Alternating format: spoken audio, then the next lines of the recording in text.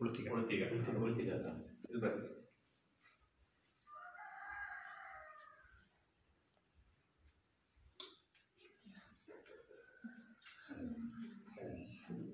ಎಲ್ಲರಿಗೂ ನಮಸ್ಕಾರಗಳನ್ನು ತಿಳಿಸ್ತಾ ಈ ದಿನಾಂಕ 24/10/2024 ಸರ್ಕಾರಿ ಕಿರಿಯ ಪ್ರಾಥಮಿಕ ಪಾಠಶಾಲೆ ನೀಟೊಟ್ಲು ಈ ಒಂದು ಶಾಲೆಯಲ್ಲಿ ಸಾಮಾಜಿಕ ಲೆಕ್ಕ ಪರಿಶೋಧನೆ ಈ ಒಂದು ಸಾಮಾಜಿಕ ಲೆಕ್ಕ ಪರಿಶೋಧನೆ 21ನೇ ತಾರೀಕು ಪ್ರಾರಂಭ ಆಗಿದ್ದು 21, 22, 23 ಈ 3 ದಿನಗಳ ಕಾಲ ಶ್ರೀಯುತ ದೇವೇಂದ್ರಪ್ಪ ಸರ್ ಅವರು ಅದರ ಒಂದು ಮೇಲ್ವಿಚಾರಣೆಯನ್ನು ವಹಿಸಿಕೊಂಡು 3 ದಿನಗಳ ಕಾಲ ನಮ್ಮ ಒಂದು ಈ ಶಾಲಾ ಆಡಳಿತದ ಬಗ್ಗೆ ಕುರಿತಂತೆ ಸಮಗ್ರ ಶಿಕ್ಷಣ ಯೋಜನೆಯ ಅಡಿಯಲ್ಲಿ ಬರುವಂತಹ ಎಲ್ಲಾ ಒಂದು ಕಾರ್ಯಕ್ರಮಗಳು ಏನನ್ನೋದನ್ನ ಕೂಲಂಕುಷವಾಗಿ ಪರಿಶೀಲನೆ ಮಾಡಿ ಅದರ ವರದಿಯನ್ನು ಅವರು ಇಟ್ಕೊಂಡಿರ್ತಾರೆ. ಅದರ ಕುರಿತಾದಂತಹ ಒಂದು ಗ್ರಾಮ ಸಭೆಯನ್ನು ಈ ದಿನ ನಾವು ಈ ನಮ್ಮ ಶಾಲೆಯಲ್ಲಿ ಹಮ್ಮಿಕೊಂಡಿದ್ದು ಈ ಒಂದು ಕಾರ್ಯಕ್ರಮಕ್ಕೆ ತಾವೆಲ್ಲರೂ ಆಗಮಿಸಿದ್ರೆ ನಿಮ್ಮೆಲ್ಲರಿಗೂ ಸಹ ನಮಸ್ಕಾರಗಳನ್ನು ತಿಳಿಸ್ತಾ ಈ ಒಂದು ಕಾರ್ಯಕ್ರಮವನ್ನ ನಾಡಗೀತೆ ಮಾಡುವುದರ ಮೂಲಕ ಪ್ರಾರಂಭಿಸೋಣ ಅಂತ ಮಕ್ಕಳಿಂದ ಕೇಳ್ಕೊಳ್ತಾ ಇದ್ದೀವಿ.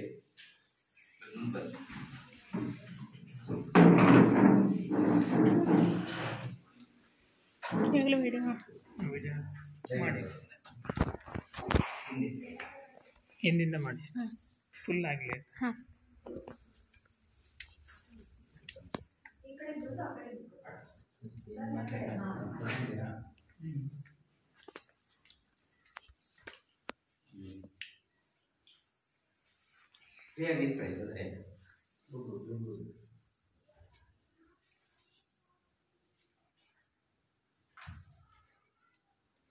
एक साथ नाड़गीते शुरू कर।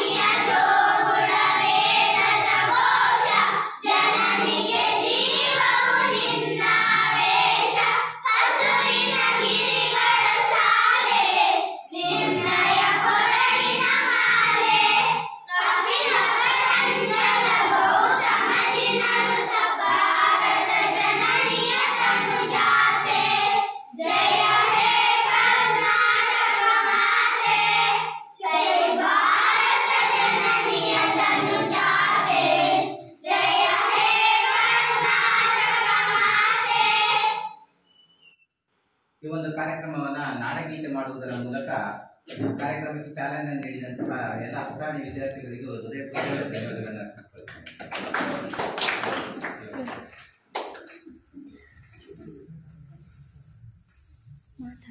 ಈ ಒಂದು ಸಾಮಾಜಿಕ ಲೆಕ್ಕ ಪರಿಶೋಧನೆ ಗ್ರಾಮ ಸಭೆಗೆ ನಮ್ಮ ಶಾಲೆಯ STMC ಅಧ್ಯಕ್ಷರಾದಂತಹ ಶ್ರೀಯುತ ಗೌರವಾನ್ವಿತ KP ಸುಧಾಕರ್ ಅವರು ಈ ಒಂದು ಗ್ರಾಮ ಸಭೆಗೆ ಹಾಜರಾಗಿದ್ದಾರೆ.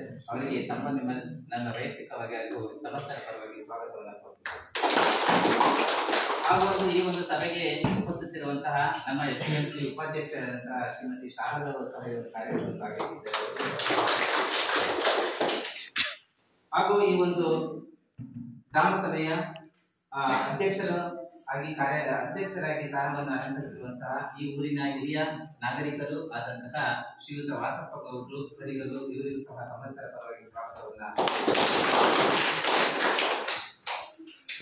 ಹಾಗೂ ಈ ಒಂದು ಕಾರ್ಯಕ್ರಮಕ್ಕೆ ನೋಡಲ್ ಆಫೀಸರ್ ಆಗಮಿಸಿರುವಂತಹ ಶ್ರೀಯುತ ನಾಗೇಶರು KV ತಾಲೂಕು ಸಾಮಾಜಿಕ ಪರಿಶೋಧನಾ ಕಾರ್ಯಕ್ರಮ ವ್ಯವಸ್ಥಾಪಕರು ಇವರು ಸಹ ಈ ಒಂದು ಗ್ರಾಮ ಸಭೆಯಲ್ಲಿ ಪಾಲ್ಗೊಂಡಿದ್ದಾರೆ. ಅವರಿಗೂ ಸಹ ಸಮಸ್ತರ ಪರವಾಗಿ ಸ್ವಾಗತವನ್ನು ಕೊಡ್ತಾರೆ. ಹಾಗೂ ಈ ಒಂದು ಗ್ರಾಮ ಸಭೆಗೆ ಆಗಮಿಸಿರುವಂತಹ ಈ ಒಂದು ಗ್ರಾಮದ ಪ್ರಥಮ ಪ್ರಜೆಯಾದಂತಹ ಈ ಗ್ರಾಮದ ಸುಡುಗೋಡು ಗ್ರಾಮ ಪಂಚಾಯತಿ ಅಧ್ಯಕ್ಷರಾದಂತಹ ಶ್ರೀಮತಿ ಶ್ರುತಿ ಶೇಷದೇವರು ಈ ಒಂದು ಕಾರ್ಯಕ್ರಮದಲ್ಲಿ ಭಾಗಿಯಾಗಿದ್ದಾರೆ. ಅವರಿಗೂ ಸಹ ಸಮಸ್ತರ ಪರವಾಗಿ ಹಾಗೂ ಈ ಒಂದು ಗ್ರಾಮ ಸಭೆಗೆ ಈ ಕ್ಲಸ್ಟರ್ನ ಸಮೂಹ ಸಂಪನ್ಮೂಲ ವ್ಯಕ್ತಿಯಾದಂತಹ ಶ್ರೀಮತಿ ರೇಖಾ ಅವರು ಸಹ ಈ ಒಂದು ಕಾರ್ಯಕ್ರಮದಲ್ಲಿ ಭಾಗಿಯಾಗಿದ್ದಾರೆ. ತಮಗೂ ಸಹ ವೈಯಕ್ತಿಕವಾಗಿ ಸಮಸ್ತರ ಪರವಾಗಿ ಹಾಗೂ ಈ ಒಂದು ಕಾರ್ಯಕ್ರಮದಲ್ಲಿ ಗ್ರಾಮ ಸಭೆಯಲ್ಲಿ ಉಪಸ್ಥಿತಿರುವಂತಹ ಮೇಲ್ವಿಚಾರಕರಾಗಿ ಆಗಮಿಸಿರುವಂತಹ ಶ್ರೀಯುತ ದೇವೇಂದ್ರಪ್ಪ ಸರ್ ಸಹ ನಮ್ಮ ಒಟ್ಟಿಗೆ ಇದ್ದಾರೆ. ಅವರಿಗೂ ಸಹ ವೈಯಕ್ತಿಕವಾಗಿ ಹಾಗೂ ಸಮಸ್ತರ ಪರವಾಗಿ ಮನಪೂರ್ವಕ ಹಾಗೂ ಈ ಒಂದು ಕಾರ್ಯಕ್ರಮದಲ್ಲಿ ಉಪಸ್ಥಿತಿರುವಂತಹ ನಮ್ಮ ಮಾಜಿ STMC ಅಧ್ಯಕ್ಷರಾದಂತಹ ಶ್ರೀಯುತ ಕೃಷ್ಣಮೂರ್ತಿ ಅವರು ಸಹ ಕಾರ್ಯಕ್ರಮದಲ್ಲಿ ಭಾಗಿಯಾಗಿದ್ದಾರೆ. ಅವರಿಗೂ ಸಹ ಸಮಸ್ತರ ಪರವಾಗಿ ಸ್ವಾಗತವನ್ನ ಹಾಗೂ ಈ ಒಂದು ಕಾರ್ಯಕ್ರಮದಲ್ಲಿ ಉಪಸ್ಥಿತಿರುವಂತಹ ಅಂಗನವಾಡಿ ಕಾರ್ಯಕರ್ತೆಯಾದಂತಹ ಶ್ರೀಮತಿ ಶಿಲ್ಪಾರಾವ್ ಸಹ ಈ ಒಂದು ಕಾರ್ಯಕ್ರಮದಲ್ಲಿ ಭಾಗಿಯಾಗಿದ್ದಾರೆ. ಅವರಿಗೂ ಸಹ ಸ್ವಾಗತವನ್ನ ಹಾಗೂ ಈ ಒಂದು ಕಾರ್ಯಕ್ರಮದಲ್ಲಿ ಉಪಸ್ಥಿತಿರುವಂತಹ ನಮ್ಮ ಶಾಲೆಯ ಅತಿಥಿ ಶಿಕ್ಷಕಿಯಾದಂತಹ ಶ್ರೀಮತಿ ಪುಷ್ಪಾರಾವ್ ಸಹ ನಮ್ಮೊಟ್ಟಿಗೆ ಇದ್ದಾರೆ. ಅವರಿಗೂ ಸಹ ಮನಪೂರ್ವಕವಾದಂತಹ ಸ್ವಾಗತವನ್ನು ಕೊಡ್ತೇವೆ. ಹಾಗೂ ಈ ಒಂದು ಕಾರ್ಯಕ್ರಮದಲ್ಲಿ ಭಾಗಿಯಾಗಿರುವಂತಹ ನಮ್ಮ ಶಾಲೆಯ ಮುಖ್ಯ ಅಡಿಗೆಯವರಾದಂತಹ ಶ್ರೀಮತಿ ವೇದಾರಾವ್ ಸಹ ಈ ಒಂದು ಕಾರ್ಯಕ್ರಮದಲ್ಲಿ ಭಾಗಿಯಾಗಿದ್ದಾರೆ. ಅವರು ಸಹ ಸ್ವಾಗತವನ್ನ ಕೋರ್ತಾ ಇದ್ದಾರೆ. ಹಾಗೂ ಈ ಒಂದು ಕಾರ್ಯಕ್ರಮದಲ್ಲಿ ಉಪಸ್ಥಿತಿರುವಂತಹ ಎಲ್ಲ ಈ ಒಂದು ಗ್ರಾಮದ ಹಿರಿಯ ನಾಗರಿಕರು ಎಲ್ಲರೂ ಸಹ ನೀವು ಒಂದು ಈ ಒಂದು ಕಾರ್ಯಕ್ರಮದಲ್ಲಿ ಭಾಗಿಯಾಗಿದ್ದೀರಿ. ನಿಮಗೂ ಸಹ ಮನಪೂರ್ವಕವಾದಂತಹ ಸ್ವಾಗತವನ್ನ ಕೋರ್ತಾ ಇದ್ದೇನೆ. ಹಾಗೂ ಆ ಶಾಲೆಯ ಹಿರಿಯ ವಿದ್ಯಾರ್ಥಿ ಸಂಘದ ಅಧ್ಯಕ್ಷರು ಮತ್ತೆ ದಾನಿಗಳು ಸಹ ಸಾಮಾಜಿಕ ಕಳಕಳಿಯನ್ನು ಹೊಂದಿರುವಂತಹ ಶ್ರೀಯುತ ಶ್ರುತಿ ಶೇಷಾದ್ರಿ ಅವರು ಸಹ ಈ ಒಂದು ಕಾರ್ಯಕ್ರಮದಲ್ಲಿ ಭಾಗಿಯಾಗಿದ್ದಾರೆ. ಹಾಗೂ ಈ ಒಂದು ಕಾರ್ಯಕ್ರಮದಲ್ಲಿ ಸಮಸ್ತ ಪೋಷಕರು ಎಲ್ಲರಿಗೂ ಸಹ ಈ ಒಂದು ಕಾರ್ಯಕ್ರಮದ ಕುರಿತಾಗಿ ತಿಳಿಸಿದ್ವಿ. ಎಲ್ಲರೂ ಸಹ ಈ ಒಂದು ಕಾರ್ಯಕ್ರಮಕ್ಕೆ ನೀವು ಬಂದಿದ್ದೀರಿ. ನಿಮಗೂ ಸಹ ವೈಯಕ್ತಿಕವಾಗಿ ಸಮಸ್ತರ ಮನಪೂರ್ವಕವಾದಂತಹ ಸ್ವಾಗತವನ್ನು ಬಯಸ್ತೇನೆ.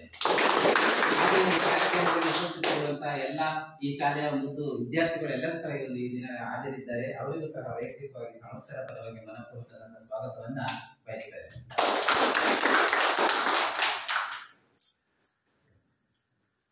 ಮತ್ತೊಮ್ಮೆ ಎಲ್ಲರಿಗೂ ಸಹ ಪ್ರೀತಿಪೂರ್ವಕವಾದಂತಹ ಸ್ವಾಗತವನ್ನು ಕೊಡ್ತಾ ಮುಂದಿನ ಒಂದು ಕಾರ್ಯಕ್ರಮವಾಗಿ ವಾಸ್ತವಿಕ ನುಡಿಯನ್ನ ಶ್ರೀ ನಾಗೇಶ್ KV ತಾಲೂಕು ಸಾಮಾಜಿಕ ಪರಿಶೋಧನಾ ಕಾರ್ಯಕ್ರಮ ವ್ಯವಸ್ಥಾಪಕರು ಇವನ್ನು ನೆರವೇರಿಸಿಕೊಳ್ಳಬೇಕಾಗಿ ಕೇಳಿದೆ. ಎಲ್ಲರಿಗೂ ನಮಸ್ಕಾರ. 2022-23ನೇ ಸಾಲಿನ ಸಮಗ್ರ ಶಿಕ್ಷಣ ಯೋಜನೆಗೆ ಸಂಬಂಧಿಸಿದ ಸಾಮಾಜಿಕ ಪರಿಶೋಧನೆ ಗ್ರಾಮ ಸಭೆಯನ್ನು ಈ ದಿನ ನಾವು ನಡೆಸ್ತಾ ಇರ್ತಕ್ಕಂಥದ್ದು. ಈ ಒಂದು ಸಭೆಯ ಅಧ್ಯಕ್ಷತೆಯನ್ನು ವಹಿಸಿರ್ತಕ್ಕಂಥ ಊರಿನ ಹಿರಿಯರಾಗಿರ್ತಕ್ಕಂಥ ವಸತ್ಗೌಡ್ರೆ ಹಾಗೂ ಗ್ರಾಮ ಪಂಚಾಯತಿಯ ಅಧ್ಯಕ್ಷರೇ, STMCಯ ಅಧ್ಯಕ್ಷರೇ ಮತ್ತು ಉಪಾಧ್ಯಕ್ಷರೇ, ಸಮೂಹ ಸಂಪನ್ಮೂಲಕರು ಹಾಗೂ ಶಿಕ್ಷಕ ವೃಂದದವರೇ ಹಾಗೂ ಈ ಒಂದು ಶಾಲಾ ಎಲ್ಲ ಪೋಷಕರೇ ಹಾಗೂ ಗ್ರಾಮಸ್ಥರು. ಬಹುಶಃ ಸಾಮಾಜಿಕ ಪರಿಶೋಧನೆ ಅಂತಕ್ಕಂಥದ್ದು ಶಾಲಾ ಮಟ್ಟದಲ್ಲಿ ನಿಮಗೆಲ್ಲರಿಗೂ ಕೂಡ ಹೊಸದಾಗಿ ಕಾಣಿಸ್ತಾ ಇದೆ.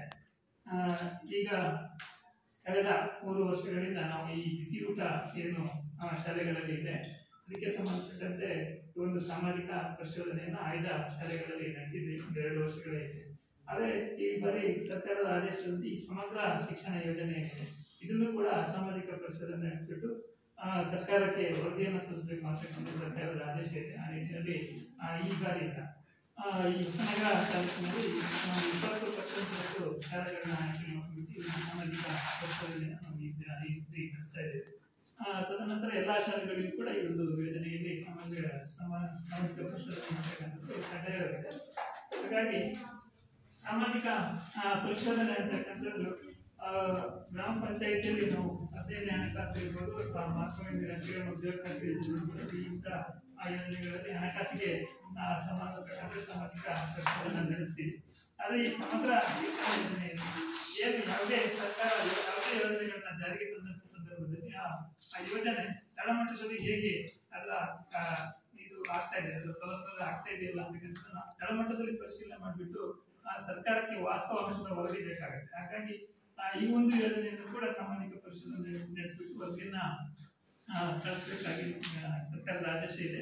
ಹಾಗಾಗಿ ಸಮಗ್ರ ಶಿಕ್ಷಣ ಅಂತಕ್ಕಂಥದ್ದು 2018-19ರಲ್ಲಿ ಜಾರಿಗೆ ಬಂದಿರತಕ್ಕಂಥದ್ದು.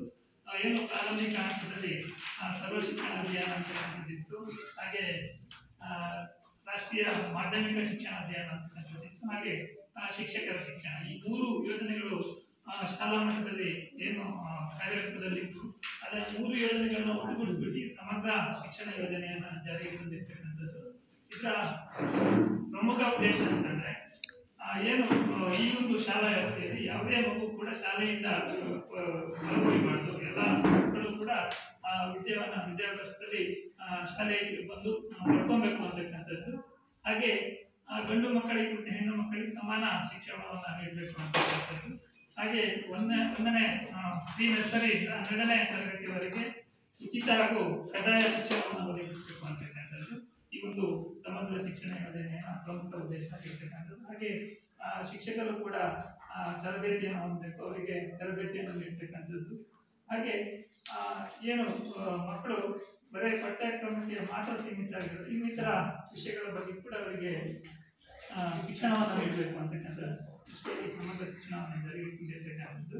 ಹಾಗಾಗಿ ಈ ಒಂದು ಸಾಮಾಜಿಕ ಪರಿಶೋಧನೆಯಲ್ಲಿ ನಾವು ಏನೆಲ್ಲ ಅಂಶಗಳ ಗಮನಿಸ್ತೀವಿ ಅಂತ ಏನು ಮಕ್ಕಳಿಗೆ ಈ ಒಂದು ಯೋಜನೆಯ ಸೌಲಭ್ಯ ಹೇಗೆ ತಲುಪಿದೆ ಅಂತಕ್ಕಂಥದ್ದು. ಸಮಗ್ರ ಶಿಕ್ಷಣ ಯೋಜನೆ ಅಡಿಯಲ್ಲಿ ಏನು ಸಮವಸ್ತ್ರವನ್ನು ನೀಡ್ತಕ್ಕಂಥದ್ದು ಇರ್ಬೋದು, ಹಾಗೆ ಇನ್ನಿತರ ಪಠ್ಯಪುಸ್ತಕಗಳನ್ನು ನೀಡ್ತಕ್ಕಂಥದ್ದು, ಹೀಗೆ ಹಲವಾರು ಸೌಲಭ್ಯಗಳನ್ನು ನೀಡ್ತಕ್ಕಂಥದ್ದಿದೆ. ಅದನ್ನೆಲ್ಲ ಹೇಗೆ ತಲುಪಿದೆ ಅಂತಕ್ಕಂಥದ್ದು ಮಕ್ಕಳೊಂದಿಗೆ ವಿಚಾರವಾಗಿರ್ತಕ್ಕಂಥದ್ದಿದೆ. ಹಾಗೆ ಪೋಷಕರೊಂದಿಗೆ ಈ ಶಾಲೆಯಲ್ಲಿ ನಡೀತಕ್ಕಂಥ ಎಲ್ಲ ಚಟುವಟಿಕೆಗಳು ಯಾವ ಥರ ನಡೀತಾ ಇದೆ ಅಂತಕ್ಕಂಥ ನಾವು ಪೋಷಕರೊಂದಿಗೆ ಚರ್ಚೆಯನ್ನು ಮಾಡ್ತಕ್ಕಂಥದ್ದು. ಹಾಗೆ ಶಾಲೆಗೆ ಸಂಬಂಧಪಟ್ಟಂತೆ ಈಗಿನ ಕೊಠಡಿ ವ್ಯವಸ್ಥೆ ಇರ್ಬೋದು, ಅಥವಾ ಪಾಠ ಪ್ರವಚನದ ವಿಷಯ ಇರ್ಬೋದು, ಹಾಗೆ ಶೌಚಾಲಯದ ವ್ಯವಸ್ಥೆ ಇರ್ಬೋದು, ಹಾಗೆ ಏನೆಲ್ಲ ಅಂಶಗಳು ಈ ಒಂದು ಶಾಲೆಯಲ್ಲಿ ಏನೆಲ್ಲ ಅಂಶಗಳು ಬೇಕಾಗುತ್ತೆ ಅಥವಾ ಕ್ರೀಡಾ ಸಾಮಗ್ರಿಗಳು ಇರ್ಬೋದು, ಎಲ್ಲವೂ ಕೂಡ ಸಮರ್ಪಕವಾಗಿ ಇದೆಯಾ ಅಂತಕ್ಕಂಥದ್ದನ್ನ ಪರಿಶೀಲನೆಗೆ ಒಳಪಡಿಸ್ತಕ್ಕಂಥದ್ದು. ಸಾಮಾಜಿಕ ಪರಿಶೋಧನೆಯಲ್ಲಿ ನಮಗೆ ಒಂದು 134 ಅಂಶಗಳ ಕುರಿತಂತೆ ಸಾಮಾಜಿಕ ಪರಿಶೋಧನೆ ನಡೆಸಬೇಕು ಅಂತಕ್ಕಂಥದ್ದಿದೆ. ಹಾಗಾಗಿ ಆ ಎಲ್ಲ ಅಂಶಗಳ ಕುರಿತಂತೆ ನಾವು ಇಲ್ಲಿ ಸಾಮಾಜಿಕ ಪರಿಶೋಧನೆಗೆ ಒಳಪಡಿಸಿದ್ದೀವಿ. ಅದರಲ್ಲಿ ನಮಗೆ ಏನೆಲ್ಲ ಅಂಶಗಳು ಕಂಡುಬಂದಿದೆ, ಉತ್ತಮ ಅಂಶಗಳಿರ್ಬೋದು ಅಥವಾ ಲೋಪದೋಷಗಳಿರ್ಬೋದು, ಏನೆಲ್ಲ ಅಂಶಗಳು ಕಂಡುಬಂದಿದೆ ಆ ಎಲ್ಲ ಅಂಶಗಳ ಕುರಿತಂತೆ ಗ್ರಾಮ ಸಭೆಯನ್ನು ಕರೆದುಬಿಟ್ಟು ಗ್ರಾಮ ಸಭೆಯ ಮುಂದೆ ಆ ಎಲ್ಲ ಅಂಶಗಳನ್ನ ಇಡ್ತಕ್ಕಂಥದ್ದು ಚರ್ಚೆಗೆ ಒಳಪಡಿಸ್ತಕ್ಕಂಥದ್ದು. ಚರ್ಚೆ ಮಾಡಿ ನೀವು ಎಲ್ಲರೂ ಕೂಡ ಸೇರಿ ಒಂದು ವರದಿಯನ್ನು ಸರ್ಕಾರಕ್ಕೆ ಕಳಿಸ್ತಕ್ಕಂಥ ಪ್ರಕ್ರಿಯೆ. ಹಾಗಾಗಿ ಈ ಹಂತದಲ್ಲಿ ಶಾಲಾ ಮಟ್ಟದಲ್ಲಿ ಏನು ವಾಸ್ತವ ಪರಿಸ್ಥಿತಿ ಇದೆ ಅದಕ್ಕೆ ಸಂಬಂಧಪಟ್ಟಂತೆ ನಾವೇನೆಲ್ಲ ಅಂಶಗಳನ್ನ ಗಮನಿಸ್ತೀವಿ, ಹಾಗೆ ತಾವು ಏನೆಲ್ಲ ಅಂಶಗಳ ಬದಲಾವಣೆಯನ್ನು ಬಯಸ್ತೀವಿ, ಎಲ್ಲರೂ ಕೂಡ ಮುಕ್ತವಾಗಿ ಇಲ್ಲಿ ತಿಳಿಸಲಿಕ್ಕೆ ಅವಕಾಶ ಇದೆ. ಎಲ್ಲರೂ ಕೂಡ ಚರ್ಚೆಯನ್ನು ಮಾಡಬೇಕು. ಹಾಗೆ ಒಟ್ಟಾರೆಯಾದ ಒಂದು ವರದಿಯನ್ನು ಸಿದ್ಧಪಡಿಸಿಬಿಟ್ಟು ಸರ್ಕಾರಕ್ಕೆ ವರದಿಯನ್ನು ಸಲ್ಲಿಸ್ತಾನ ಅಂತ ಹೇಳ್ತಾ ನಿಮಗೆ ಪ್ರಾಸ್ತಾವಿಕವಾಗಿ ಮಾತಾಡಲಿಕ್ಕೆ ಅವಕಾಶ ಕೊಟ್ಟಿದ್ದು ಅನ್ನೋದರಲ್ಲಿ ಒಂದು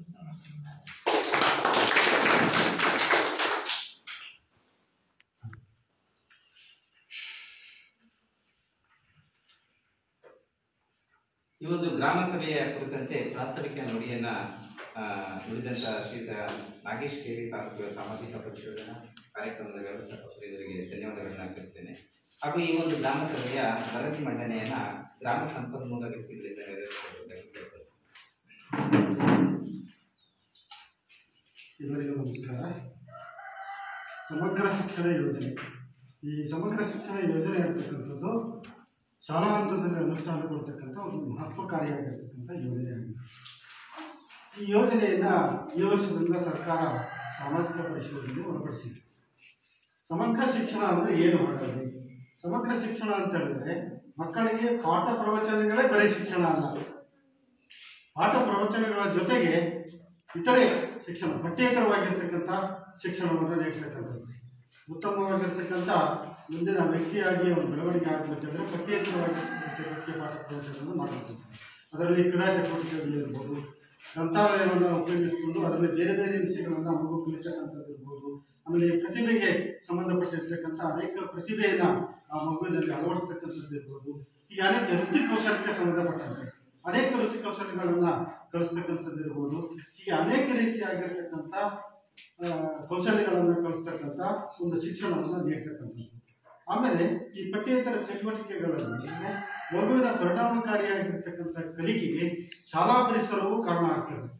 ಉತ್ತಮವಾಗಿರ್ತಕ್ಕಂಥ ಶಾಲಾ ಪರಿಸರ ಇದ್ದರೆ ಅಲ್ಲಿ ಪರಿಣಾಮಕಾರಿಯಾಗಿರ್ತಕ್ಕಂಥ ಕಲಿಕೆ ಆಗ್ತದೆ ಅಂತಕ್ಕಂಥದ್ದು ಸರ್ಕಾರದ ಉದ್ದೇಶ. ಹಾಗಾಗಿ ಈ ಶಾಲಾ ಹಂತದಲ್ಲಿ ಉತ್ತಮವಾಗಿರ್ತಕ್ಕಂಥ ಶಾಲಾ ಪರಿಸರ ಇರಬೇಕು. ಶಾಲಾ ಪರಿಸರ ಅಂದರೆ ಏನು? ಶಾಲಾ ಪರಿಸರ ಅಂತ ಹೇಳಿದ್ರೆ ಉತ್ತಮವಾಗಿರ್ತಕ್ಕಂಥ ಕಟ್ಟಡ.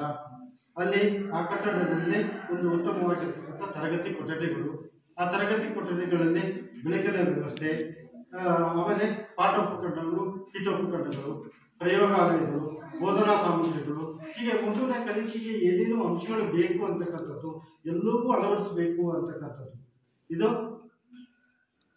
ಆಮೇಲೆ ಶಾಲಾ ಸುತ್ತಲಿನ ಪರಿಸರ, ಶಾಲೆಯ ಸುತ್ತ ಕಾಂಪೌಂಡ್ ವ್ಯವಸ್ಥೆ ಇರಬೇಕು, ಉತ್ತಮವಾಗಿರ್ತಕ್ಕಂಥ ಶೌಚಾಲಯದ ವ್ಯವಸ್ಥೆ ಇರಬೇಕು, ಆ ಶೌಚಾಲಯದಲ್ಲಿ ನೀರಿನ ವ್ಯವಸ್ಥೆ ಇರಬೇಕು, ಯಾವಾಗಲೂ ಶೌಚಾಲಯ ಶುಚಿಯಾಗಿರಬೇಕು, ಆಮೇಲೆ ಶುದ್ಧ ಕುಡಿಯುವ ನೀರನ್ನ ಮಗುವಿಗೆ ಒದಗಿಸಬೇಕು, ಆಮೇಲೆ ಮಧ್ಯಾಹ್ನದ ಬಿಸಿ ಊಟ ಇರ್ಬೋದು, ಹಾಲು ಕೊಡೋದ್ರಲ್ಲಿ ಇರ್ಬೋದು, ಒಂದು ಶುದ್ಧವಾದ ನೀರನ್ನು ಉಪಯೋಗಿಸಬೇಕು, ಆಮೇಲೆ ಅಡುಗೆ ಕೋಣೆಯನ್ನು ಶುಚಿತ್ವವಾಗಿ ಇಟ್ಕೊಳ್ಬೇಕು. ಇವೆಲ್ಲವೂ ಮಗುವಿನ ಕಲಿಕೆಯ ಮೇಲೆ ಪರಿಣಾಮವನ್ನು ಬೀರ್ತಕ್ಕಂಥದ್ದು. ಇವೆಲ್ಲವೂ ಉತ್ತಮವಾಗಿದ್ದರೆ ಉತ್ತಮವಾಗಿರ್ತಕ್ಕಂಥ ಕಲಿಕೆಯನ್ನು ಮಾಡ್ತದೆ ಅಂತಕ್ಕಂಥದ್ದು ಸರ್ಕಾರದ ಉದ್ದೇಶ ಮತ್ತು ಶಿಕ್ಷಣ ಇಲಾಖೆಯ ಶಿಕ್ಷಣ ತಜ್ಞರ ಅಭಿಪ್ರಾಯ. ಹಾಗಾಗಿ ಸರ್ಕಾರ ಈ ಸಮಗ್ರ ಶಿಕ್ಷಣ ಯೋಜನೆಯನ್ನು 2018ರಲ್ಲಿ ಜಾರಿಗೆ ತಂದು ತಳಹಂತದಲ್ಲಿ ಅನೇಕ ಸೌಲಭ್ಯ ಸೌಕರ್ಯಗಳನ್ನು ನೀಡ್ತಾ ಇದೆ. ಆ ಸೌಲಭ್ಯ ಸೌಕರ್ಯಗಳು ಹೇಗೆ ಎಲ್ಲ ಶಾಲೆಗಳಿಗೂ ತಲುಪಿದೆ, ಅವು ಹೇಗೆ ಅನುಷ್ಠಾನಗೊಂಡಿದೆ ಅಂತಕ್ಕಂಥದ್ದು ನೇರವಾಗಿ ಸರ್ಕಾರ ಬಂದು ಇಲ್ಲಿ ನೋಡಲಿಕ್ಕಾಗೋದಿಲ್ಲ. ಅಥವಾ ಎಲ್ಲ ಶೈಕ್ಷಣಿಕ ನಿಯಮಗಳನ್ನು ರೂಪಿಸ್ತಾರಲ್ಲ, ಆ ನಿಯಮಗಳನ್ನು ತಯಾರಿಸ್ತಾರಲ್ಲ ಶಿಕ್ಷಣ ತಜ್ಞರು ಮೇಲ್ಗಡೆ ಕೂತ್ಕೊಂಡು, ಅವರು ಬಂದು ಯಾವುದೇ ಶಾಲೆಯಲ್ಲಿ ಹೇಗಾಗಿದೆ ನಾವು ಕೊಡ್ತಕ್ಕಂಥದ್ದನ್ನು ನೋಡಲಿಕ್ಕಾಗೋದಿಲ್ಲ. ಅದಕ್ಕಾಗಿ ಈ ಸಾಮಾಜಿಕ ಪರಿಶೋಧನೆ ಕಲ್ಪನೆಯನ್ನು ಜಾರಿಗೆ ತಂದಿರ್ತಕ್ಕಂಥದ್ದು. ಇಲ್ಲಿ ಸರ್ಕಾರದ ವೇಳಾಪಟ್ಟಿಯಂತೆ, ಸರ್ಕಾರದ ಆದೇಶದಂತೆ, ಯೋಜನೆಯ ಮಾರ್ಗಸೂಚಿಯಂತೆ ಒಂದು ವೇಳಾಪಟ್ಟಿಯನ್ನು ತಯಾರಿಸಿ ಎಲ್ಲ ಶಾಲೆಗಳಲ್ಲೂ ಸಾಮಾಜಿಕ ಪರಿಶೋಧನೆಯನ್ನು ಮಾಡಬೇಕು ಅಂತಕ್ಕಂಥ ಆದೇಶವನ್ನು ಸರ್ಕಾರ ನೀಡಿದೆ. ಅದರಲ್ಲಿ ಕೆಲವೊಂದು ಅಂಶಗಳನ್ನು ಕೊಟ್ಟಿದೆ. ಅದರ ಪ್ರಕಾರ ನಾವು ಸಾಮಾಜಿಕ ಪರಿಶೋಧನೆಯನ್ನು ನಾವು ಇಲ್ಲಿ ಎಲ್ಲ ಶಾಲೆಗಳಲ್ಲೂ ನಾವು ಮಾಡ್ತಾ ಇದ್ದೇವೆ. ಆ ಸಾಮಾಜಿಕ ಪರಿಶೋಧನೆ ಹೇಗೆ ಮಾಡಬೇಕು ಅಂತ ಹೇಳಿದರೆ, ಅಲ್ಲಿ ಸರ್ಕಾರ ನೀಡಿರ್ತಕ್ಕಂಥ ಸೌಲಭ್ಯಗಳು ಪಾರದರ್ಶಕವಾಗಿದೆಯೇ, ಅವು ಉತ್ತರದಾಯಿತ್ವವನ್ನು ಹೊಂದಿದೆಯೇ ಅಂತಕ್ಕಂಥದ್ದು ನಾವೆಲ್ಲ ಅಂಶಗಳನ್ನು ಅಳವಡಿಸಿಕೊಂಡು ನಾವು ಈ ಸಾಮಾಜಿಕ ಪರಿಶೋಧನೆಯನ್ನು ನಾವು ಮಾಡ್ತಾ ಇದ್ದೇವೆ. ಅದರಂತೆ ನಿಮ್ಮ ಶಾಲೆಯ ಸರ್ಕಾರದ ವೇಳಾಪಟ್ಟಿಯಂತೆ ನಾವು 4 ದಿನಗಳ ಕಾಲ ಈ ಸಾಮಾಜಿಕ ಪರಿಶೋಧನೆಯನ್ನು ನಡೆಸಿದ್ದೇವೆ. ಅದರಲ್ಲಿ ಏನೇನು ಅಂಶಗಳು ಕಂಡು ಬಂದಿದೆ ಅಂತಕ್ಕಂಥದ್ದನ್ನು ನಾನೀಗ ಸಭೆ ಮುಂದೆ ಮಂಡಿಸ್ತಾ ಬರ್ತೇನೆ.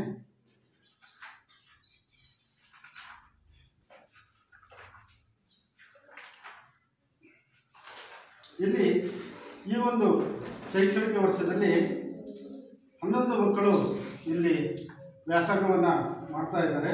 ಅದರಲ್ಲಿ 4 ಜನ ಗಂಡು ಮಕ್ಕಳು, 7 ಜನ ಹೆಣ್ಣು ಮಕ್ಕಳು, ಒಟ್ಟು 11 ಮಕ್ಕಳು ಈ ಶಾಲೆಯಲ್ಲಿ ಅವರು ಕಲಿತಾ ಇದ್ದಾರೆ. ಆಮೇಲೆ 2022-23ನೇ ಸಾಲಿನಲ್ಲಿ ಸರ್ಕಾರ ಏನು ಸಮಗ್ರ ಶಿಕ್ಷಣ ಯೋಜನೆಯಲ್ಲಿ ಏನೇನು ಸೌಲಭ್ಯ ಸೌಕರ್ಯಗಳನ್ನು ಒದಗಿಸಿದೆ ಅವೆಲ್ಲವೂ ಈ ಶಾಲೆಯ ತಳಹಂತದಲ್ಲಿ ಅನುಷ್ಠಾನಗೊಂಡಿದೆಯೇ ಅಂತಕ್ಕಂಥದ್ದನ್ನು, ಅದಕ್ಕೆ ಕೆಲವೊಂದು ಅನುದಾನಗಳನ್ನು ಸರ್ಕಾರ ನೀಡಿದೆ. ಅನುದಾನ ಹೇಗೆ ಇದು ವೆಚ್ಚ ಆಗಿದೆ ಅಂತಕ್ಕಂಥದ್ದನ್ನು ಈಗ ಸಭೆಯ ಮುಂದೆ ಮಂಡಿಸ್ತಾ ಇದ್ದೇನೆ. ಆ ವರ್ಷದಲ್ಲಿ ಶಾಲಾ ಅನುದಾನ ಅಂತಕ್ಕಂಥದ್ದು 3,000 ರೂಪಾಯಿ ಬಂದಿದೆ. ಆಮೇಲೆ ಶೌಚಾಲಯ ನಿರ್ವಹಣೆಗೆ 3,175 ರೂಪಾಯಿ ಬಂದಿದೆ. ಆಮೇಲೆ 21-22ರಲ್ಲಿ 22-23ರಲ್ಲಿ 3,175 ರೂಪಾಯಿ ಮತ್ತು ಶಾಲಾ ಅನುದಾನ ಬಂದಿದೆ. ಮತ್ತು ಮತ್ತು ಸಾಕ್ಷಿಗೆ ಸಂಬಂಧಪಟ್ಟಂಥ 3,975 ರೂಪಾಯಿ ಬಂದಿದೆ. ಆಮೇಲೆ ಶಿಕ್ಷಕರ CG 676 ಬಂದಿದೆ. ಆಮೇಲೆ ಇತರೆ ಅನುದಾನ 6,481 ರೂಪಾಯಿ ಬಂದಿದೆ. ಒಟ್ಟು 21,079 ರೂಪಾಯಿ 22-23 ಸಾಲಿನಲ್ಲಿ ಈ ಸಮಗ್ರ ಶಿಕ್ಷಣ ಯೋಜನೆಯ ಬಂದಿರತಕ್ಕಂಥ ಸರ್ಕಾರದಿಂದ ಬಂದಿರತಕ್ಕಂಥ ಅನುದಾನ. ಅದರಲ್ಲಿ ಖರ್ಚು ವೆಚ್ಚಗಳು ಹೇಗಾಗಿದೆ? ಶಾಲಾ ಅನುದಾನ 21-22ನೇ ಸಾಲಿನಲ್ಲಿ 3,000 ರೂಪಾಯಿ ಖರ್ಚಾಗಿದೆ. ಆಮೇಲೆ ಶೌಚಾಲಯ ನಿರ್ವಹಣೆದು 3,175 ರೂಪಾಯಿ ಖರ್ಚಾಗಿದೆ. ಆಮೇಲೆ ಶಾಲಾ ಅನುದಾನ 22-23 3,175 ರೂಪಾಯಿ ಖರ್ಚಾಗಿದೆ. ಮತ್ತು ಸಾಕ್ಷಿಗೆ ಸಂಬಂಧಪಟ್ಟಿರ್ತಕ್ಕಂಥ 3,975 ರೂಪಾಯಿ ಖರ್ಚಾಗಿದೆ. ಶಿಕ್ಷಕರ CG 676 ರೂಪಾಯಿ ಖರ್ಚಾಗಿದೆ.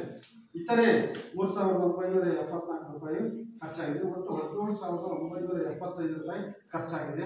ಅದಕ್ಕೆ ಬೇಕಾಗಿರ್ತಕ್ಕಂಥ ಎಲ್ಲ ದಾಖಲಾತಿಗಳ ನಿರ್ವಹಣೆ ಆಗಿದೆ. ಅದಕ್ಕೆ ಏನು ಖರ್ಚು ವೆಚ್ಚಗಳು ಸಂಬಂಧಪಟ್ಟಿರ್ತಕ್ಕಂಥ ಏನು ಗೋಚರಗಳನ್ನು ಅಲ್ಲಿ ನಿರ್ವಹಣೆ ಆಗಿದೆ, ಅದನ್ನೆಲ್ಲ ನಾವು ಪರಿಶೀಲನೆ ನಡೆಸಿದ್ವಿ. ಆಮೇಲೆ 22-23 ಸಾಲಿನ ಅನುದಾನದ ಒಟ್ಟು 21,029. ಆಮೇಲೆ ಆ ಸಾಲಿನ ಖರ್ಚು 17,975. ಒಟ್ಟು 3,104 ರೂಪಾಯಿ ಆ ಸಾಲಿನಲ್ಲಿ ಉಳಿತಾಯ ಆಗಿದೆ. ಇನ್ನು ಏನು ಸರ್ಕಾರದ ಆದೇಶದಂತೆ ಮತ್ತು ಯೋಜನೆ ಮಾರ್ಗಸೂಚಿಯಂತೆ ನಾವು ಯಾವ ರೀತಿ ಸಾಮಾಜಿಕ ಪರಿಶೋಧನೆಯನ್ನು ಈ ಸಮಗ್ರ ಶಿಕ್ಷಣ ಯೋಜನೆಯಲ್ಲಿ ಮಾಡಬೇಕು ಅಂತಕ್ಕಂಥದ್ದು ಯೋಜನೆ ಒಂದು ಮಾರ್ಗಸೂಚಿ ಇದೆ. ಆ ಮಾರ್ಗಸೂಚಿ ಪ್ರಕಾರ ನಾವು ಸಾಮಾಜಿಕ ಪರಿಶೋಧನೆಯನ್ನು ನಡೆಸಿದ್ದೇವೆ. ಅದು ಯಾವ ರೀತಿ ಅಂತಕ್ಕಂಥದ್ದು ನಾವು ಎಲ್ಲ ಒಂದು ಅಂಶಗಳ ಪ್ರಕಾರ ನಾವು ನೋಡ್ತಾ ಹೋಗೋಣ. ಮಕ್ಕಳು ಪಠ್ಯಪುಸ್ತಕಗಳನ್ನು ಪಡೆದಿದ್ದಾರೆ. ಎಲ್ಲ ಮಕ್ಕಳಿಗೂ ಪಠ್ಯಪುಸ್ತಕ ದೊರೆಯಬೇಕು ಅಂತಕ್ಕಂಥದ್ದು ಸರ್ಕಾರದ ಉದ್ದೇಶ.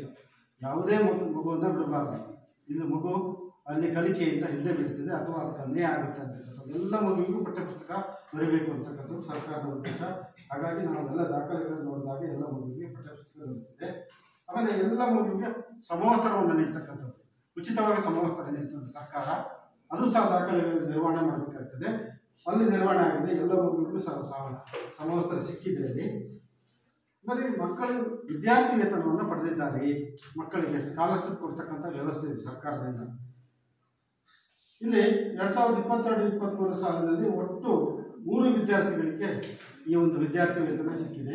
ನವೇಶ್ರೀ ಅಂತಕ್ಕಂಥದ್ದು 4ನೇ ತರಗತಿ, ಪಲ್ಲವಿ ಅಂತಕ್ಕಂಥದ್ದು 3ನೇ ತರಗತಿ, ಅನ್ವಿತ್ ಅಂತಕ್ಕಂಥದ್ದು 5ನೇ ತರಗತಿ ಮಕ್ಕಳಿಗೆ ದಾಖಲಾತಿ ನಿರ್ವಹಣೆ ಆಗಿದೆ. ಅವರಿಗೆ ವಿದ್ಯಾರ್ಥಿ ವೇತನ ಸಿಕ್ಕಿದೆ. ಆಮೇಲೆ ನಿಯಮಾನುಸಾರ ಅರ್ಹ ವಿದ್ಯಾರ್ಥಿಗಳಿಗೆ ಸಾರಿಗೆ ವ್ಯವಸ್ಥೆಯನ್ನು ನೀಡಲಾಗಿದೆ. ಬಹಳ ದೂರದಿಂದ ಬರ್ತಕ್ಕಂಥ ಒಂದು 2 ಕಿಲೋಮೀಟರ್, 3 ಕಿಲೋಮೀಟರ್, 4 ಕಿಲೋಮೀಟರ್ ಹೀಗೆ ಭಾಳ ದೂರದಿಂದ ಬರ್ತಕ್ಕಂಥ ಅದು ಕಚ್ಚಾ ದಾರಿಯಲ್ಲಿ ಹೊಳೆ ಹಳ್ಳಗಳನ್ನು ದಾಟಿ ಬರ್ತಕ್ಕಂಥವರಿಗೆ ಸರ್ಕಾರ ಏನು ಮಾಡ್ತದೆ, ಸಾರಿಗೆ ವೆಚ್ಚ ವರ್ಷಕ್ಕೆ 6,000 ಕೊಡ್ತಕ್ಕಂಥ ಒಂದು ವ್ಯವಸ್ಥೆ ಇದೆ. ಅದು ನಾವು ಇಲ್ಲಿ ನೋಡಿದಾಗ ಯಾವುದೇ ಮಗುವಿಗೆ ಸಾರಿಗೆ ವೆಚ್ಚ ಇಲ್ಲಿ ನೀಡಿಲ್ಲ, ದಾಖಲೆಗಳು ನಿರ್ವಹಣೆ ಆಗಿಲ್ಲ. ಆಮೇಲೆ ಸಾಕಷ್ಟು ಶಿಕ್ಷಕರು ಕಿರಿಯ ಪ್ರಾಥಮಿಕ ಶಾಲೆಯಲ್ಲಿ ಇದ್ದಾರೆ. ಒಟ್ಟು 30 ಮಕ್ಕಳಿಗೆ ಒಬ್ಬ ಶಿಕ್ಷಕ ಅಂತಕ್ಕಂಥದ್ದು ಅದು ಒಂದು ಅನುಪಾತ ಶಿಕ್ಷಣ ಇಲಾಖೆದು. ಇದ್ರ ಪ್ರಕಾರ ಒಟ್ಟು 11 ವಿದ್ಯಾರ್ಥಿಗಳಿದ್ದಾರೆ. ಇಲ್ಲಿ ಒಬ್ಬ ಶಿಕ್ಷಕರಿದ್ದಾರೆ, ಇನ್ನೊಬ್ಬರು ಅತಿಥಿ ಶಿಕ್ಷಕರಿದ್ದಾರೆ. ಕನಿಷ್ಠ ಪಕ್ಷ 3 ಆಮೇಲೆ ಕಿರಿಯ ಪ್ರಾಥಮಿಕ ಶಾಲೆಯಲ್ಲಿ ಕನಿಷ್ಠ ಪಕ್ಷ 200 ಕೆಲಸದ ದಿನಗಳಿವೆ. ಸರ್ಕಾರದ ಮತ್ತು ಶಿಕ್ಷಣ ಇಲಾಖೆಯ ಒಂದು ನಿಯಮದ ಪ್ರಕಾರ ಕನಿಷ್ಠ ಒಂದು ಶೈಕ್ಷಣಿಕ ವರ್ಷದಲ್ಲಿ 200 ಕೆಲಸದ ದಿನಗಳನ್ನು ಆ ಶಾಲೆ ನಿರ್ವಹಣೆ ಮಾಡಬೇಕಾಗ್ತದೆ. ಈ ಶಾಲೆಯ ದಾಖಲಾತಿಗಳನ್ನು ನಾನು ಪರಿಶೀಲನೆ ನಡೆಸಿದಾಗ 239 ದಿನಗಳು ಶಾಲೆ ನಿರ್ವಹಣೆ ಆಗಿರ್ತಕ್ಕಂಥದ್ದು ಕಂಡುಬಂತು. ಆಮೇಲೆ ಸದರಿ ಶಾಲೆಯ ಹಿಂದಿನ ಮಾನ್ಯಗಳಲ್ಲಿ ವಿದ್ಯಾರ್ಥಿಗಳ ಸರಾಸರಿ ಹಾಜರಾತಿ 80% ಅಥವಾ ಅದಕ್ಕಿಂತ ಹೆಚ್ಚಿದೆಯೇ ನೋಡಬೇಕು. 80%ಕ್ಕಿಂತ ಜಾಸ್ತಿ ಇದೆಯೇ ಮಕ್ಕಳ ಹಾಜರಾತಿ ಅಂತಕ್ಕಂಥದ್ದು. ಅದು ನಾವು ನೋಡಿದಾಗ ಎಲ್ಲ ಮಕ್ಕಳು 80ಕ್ಕಿಂತ ಹೆಚ್ಚಿರ್ತಕ್ಕಂಥದ್ದು ದಾಖಲಾತಿ ಪ್ರಕಾರ ಕಂಡುಬಂತು. ಶಾಲೆಗೆ ಬರುವ ಮಾರ್ಗವು ಸುರಕ್ಷಿತವಾಗಿದೆಯೇ, ಇದನ್ನು ನಾವು ಎಲ್ಲ ಮಕ್ಕಳನ್ನು ವಿಚಾರಣೆ ಮಾಡಬೇಕು, ಶಿಕ್ಷಕರನ್ನು ನಾವು ಕೇಳಬೇಕು, ಎಲ್ಲ ಪೋಷಕರನ್ನ ಕೇಳಬೇಕು. ನಾವು ಅದೇ ರೀತಿಯಾಗಿ ನಾವು ಎಲ್ಲ ಪೋಷಕರ ಮನೆಯನ್ನು ಭೇಟಿ ನೀಡಿದ್ವಿ. ಅಲ್ಲೇ ಸಿಗ್ತಕ್ಕಂಥ ಎಲ್ಲ ಗ್ರಾಮಸ್ಥರನ್ನ ಕೇಳಿದ್ವಿ, ಶಿಕ್ಷಕರನ್ನ ಕೇಳಿದ್ವಿ. ಇಲ್ಲಿ ಸಮೃದ್ಧಿ MS 3ನೇ ತರಗತಿ ಶಾಲೆಗೆ ಬರುವ ದಾರಿ ಬಹಳ ದೂರದಿಂದ ಬರಬೇಕು, ದಾರಿ ಅಷ್ಟು ಸುರಕ್ಷಿತವಾಗಿಲ್ಲ ಅಂತಕ್ಕಂಥ ಅಭಿಪ್ರಾಯ ವ್ಯಕ್ತವಾಯಿತು. ಆಮೇಲೆ ಹೆಚ್ಚಿನ ಸಂಖ್ಯೆಯ ಮಕ್ಕಳಿಗೆ ಶಾಲೆಯ ದೂರವಿದ್ದು ಯಾವುದೇ ಸಾರಿಗೆ ವ್ಯವಸ್ಥೆಯನ್ನು ನೀಡಲಾಗಿಲ್ಲ. ಸಾರಿಗೆ ವ್ಯವಸ್ಥೆ ಇಲ್ಲ. ಇಲ್ಲಿ ಸಾಮಾನ್ಯವಾಗಿ 4-5 ಕಿಲೋಮೀಟರ್ನಿಂದ ಬರ್ತಕ್ಕಂಥ ಮಗು ಇದೆ. ಸಾರಿಗೆ ವ್ಯವಸ್ಥೆ ಸರ್ಕಾರದಿಂದ ಯಾವುದೇ ಖಾಸಗಿಯಿಂದಲೂ ಆಗಿಲ್ಲ ಅಂತಕ್ಕಂಥದ್ದು. ಆಮೇಲೆ ಮಕ್ಕಳನ್ನು ಅವರ ವಯಸ್ಸಿನ ಅನುಗುಣವಾಗಿ ತರಗತಿಗೆ ದಾಖಲಾತಿ ಮಾಡಿಕೊಳ್ಳಲಾಗಿದೆ. ಇದು ಸರ್ಕಾರದ ಕಡ್ಡಾಯವಾಗಿರ್ತಕ್ಕಂಥ ಒಂದು ನಿಯಮ ಇದೆ. ಇಂತಿಷ್ಟೇ ವಯಸ್ಸಾಗಬೇಕು, 6 ವರ್ಷ ಆಗಬೇಕು, 5 ವರ್ಷ 6 ತಿಂಗಳಾಗಬೇಕು, 8 ತಿಂಗಳಾಗಬೇಕು, 5 ವರ್ಷ 5 ತಿಂಗಳಾಗಬೇಕು, ಸರ್ಕಾರ ನಿರ್ಧಾರ ಮಾಡುತ್ತೆ. ಅದರ ಪ್ರಕಾರನೇ ದಾಖಲಾತಿ ಮಾಡ್ಕೊಳ್ಬೇಕಾಗ್ತದೆ. ಅದೇ ರೀತಿ ದಾಖಲಾತಿ ಆಗಿರ್ತಕ್ಕಂಥದ್ದು ನಮಗೆ ಕಂಡುಬಂತು. ಸೂಕ್ತ ದಾಖಲೆಗಳಿಲ್ಲದ ಕಾರಣ ಶಾಲಾ ದಾಖಲಾತಿಯನ್ನು ನಿರಾಕರಿಸಲಾಗಿದೆ. ಮಗುವನ್ನು ಯಾವುದೇ ದಾಖಲೆಗಳು ಇಲ್ಲ ಅಂತಕ್ಕಂಥದ್ದು ದಾಖಲಾತಿ ನಿರಾಕರಣೆ ಮಾಡುವಂಗಿಲ್ಲ ಶಾಲೆ. ಸರ್ಕಾರದ ಶಿಕ್ಷಣ ಇಲಾಖೆಯ ಆದೇಶದ ಪ್ರಕಾರ ಕನಿಷ್ಠ ಒಂದು ದಾಖಲಾತಿಯನ್ನಾದರೂ ಪಡೆದು ಆ ಮಗುವಿಗೆ ದಾಖಲಾತಿಯನ್ನು ಮಾಡಿಕೊಳ್ಬೇಕಾಗ್ತದೆ. ಹೆಚ್ಚಿನ ಮಕ್ಕಳು ಆ ರೀತಿಯಾಗಿರ್ತಕ್ಕಂಥ ಯಾವುದೇ ಪ್ರಕರಣ ಇಲ್ಲ. ಹೆಚ್ಚಿನ ಮಕ್ಕಳು ಶಾಲೆಯಿಂದ ಹೊರಗಿದ್ದಾರೆಯೇ, ಕಲಿಕೆಯಿಂದ ಏನಾದರೂ ಇಲ್ಲಿ ಹೊರಗಿದ್ದಾರೆಯೇ, ಆಮೇಲೆ ಶಾಲೆಗೆ ದಾಖಲಾಗಿ ನಂತರ ಹೊರಬಂದ ಮಕ್ಕಳ ಸಂಖ್ಯೆ ಏನಾದರೂ ಈ ಶಾಲಾ ವ್ಯಾಪ್ತಿಯಲ್ಲಿ ಏನಾದರೂ ಇದೆ ಅಂತಕ್ಕಂಥದ್ದನ್ನು ನಾವು ಮನೆ ಭೇಟಿ ಸಂದರ್ಭದಲ್ಲಿ ಹಾಗೂ ಗ್ರಾಮದಲ್ಲಿ ಭೇಟಿ ಸಂದರ್ಭದಲ್ಲಿ ನಾವು ಪರಿಶೀಲನೆ ನಡೆಸಿದ್ದೀವಿ.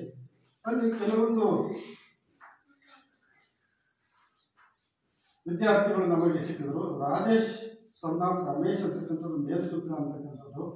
ಇವರು 9ನೇ ತರಗತಿ ಸರ್ಕಾರಿ ಪ್ರೌಢಶಾಲೆ ಯಡೂರಲ್ಲಿ ದಾಖಲಾಗಿ ಅವರು 2 ವರ್ಷ ಶಾಲೆ ಬಿಟ್ಟಿರ್ತಕ್ಕಂಥದ್ದು ಅದು ಹೇಳಿದ್ರು. ಇಲ್ಲಿ ಗ್ರಾಮಸ್ಥರು. ನಾವು ಅವರನ್ನು ಮನೆ ಭೇಟಿ ಮಾಡಿದ್ವಿ. ಆ ಮಗುವನ್ನು ನಾವು ಅಲ್ಲಿ ಹೋಗಿ ಕೇಳಿದ್ವಿ, ಯಾಕಪ್ಪ ಶಾಲೆ ಬಿಟ್ಟಿದ್ದು ಅಂತಕ್ಕಂಥದ್ದು. ಅವ್ರು ಯಾವುದೇ ಅಭಿಪ್ರಾಯವನ್ನು ವ್ಯಕ್ತಪಡಿಸಿಲ್ಲ. ಅವ್ರಿಗೆ ಆದಷ್ಟು ಮನವರಿಕೆಯನ್ನು ಮಾಡಿದ್ದೇವೆ, ನೀನು ಶಾಲೆಗೆ ಹೋಗಪ್ಪ, ನೀನು ನಿನಗೆ ಮುಂದೆ ಎಲ್ಲ ರೀತಿಯಾಗಿರ್ತಕ್ಕಂಥ ಏನಾದರೂ ಸರ್ಕಾರದಿಂದ ಬರ್ತಕ್ಕಂಥ ಸಹಾಯ ಸೌಲಭ್ಯಗಳನ್ನು ಪಡಿಬೇಕಾದ್ರೆ ಕನಿಷ್ಠ ಇವತ್ತು ಸರ್ಕಾರ 1ನೇ ತರಗತಿಯಿಂದ 12ನೇ ತರಗತಿವರೆಗೆ ಉಚಿತವಾಗಿರ್ತಕ್ಕಂಥ ಕಡ್ಡಾಯವಾಗಿರ್ತಕ್ಕಂಥ ಶಿಕ್ಷಣವನ್ನು ಜಾರಿಗೆ ತಂದಿರ್ತಕ್ಕಂಥದ್ದು.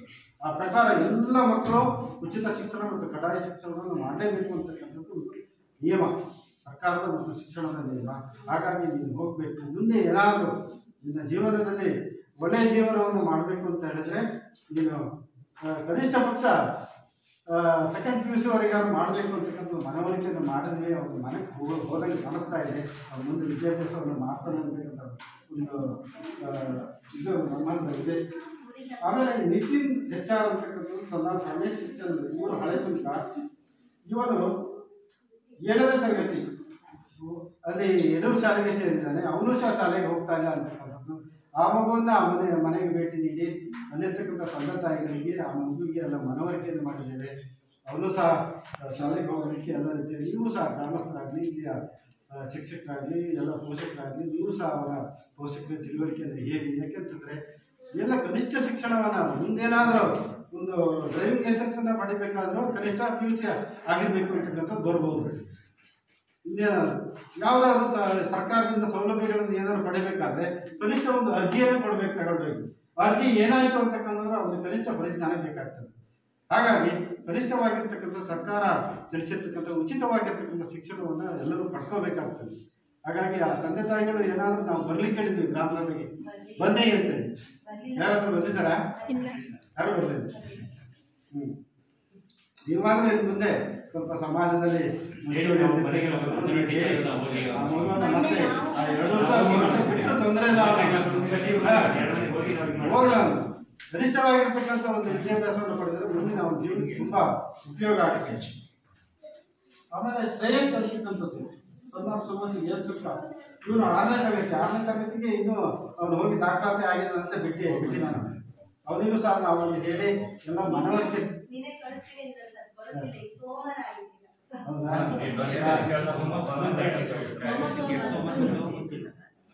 ಹೌದು. ಏಕೆಂದರೆ ಸರ್ಕಾರ ಎಲ್ಲ ಯಾರಿಗೂ ಸಹ ಪ್ರಾಥಮಿಕವಾಗಿರ್ತಕ್ಕಂಥ ಪ್ರೌಢವಾಗಿರ್ತಕ್ಕಂಥ ಶಿಕ್ಷಣ ದೊರೆಯದೇ ಇರಬಾರ್ದು ಅಂತಕ್ಕಂಥದ್ದು ಒಂದು ಪ್ರಮುಖವಾಗಿರ್ತಕ್ಕಂಥ ಉದ್ದೇಶವನ್ನು ಇಟ್ಕೊಂಡಿದೆ. ಅದಕ್ಕೆ ನಾವು ಚುಟ್ಟಿ ಬರದೇ ಇದ್ದಾಗಿ ಎಲ್ಲರಿಗೂ ಶಿಕ್ಷಣವನ್ನು ನೀಡತಕ್ಕಂಥ ಒಂದು ವ್ಯವಸ್ಥೆಯನ್ನು ನಾವೆಲ್ಲರೂ ಸೇರ್ಕೊಂಡು ಮಾಡಬೇಕಾಗುತ್ತೆ. ಆಮೇಲೆ ಮಕ್ಕಳನ್ನು ಹೊರಹಾಕಿರುವ ಸಂಖ್ಯೆ ಇಲ್ಲಿಲ್ಲ. ದುರ್ಬಲ ವರ್ಗದ ಮಕ್ಕಳಿಗೆ ತಾರತಮ್ಯವನ್ನು ಮಾಡಲಾಗ್ತದೆ. ದುರ್ಬಲ ವರ್ಗದ ಯಾವ ಜಾತಿಯಲ್ಲಿರ್ಬೋದು, ಹಣಕಾಸಿನಲ್ಲಿರ್ಬೋದು, ಬೇರೆ ಬೇರೆ ರೀತಿಯಾಗಿರ್ತಕ್ಕಂಥ ವ್ಯವಸ್ಥೆಯಲ್ಲಿ ಇರ್ಬೋದು. ಏನಾದರೂ ಇಲ್ಲಿ ತಾರತಮ್ಯ ಆಗ್ತಾ ಇದೆ ಅಂತಕ್ಕಂಥದ್ದು ನಾವು ಕೇಳಿದ್ವಿ.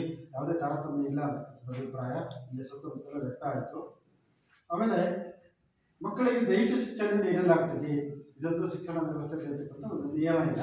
ದೈಹಿಕ ಶಿಕ್ಷಣ ನೀಡಬಾರ್ದು, ಅವರ ಮನವೊಲಿಸಿ ಅವರಿಗೆ ಶಿಕ್ಷಣವನ್ನು ನೀಡಬೇಕು ಅಂತಕ್ಕಂಥದ್ದು. ಆ ರೀತಿಯಾಗಿರ್ತಕ್ಕಂಥ ವ್ಯವಸ್ಥೆ ಇಲ್ಲ ಅಂತಕ್ಕಂಥ ಅಭಿಪ್ರಾಯ ವ್ಯಕ್ತವಾಯಿತು. ಮಕ್ಕಳನ್ನು ಮಾನಸಿಕ ಕಿರುಕುಳಕ್ಕೆ ಒಳಪಡಿಸಲಾಗ್ತದೆ. ಬೇರೆ ಬೇರೆ ರೀತಿಯಲ್ಲಿ ಮಾನಸಿಕ ಕಿರುಕುಳಕ್ಕೆ ಒಳಪಡಿಸ್ತಕ್ಕಂಥ ಒಂದು ವ್ಯವಸ್ಥೆ ಇದೆ. ಆ ರೀತಿ ಏನಾದರೂ ಇದೆಯಾ ಅಂತಕ್ಕಂಥದ್ದು ನಾವು ಕೇಳಿದ್ವಿ. ಅದು ಇಲ್ಲ ಅಂತಕ್ಕಂಥ ಅಭಿಪ್ರಾಯ ವ್ಯಕ್ತವಾಯಿತು. ಆಮೇಲೆ ಮಕ್ಕಳನ್ನು ಲೈಂಗಿಕ ಕಿರುಕುಳಕ್ಕೆ ಒಳಪಡಿಸಲಾಗ್ತದೆ. ಈ ರೀತಿಯಾಗಿರ್ತಕ್ಕಂಥ ಒಂದು ಪ್ರಕರಣ ಬೇರೆ ಬೇರೆ ಕಡೆಯಲ್ಲಿ ಆಗಿರ್ತಕ್ಕಂಥದ್ದನ್ನು ನಾವು ಕಂಡು ಬಂದಿದ್ದೇವೆ. ಅದನ್ನು ಸಹ ನಾವು ಇಲ್ಲಿ ಎಲ್ಲ ಶಿಕ್ಷಕರಲ್ಲಿ, ಪೋಷಕರಲ್ಲಿ, ಗ್ರಾಮಸ್ಥರಲ್ಲಿ ಎಲ್ಲ ವಿಚಾರ ಮಾಡಿ ಆ ರೀತಿಯಾಗಿರ್ತಕ್ಕಂಥ ಯಾವುದೇ ಪ್ರಕರಣ ಇಲ್ಲ ಅಂತಕ್ಕಂಥ ಅಭಿಪ್ರಾಯ ವ್ಯಕ್ತವಾಯಿತು. ಆಮೇಲೆ ಎಲ್ಲ ಅಪೇಕ್ಷಣೀಯ ಮಕ್ಕಳಿಗೆ ವರ್ಗಾವಣೆ ಪ್ರಮಾಣ ಪತ್ರವನ್ನು ನೀಡಲಾಗಿದೆ. TC ಏನಾದರೂ ಕೇಳಿದರೆ ಕೊಡ್ತಕ್ಕಂಥದ್ದು ಇದೊಂದು ನಿಯಮ. ಆ ಪ್ರಕಾರ ಇದೆ ಅಂತಕ್ಕಂಥ ಅಭಿಪ್ರಾಯ ವ್ಯಕ್ತವಾಯಿತು. ಆಮೇಲೆ ವಿಶೇಷ ಚೇತನ ಮಕ್ಕಳು ಏನಾದರೆ ವಿಶೇಷ ಸೌಲಭ್ಯಗಳಿದ್ದಾವೆ ಅಂಗವಿಕಲ ಮಕ್ಕಳಿಗೆ. ಈ ಭಾಗದಲ್ಲಿ ಯಾವ ಮಕ್ಕಳು ಇಲ್ಲ ಅಂತಕ್ಕಂಥ ಅಭಿಪ್ರಾಯ ವ್ಯಕ್ತವಾಯಿತು. ಆಮೇಲೆ ಎಲ್ಲ ಹವಾಮಾನದಿಂದ ಸುರಕ್ಷಿತವಾದ ಶಾಲಾ ಕಟ್ಟಡ ಇದೆ. ಈ ಸಮಗ್ರ ಶಿಕ್ಷಣ ಯೋಜನೆಯಲ್ಲಿ ಮಗು ಪರಿಣಾಮಕಾರಿಯಾಗಿರ್ತಕ್ಕಂಥ ಕಲಿಕೆ ಆಗಬೇಕಾದ್ರೆ ಒಂದು ಉತ್ತಮವಾಗಿರ್ತಕ್ಕಂಥ ಶಾಲಾ ಕಟ್ಟಡ ಇರಬೇಕು. ಆ ಶಾಲಾ ಕಟ್ಟಡದಲ್ಲಿ ಉತ್ತಮವಾಗಿರ್ತಕ್ಕಂಥ ಎಲ್ಲ ವ್ಯವಸ್ಥೆಗಳು ಇರಬೇಕು ಅಂತಕ್ಕಂಥದ್ದು ಸರ್ಕಾರದ ಒಂದು ಅಪೇಕ್ಷೆ. ಆ ಪ್ರಕಾರ ನಾವು ನೋಡಿದಾಗ ಒಂದು ಉತ್ತಮವಾಗಿರ್ತಕ್ಕಂಥ ವ್ಯವಸ್ಥಿತವಾಗಿರ್ತಕ್ಕಂಥ ಕಟ್ಟಡ ಇದೆ. ಆದರೆ ಉತ್ತಮವಾಗಿರ್ತಕ್ಕಂಥ ಶಾಲಾ ಮಗುವಿಗೆ ಶಿಕ್ಷಣವನ್ನು ನೀಡ್ತಕ್ಕಂಥ ತರಗತಿ ಕೊಠಡಿ ಇದೆ. ತರಗತಿ ಕೊಠಡಿ ಸಪರೇಟ್ ಆಗಿರಬೇಕು. ಯಾಕಂದ್ರೆ ಎಲ್ಲರನ್ನೂ ಸೇರಿಸಿಕೊಂಡು 4-5ನೇ ತರಗತಿಯ ಪಾಠ ಪ್ರವಚನಗಳ ಬೇರೆ ಇರ್ತದೆ, ಕಲಿ ಮಕ್ಕಳ 1ರಿಂದ 3ನೇ ತರಗತಿಯ ಪಾಠ ಪ್ರವಚನಗಳ ಒಂದು ಇದು ಬೇರೆ ಇರ್ತದೆ. ಹಾಗಾಗಿ ಅವರೆಲ್ಲರನ್ನೂ ಸೇರಿಸಿಕೊಂಡು ಪಾಠ ಪ್ರವಚನ ಮಾಡಿದ್ರೆ ಕೆಲವೊಂದು ಮಗು ಅದನ್ನ ಸ್ವೀಕರಿಸೋದಿಲ್ಲ. ಇಲಾಖೆಗೆ ಬಂದಿವಿ, ಇಲ್ಲೊಂದು ಸೂರ್ಯಮುಖಿ ಸ್ಕೂಲ್ ಒಂದು ಎರಡರಿಂದ ಸಪರೇಟ್ 2 ಕೊಠಡಿ ಇರೋದು ಅಂತೇಳಿ ಶಿಕ್ಷಣ ಇಲಾಖೆಗೆ ಈಗ ಮತ್ತೆ ಬರ್ತೀವಿ. ಈಗ ಇಲ್ಲಿ ನೇತೃತ್ವ ಶಾಲೆ ಒಂದು ಮತ್ತೆ ನಮ್ಮ ಸೂರ್ಯಮುಖಿ ಶಾಲೆ 2 ಕೊಠಡಿ ಇರೋಂಥ ಒಂದು ಬಿಲ್ಡಿಂಗ್ ಕೊಡಿ ಅಂತ ಕೇಳಿದ್ವಿ ಶಿಕ್ಷಣ ಇಲಾಖೆ. ಈ ಸರಿ ಲೆಟರ್ ಮಾಡಿದ್ದೀವಿ. ಬಿಲ್ಡಿಂಗ್ ಚೆನ್ನಾಗಿದೆ ಅಂತ, ಬಿಲ್ಡಿಂಗ್ ಚೆನ್ನಾಗಿದ್ರೆ ಒಂದು ಕೊಠಡಿ ಬೇರೆ ಬೇರೆ ಬೇಕು ಅಂತೇಳಿ ಇಲಾಖೆಗೆ ಕಳಿಸಿದ್ವಿ. ಆಮೇಲೆ ಅಲ್ಲೆಲ್ಲ ಆ ಪಕ್ಕದಲ್ಲಿ ಒಂದು ತರಗತಿ ಕೊಠಡಿ ಇದೆ. ಎಲ್ಲಾದ್ರೂ ಅವ್ರ ಪಾಪ ಬೇರೆ ಶಾಲೆಗೂ ನಿಯೋಜನೆ ಆಗಿದ್ದರಿಂದ ಒಬ್ಬ ಅತಿಥಿ ಶಿಕ್ಷಕರು ಇದ್ರೆ ಅಲ್ಲಿ ಇಲ್ಲಿ ಅವ್ರನ್ನ ಮಕ್ಕಳನ್ನ ನೋಡ್ಕೊಳ್ತಕ್ಕಂಥದ್ದು ತುಂಬಾ ಕಷ್ಟಕರವಾಗ್ತದೆ. ಆಮೇಲೆ ಬಾಲಕರಿಗೆ ಸಾಕಷ್ಟು ಶೌಚಾಲಯದ ವ್ಯವಸ್ಥೆ ಇದೆ, ಶೌಚಾಲಯದ ವ್ಯವಸ್ಥೆ. ಆಮೇಲೆ ಬಾಲಕಿಯರಿಗೆ ಸಾಕಷ್ಟು ಶೌಚಾಲಯದ ವ್ಯವಸ್ಥೆ ಇದೆ, ಶೌಚಾಲಯಕ್ಕೆ ನೀರಿನ ವ್ಯವಸ್ಥೆ ಇದೆ, ಶೌಚಾಲಯ ಬಳಕೆಗೆ ಯೋಗ್ಯವಾಗಿದೆ ಅಂತಕ್ಕಂಥದ್ದು. ಶೌಚಾಲಯ ಅಂತಕ್ಕಂಥದ್ದು ಸಮಗ್ರ ಶಿಕ್ಷಣ ಯೋಜನೆಯಲ್ಲಿ ಬರ್ತಕ್ಕಂಥ ಒಂದು ಶಾಲೆಗೆ ಸಂಬಂಧಪಟ್ಟಿರ್ತಕ್ಕಂಥ ಒಂದು ವ್ಯವಸ್ಥೆ ಅದು. ಶೌಚಾಲಯ ಉತ್ತಮವಾಗಿದ್ದರೆ, ಶೌಚಾಲಯದಲ್ಲಿ ನೀರಿನ ವ್ಯವಸ್ಥೆ ಇದ್ದರೆ, ಶೌಚಾಲಯ ಬಳಕೆಗೆ ಯೋಗ್ಯವಾಗಿದ್ದರೆ ಮಗು ಆ ಶೌಚಾಲಯವನ್ನು ಬಳಸಿ ಕಲಿಕೆಯಲ್ಲಿ ಉತ್ತಮವಾಗಿ ಪಾಲ್ಗೊಳ್ಳುತ್ತದೆ. ಶೌಚಾಲಯದಲ್ಲಿ ಏನಾದರೂ ಅವ್ಯವಸ್ಥೆ ಇದ್ದರೆ, ಶೌಚಾಲಯಕ್ಕೆ ಹೋಗಿರ್ತಕ್ಕಂಥ ಮಗು ಏನಾದರೂ ಮಾನಸಿಕವಾಗಿ ಏನಾದರೂ ಡಿಸ್ಟರ್ಬ್ ಆದರೆ ಮಗು ಬಂದು ತರಗತಿಯಲ್ಲಿ ಪಾಠ ಕೇಳಲಿಕ್ಕೆ ಅದು ಮಾನಸಿಕವಾಗಿ ಸಿದ್ಧತೆಯನ್ನು ಹೊಂದಿರೋದಿಲ್ಲ. ಹಾಗಾಗಿ ಅದು ಕಲಿಕೆಯಲ್ಲಿ ಹಿಂದೆ ಬೀಳ್ತದೆ. ಹಾಗಾಗಿ ಶಾಲೆ ಉತ್ತಮವಾಗಿರ್ತಕ್ಕಂಥ ಶೌಚಾಲಯವನ್ನು ಹೊಂದಬೇಕು ಅಂತಕ್ಕಂಥದ್ದು ಸರ್ಕಾರದ ಒಂದು ಉದ್ದೇಶ. ಅದು ಯಾವಾಗಲೂ ನೀರಿನ ಸೌಲಭ್ಯ ಹೊಂದಿರಬೇಕು, ಶುದ್ಧತೆಯನ್ನು ಹೊಂದಿರಬೇಕು ಅಂತಕ್ಕಂಥದ್ದು. ಇಲ್ಲಿ ನೋಡಿದಾಗ ನಾವು ಶೌಚಾಲಯ ಇದೆ, ನೀರಿನ ವ್ಯವಸ್ಥೆ ಎಲ್ಲ ಇದೆ, ಶೌಚಾಲಯ ಸ್ವಲ್ಪ ಕಚ್ಚಾ ವ್ಯವಸ್ಥೆ ಇದೆ, ಕಚ್ಚಾ ವ್ಯವಸ್ಥೆ ಇದೆ. ಸಮುದಾಯ ಶೌಚಾಲಯ ಬರ್ತೀವಿ ನೋಡಿ, ಈ ಆಗ್ಬೋದು ಅಂತ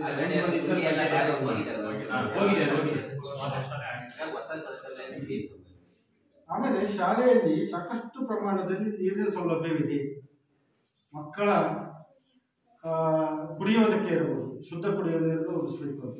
ಆಮೇಲೆ ಈಗ ಬಿಸಿ ಊಟ ಇದೆ, ಅಡಿಗೆಗೆ ಶುದ್ಧ ಕುಡಿಯುವ ನೀರನ್ನೇ ಒದಗಿಸಿ ಅಡಿಗೆಯನ್ನು ತಯಾರು ಮಾಡಬೇಕು ಅಂತಕ್ಕಂಥದ್ದು. ಹಾಗಾಗಿ ಉತ್ತಮವಾಗಿರ್ತಕ್ಕಂಥ ಶುದ್ಧ ಕುಡಿಯುವ ನೀರಿನ ವ್ಯವಸ್ಥೆ ಇದೆ ಅಂತಕ್ಕಂಥ ನಾವು ಪರಿಶೀಲನೆ ನಡೆಸಿದಾಗ ಬಾವಿ ಇದೆ, ಯಾವಾಗಲೂ ನೀರಿರ್ತಕ್ಕಂಥ ಅಭಿಪ್ರಾಯ ವ್ಯಕ್ತವಾಯಿತು. ಕುಡಿಯುವ ನೀರಿನ ಗುಣಮಟ್ಟ ಉತ್ತಮವಾಗಿದೆ. ಇಲ್ಲಿ ನಾವು ನೋಡಿದಾಗ ಯಾವುದೇ ಅಡಿಗೆಗಾಗಲಿ ಮಕ್ಕಳಿಗಾಗಲಿ ನೇರವಾಗಿ ಈ ಬೋರ್ವೆಲ್ಲಿಂದ ಆಗಲಿ ಬಾವಿಯಿಂದಾಗಲಿ ನೇರವಾದ ನೀರನ್ನು ಕೊಡಲಿಕ್ಕೆ ಆಗೋದಿಲ್ಲ. ಯಾಕೆಂತಂದರೆ ಅಲ್ಲಿ ಅನೇಕ ಕ್ರಿಮಿಕೀಟಗಳಿರ್ತದೆ, ಅದನ್ನು ನೀರನ್ನು ಟೆಸ್ಟ್ ಮಾಡಬೇಕು. ಆಮೇಲೆ ಇಲ್ಲಿ ವಾಟರ್ ಫಿಲ್ಟರ್ಗಳ ಮೂಲಕ ಶುದ್ಧೀಕರಿಸಿ ಕೊಡಬೇಕು. ಆಮೇಲೆ ಅಡಿಗೆಗೂ ಉಪಯೋಗಿಸಬೇಕು. ಆ ರೀತಿಯಾಗಿರ್ತಕ್ಕಂಥ ವ್ಯವಸ್ಥೆ ಈ ಶಾಲೆಯಲ್ಲಿ ಆಮೇಲೆ ಶಾಲೆಗೆ ವಿದ್ಯುತ್ ಸಂಪರ್ಕವಿದೆ, ಬೆಳಕಿನ ವ್ಯವಸ್ಥೆ. ಮಗು ಕಲಿಕೆಯನ್ನು ಮಾಡಬೇಕಾದ್ರೆ ಉತ್ತಮವಾಗಿರ್ತಕ್ಕಂಥ ಬೆಳಕಿನ ವ್ಯವಸ್ಥೆ ತರಗತಿ ಕೊಠಡಿಗಳಲ್ಲಿ ಇರಬೇಕು. ಆಮೇಲೆ ಪ್ರಯೋಗಾಲಯ ಬೇಕಾಗ್ತದೆ, ಬೆಳಕಿನ ವ್ಯವಸ್ಥೆ. ಈ ನೋಡಿದಾಗ ಶಾಲೆಗೆ ವಿದ್ಯುತ್ ಸಂಪರ್ಕ ಇದೆ. ಇಲ್ಲಿ ಎಲ್ಲ ಕೊಠಡಿಗಳಲ್ಲಿ ವಿದ್ಯುತ್ ಕಾರ್ಯನಿರ್ವಹಿಸುತ್ತದೆ, ವಿದ್ಯುತ್ ಕಾರ್ಯನಿರ್ವಹಿಸ್ತಕ್ಕಂಥದ್ದು ಕಾಣಬಹುದು. ಆಮೇಲೆ ಶಾಲಾ ಆವರಣದಲ್ಲಿ ಆಟದ ಮೈದಾನವಿದೆ. ಪಠ್ಯೇತರವಾಗಿರ್ತಕ್ಕಂಥ ಚಟುವಟಿಕೆಗಳನ್ನ ಮಗು ಕಲಿಬೇಕಾದ್ರೆ ಒಂದು ಉತ್ತಮವಾಗಿರ್ತಕ್ಕಂಥ ಸುಸಜ್ಜಿತವಾಗಿರ್ತಕ್ಕಂಥ ಆಟದ ಮೈದಾನವನ್ನು ಶಾಲೆ ಹೊಂದಬೇಕಂತ. ಇಲ್ಲಿ ನಾವು ನೋಡಿದಾಗ ಆಟದ ಮೈದಾನ ಕಂಡು ಬಂದಿಲ್ಲ, ಆಟದ ಮೈದಾನ ಬರ್ತಾ ಇದೆ. ಆಮೇಲೆ ಶಾಲಾ ಆವರಣದ ಸುತ್ತಲೂ ಕಾಂಪೌಂಡ್ ಗೋಡೆ ಇದೆ. ಮಕ್ಕಳ ಸುರಕ್ಷತೆಯ ದೃಷ್ಟಿಯಿಂದ ಶಾಲಾ ಆವರಣದ ಸುತ್ತಲೂ ಕಾಂಪೌಂಡ್ ಗೋಡೆ ಇರಬೇಕು ಅಂತಕ್ಕಂಥದ್ದು ಸರ್ಕಾರದ ಮತ್ತು ಶಿಕ್ಷಣ ಇಲಾಖೆಯ ನಿಯಮ. ಯಾಕೆ ಅಂತಂದರೆ ಯಾವುದೇ ಒಂದು ಸಂದರ್ಭದಲ್ಲಿ ಶಿಕ್ಷಕರ ಕಣ್ ತಪ್ಪಿಸಿ ಮಗು ಏನಾದರೂ ಕಾಂಪೌಂಡಿಂದ ಹೊರಗಡೆ ಹೋದಾಗ ಇನ್ನೇನೋ ತೊಂದರೆ ಇಲ್ಲ. ದೊಡ್ಡ ದೊಡ್ಡ ನಗರಗಳಲ್ಲಿ, ಪಟ್ಟಣಗಳಲ್ಲಿ ಪಕ್ಕದಲ್ಲೇ ರಸ್ತೆಯಲ್ಲಿ ಅನೇಕ ವಾಹನಗಳು ಹೋಗ್ತಾ ಇರ್ತದೆ. ಏನಾದರೂ ಅನಾಹುತಗಳಾಗ್ಬೋದು, ಮಗು ಅಲ್ಲೆಲ್ಲರೂ ಬೇರೆ ಬೇರೆ ವ್ಯವಸ್ಥೆಗಳಿಗೆ ಅನಾಹುತಗಳಿಗೆ ಎಡಮಾಡಿ ಕೊಡಬಾರ್ದು ಅಂತ ಹೇಳಿದರೆ ಶಾಲಾ ಸುತ್ತ ಒಂದು ಕಾಂಪೌಂಡನ್ನು ಹೊಂದಿರಬೇಕು ಅಂತಕ್ಕಂಥದ್ದು ಇದು ಶಿಕ್ಷಣ ಇಲಾಖೆಯ ಒಂದು ನಿಯಮ. ಅದರ ಪ್ರಕಾರ ಶಾಲೆಯನ್ನು ನಾವು ಪರಿಶೀಲನೆ ಮಾಡಿದಾಗ ಸುತ್ತಲೂ ಕಾಂಪೌಂಡ್ ವ್ಯವಸ್ಥೆ ಇದ್ದಂತೆ ಕಂಡು ಬಂತು. ಶಾಲೆಯು ಗ್ರಂಥಾಲಯವನ್ನು ಹೊಂದಿದೆಯೇ? ಮಗು ಕಲಿಕೆಯ ಜೊತೆಗೆ ಪಾಠದಲ್ಲಿ ಬರ್ತಕ್ಕಂಥ ಕಲಿಕೆಯ ಜೊತೆಗೆ ಬೇರೆ ಅನೇಕ ವಿಷಯಗಳನ್ನು ವಿಜ್ಞಾನಕ್ಕೆ ಸಂಬಂಧಪಟ್ಟಿರ್ತಕ್ಕಂಥ, ತಂತ್ರಜ್ಞಾನಕ್ಕೆ ಸಂಬಂಧಪಟ್ಟಿರ್ತಕ್ಕಂಥ, ಭಾಷೆಗೆ ಸಂಬಂಧಪಟ್ಟಿರ್ತಕ್ಕಂಥ, ಸಾಮಾನ್ಯ ಜ್ಞಾನಕ್ಕೆ ಸಂಬಂಧಪಟ್ಟಿರ್ತಕ್ಕಂಥ, ಪ್ರಚಲಿತ ವಿದ್ಯಮಾನಗಳಿಗೆ ಸಂಬಂಧಪಟ್ಟಿರ್ತಕ್ಕಂಥ ಅನೇಕ ವಿಷಯಗಳನ್ನು ಕಲಿತಾ ಹೋಗಬೇಕಾಗ್ತದೆ.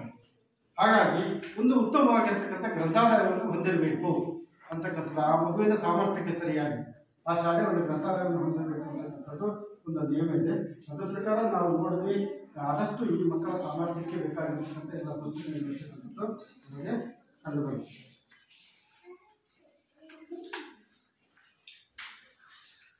ಆಮೇಲೆ ಕ್ರೀಡಾ ಸಾಮಗ್ರಿಗಳನ್ನು ಶಾಲೆಯಲ್ಲಿ ಇವೆ. ಈ ಮಕ್ಕಳ ಒಂದು ಕ್ರೀಡೆಗೆ ಸರಿಯಾಗಿ ಎಲ್ಲ ಕ್ರೀಡಾ ಸಾಮಗ್ರಿಗಳು ಇರ್ತಕ್ಕಂಥದ್ದು ನಮಗೆ ಕಂಡುಬಂತು. ಆಮೇಲೆ ಡಿಜಿಟಲ್ ಮೂಲಸೌಕರ್ಯಗಳನ್ನು ಹೊಂದಿದೆಯೇ ಶಾಲೆ.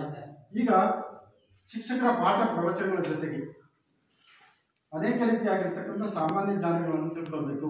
ಪ್ರಪಂಚದ ಆಗು ಹೋಗುಗಳು ಕನಿಷ್ಠ ಜ್ಞಾನವನ್ನಾದರೂ ಕೆಲವೊಂದು ಜ್ಞಾನವನ್ನಾದರೂ ಮಗು ತಿಳಿಬೇಕಂತಂದರೆ ಡಿಜಿಟಲ್ ಮೂಲಸೌಕರ್ಯಗಳು, ಕಂಪ್ಯೂಟರ್ಗಳಿರ್ಬೋದು, ಲ್ಯಾಪ್ಟಾಪ್ಗಳಿರ್ಬೋದು, ಪ್ರೊಜೆಕ್ಟರ್ಗಳಿರ್ಬೋದು, ಸ್ಮಾರ್ಟ್ ಬೋರ್ಡ್ಗಳಿರ್ಬೋದು, ಸ್ಮಾರ್ಟ್ ಟಿವಿಗಳಿರ್ಬೋದು, ಇವುಗಳನ್ನು ಉಪಯೋಗಿಸಿಕೊಂಡು ಅವರಿಗೆ ಪರಿಣಾಮಕಾರಿಯಾಗಿರ್ತಕ್ಕಂಥ ಅನೇಕ ಬೇರೆ ಬೇರೆ ಪ್ರಪಂಚದ ಬೇರೆ ಬೇರೆ ಪರಿಸರದ ಅನೇಕ ವಿಚಾರಗಳನ್ನು ತಿಳ್ಕೊಳ್ತಕ್ಕಂಥ ಪಾಠ ಪ್ರವಚನಗಳನ್ನು ನಿರ್ವಹಣೆ ಮಾಡ್ತಕ್ಕಂಥ ಒಂದು ವ್ಯವಸ್ಥೆ ಡಿಜಿಟಲ್ಗಳ ಮೂಲಕ, ಕಂಪ್ಯೂಟರ್ಗಳ ಮೂಲಕ, ಲ್ಯಾಪ್ಟಾಪ್ಗಳ ಮೂಲಕ, ಪ್ರೊಜೆಕ್ಟರ್ ಮೂಲಕ, ಸ್ಮಾರ್ಟ್ ಬೋರ್ಡ್ ಮೂಲಕ.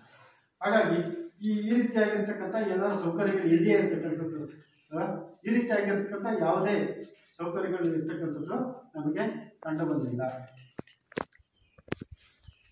ಆಮೇಲೆ ನಾವಿನ್ಯ ಬೋಧನಾ ವಿಧಾನ ಚಟುವಟಿಕೆಗಳನ್ನು ಬಳಸಲಾಗ್ತದೆಯೇ.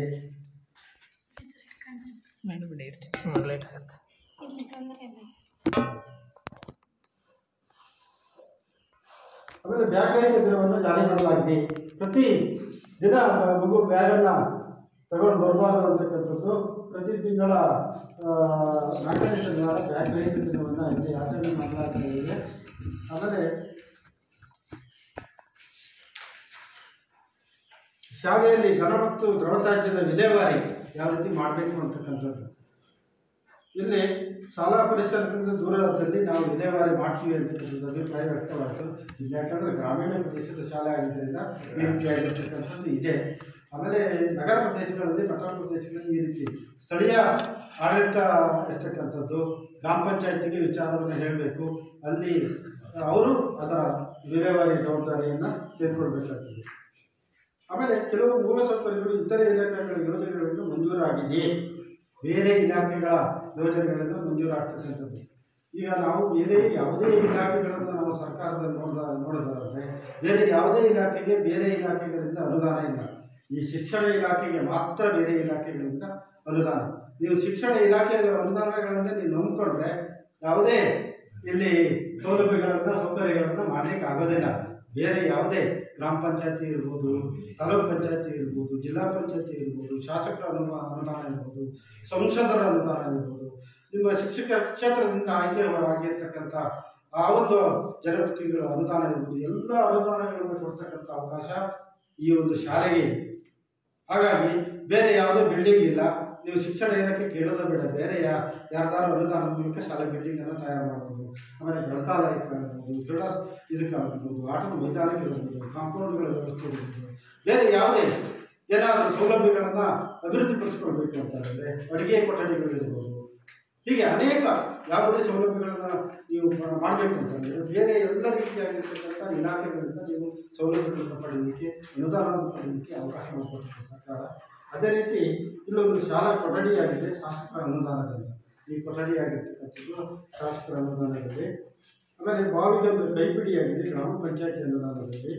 ಆಮೇಲೆ ಒಂದು ಇಂಗುಗೊಂಡಿಯಾಗಿದೆ ಗ್ರಾಮ ಪಂಚಾಯತಿ ಅನುದಾನದಲ್ಲಿ. ಆಮೇಲೆ ಇದಲ್ಲದೆ ಮೂಲಭೂತವಾಗಿರ್ತಕ್ಕಂಥ ಸೌಕರ್ಯಗಳಲ್ಲದೆ ಶಿಕ್ಷಕರ ಕಾರ್ಯನಿರ್ವಹಣೆ ಹೇಗೆ ಇಲ್ಲಿ ಆಗ್ತಾ ಇದೆ ಅಂತಕ್ಕಂಥದ್ದು ಅದನ್ನು ಪರಿಶೀಲನೆ ಮಾಡಿಕೊಡ್ಬೇಕಾಗ್ತದೆ. ಅದರಲ್ಲಿ ಶಿಕ್ಷಕರು ನಿಯಮಿತವಾಗಿ ಶಾಲೆಗೆ ಹಾಜರಾಗ್ತಾರೆ ಅಂತಕ್ಕಂಥದ್ದನ್ನು ನಾವು ಶಿಕ್ಷಕರನ್ನು ಕೇಳಬೇಕಾಗ್ತದೆ, ಮಕ್ಕಳನ್ನು ಕೇಳಬೇಕಾಗ್ತದೆ, ಪೋಷಕರನ್ನು ಕೇಳ್ತದೆ, ಗ್ರಾಮಸ್ಥರನ್ನು ಕೇಳ್ತದೆ. ನಿಯಮಿತವಾಗಿ ಸರ್ಕಾರ ತಿಳಿಸಿರ್ತಕ್ಕಂಥ, ಶಿಕ್ಷಣ ಇಲಾಖೆ ತಿಳಿಸಿರ್ತಕ್ಕಂಥ ಸಮಯಕ್ಕೆ ಸರಿಯಾಗಿ ಹಾಜರಾಗ್ತಾರೆ ಅಂತಕ್ಕಂಥದ್ದು ಅಭಿಪ್ರಾಯ ವ್ಯಕ್ತವಾಯಿತು. ಶಿಕ್ಷಕರು ಪ್ರತಿದಿನ ಶಾಲೆಗೆ ತಡವಾಗಿ ಬರ್ತಾರೆ ಆ ರೀತಿಯಾಗಿರ್ತಕ್ಕಂಥದ್ದು ವ್ಯವಸ್ಥೆ ಇಲ್ಲ ಅಂತಕ್ಕಂಥದ್ದು ಅಭಿಪ್ರಾಯ ವ್ಯಕ್ತವಾಯಿತು. ಶಿಕ್ಷಕರು ಪ್ರತಿದಿನ ಶಾಲೆಯನ್ನು ಮುಂಚಿತವಾಗಿ ತೆರಳುತ್ತಾರೆ, ಈ ರೀತಿಯಾಗಿರ್ತಕ್ಕಂಥ ಅವಕಾಶಗಳು ಇಲ್ಲ. ಹಾಗಾಗಿ ಈ ರೀತಿ ವ್ಯವಸ್ಥೆ ಇಲ್ಲ ಅಂತಕ್ಕಂಥ ಅಭಿಪ್ರಾಯ ವ್ಯಕ್ತವಾಯಿತು. ಶಿಕ್ಷಕರು ನಿಯತಕಾಲಿಕವಾಗಿ ಪೋಷಕರನ್ನ ಭೇಟಿ ಮಾಡಿ ಮಕ್ಕಳ ಹಾಜರಾತಿ, ಸಾಮರ್ಥ್ಯ ಮತ್ತು ಕಲಿಕಾ ಪ್ರಗತಿಗಳ ಬಗ್ಗೆ ವಿವರಿಸುತ್ತಾರೆ. ಸರ್ಕಾರದ ಶಿಕ್ಷಣದ ನಿಯಮದ ಪ್ರಕಾರ ಆಯಾ ಕಾಲದಲ್ಲಿ ಪಾಠ ಪ್ರವಚನವನ್ನು ಮಾಡಬೇಕು, ಪರೀಕ್ಷೆಗಳನ್ನು ನಡೆಸಬೇಕು. ಆ ಪರೀಕ್ಷೆಗಳ ಏನು ವಿದ್ಯಾರ್ಥಿಗಳ ಪ್ರಗತಿ ಏನಿದೆ ಅದು ಪೋಷಕರ ಗಮನಕ್ಕೆ ತರಬೇಕು ಅಂತಕ್ಕಂಥದ್ದು ಎಲ್ಲ ಒಂದು ನಿಯಮವನ್ನು ರೂಪಿಸಿದ್ದಾರೆ. ಅದರ ಪ್ರಕಾರ ಇಲ್ಲಿ ನಿರ್ವಹಣೆ ಆಗ್ತಿದೆ ಅಂತಕ್ಕಂಥ ಅಭಿಪ್ರಾಯ ವ್ಯಕ್ತವಾಯಿತು. ಆಮೇಲೆ ಇತ್ತೀಚೆಗೆ ಶಿಕ್ಷಕರು ತರಬೇತಿಯನ್ನು ಪಡೆದಿದ್ದಾರೆಯೇ? ಶಿಕ್ಷಣ ಇಲಾಖೆಯಲ್ಲಿ ಅನೇಕ ಬದಲಾವಣೆಗಳಾಗ್ತಾ ಇದೆ. ಮಕ್ಕಳಿಗೆ ಪರಿಣಾಮಕಾರಿಯಾಗಿರ್ತಕ್ಕಂಥ ಕಲಿಕೆ ಆಗಬೇಕಾದ್ರೆ ಕೆಲವೊಂದು ತರಬೇತಿಗಳನ್ನು ಶಿಕ್ಷಣ ಇಲಾಖೆ ನೀಡ್ತಾ ಬರ್ತದೆ. ಅದರ ಪ್ರಕಾರ ENK ಇಂಗ್ಲಿಷ್ ನಲಿಕಲಿ, ಆಮೇಲೆ ಓದು ಕರ್ನಾಟಕ ಮತ್ತು ನಲಿಕಲಿ ಬಗ್ಗೆ ಇವರಿಗೆ ತರಬೇತಿಯಾಗಿರ್ತಕ್ಕಂಥದ್ದು ಕಂಡು ಬಂತು. ಅದನ್ನು ಅವರ ಅಭಿಪ್ರಾಯವನ್ನು ಹೇಳಿದರು. ಆಮೇಲೆ ಮಕ್ಕಳ ಮ್ಯಾಪಿಂಗ್ ಮತ್ತು ಜಾಡು ಹಿಡಿಯುವ ಕಾರ್ಯ ಮಾಡಲಾಗಿದೆ.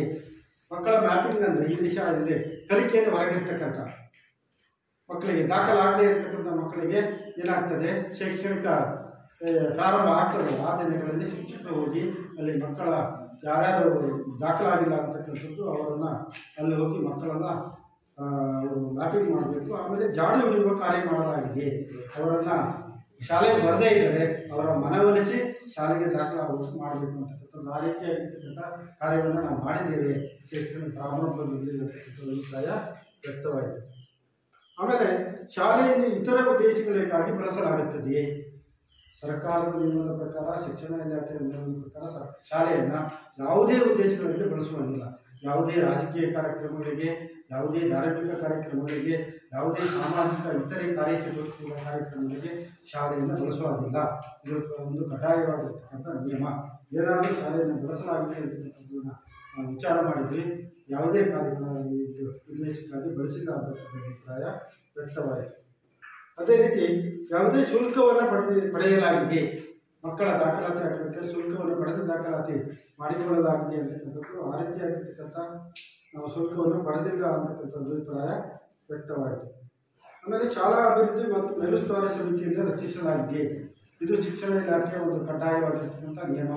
STMC ಸಮಿತಿಯನ್ನು ರಚನೆ ಮಾಡಬೇಕು. ಅದರಲ್ಲಿ ಮಕ್ಕಳ ಪೋಷಕರು ಇರಬೇಕು. ಆಮೇಲೆ ಮಹಿಳೆಯರು 50 ಭಾಗ ಇರಬೇಕು. ಅವರು ಶಾಲೆಯ ಪ್ರಗತಿಯ ಬಗ್ಗೆ ಆಗಾಗ ಒಂದು ಮಾಹಿತಿಯನ್ನು ಪಡಿತಾ ಇರಬೇಕು. ಶಾಲೆಯ ಪ್ರಗತಿಯ ಬಗ್ಗೆ, ಕಲಿಕೆಯ ಬಗ್ಗೆ ಅವರು ಸಹ ಅಲ್ಲಿ ಭಾಗವಹಿಸಿ ಎಲ್ಲ ರೀತಿಯಾಗಿರ್ತಕ್ಕಂಥ ಶಾಲೆಯ ನಿರ್ವಹಣೆ ಮಾಡಬೇಕು ಅಂತಕ್ಕಂಥದ್ದು ನಿಯಮ ಇದೆ. ಅದರ ಪ್ರಕಾರ STMC ಸಮಿತಿಗೆ ಅದರ ಫಲಕವನ್ನು ನಿರ್ವಹಣೆ ಮಾಡಲಾಗಿದೆ. ಆಮೇಲೆ ಅದರಲ್ಲಿ 4/3 ಪೋಷಕರೇ ಇದ್ದಾರೆ ಅಂತಕ್ಕಂಥದ್ದು ಪೋಷಕರಿದ್ದಾರೆ.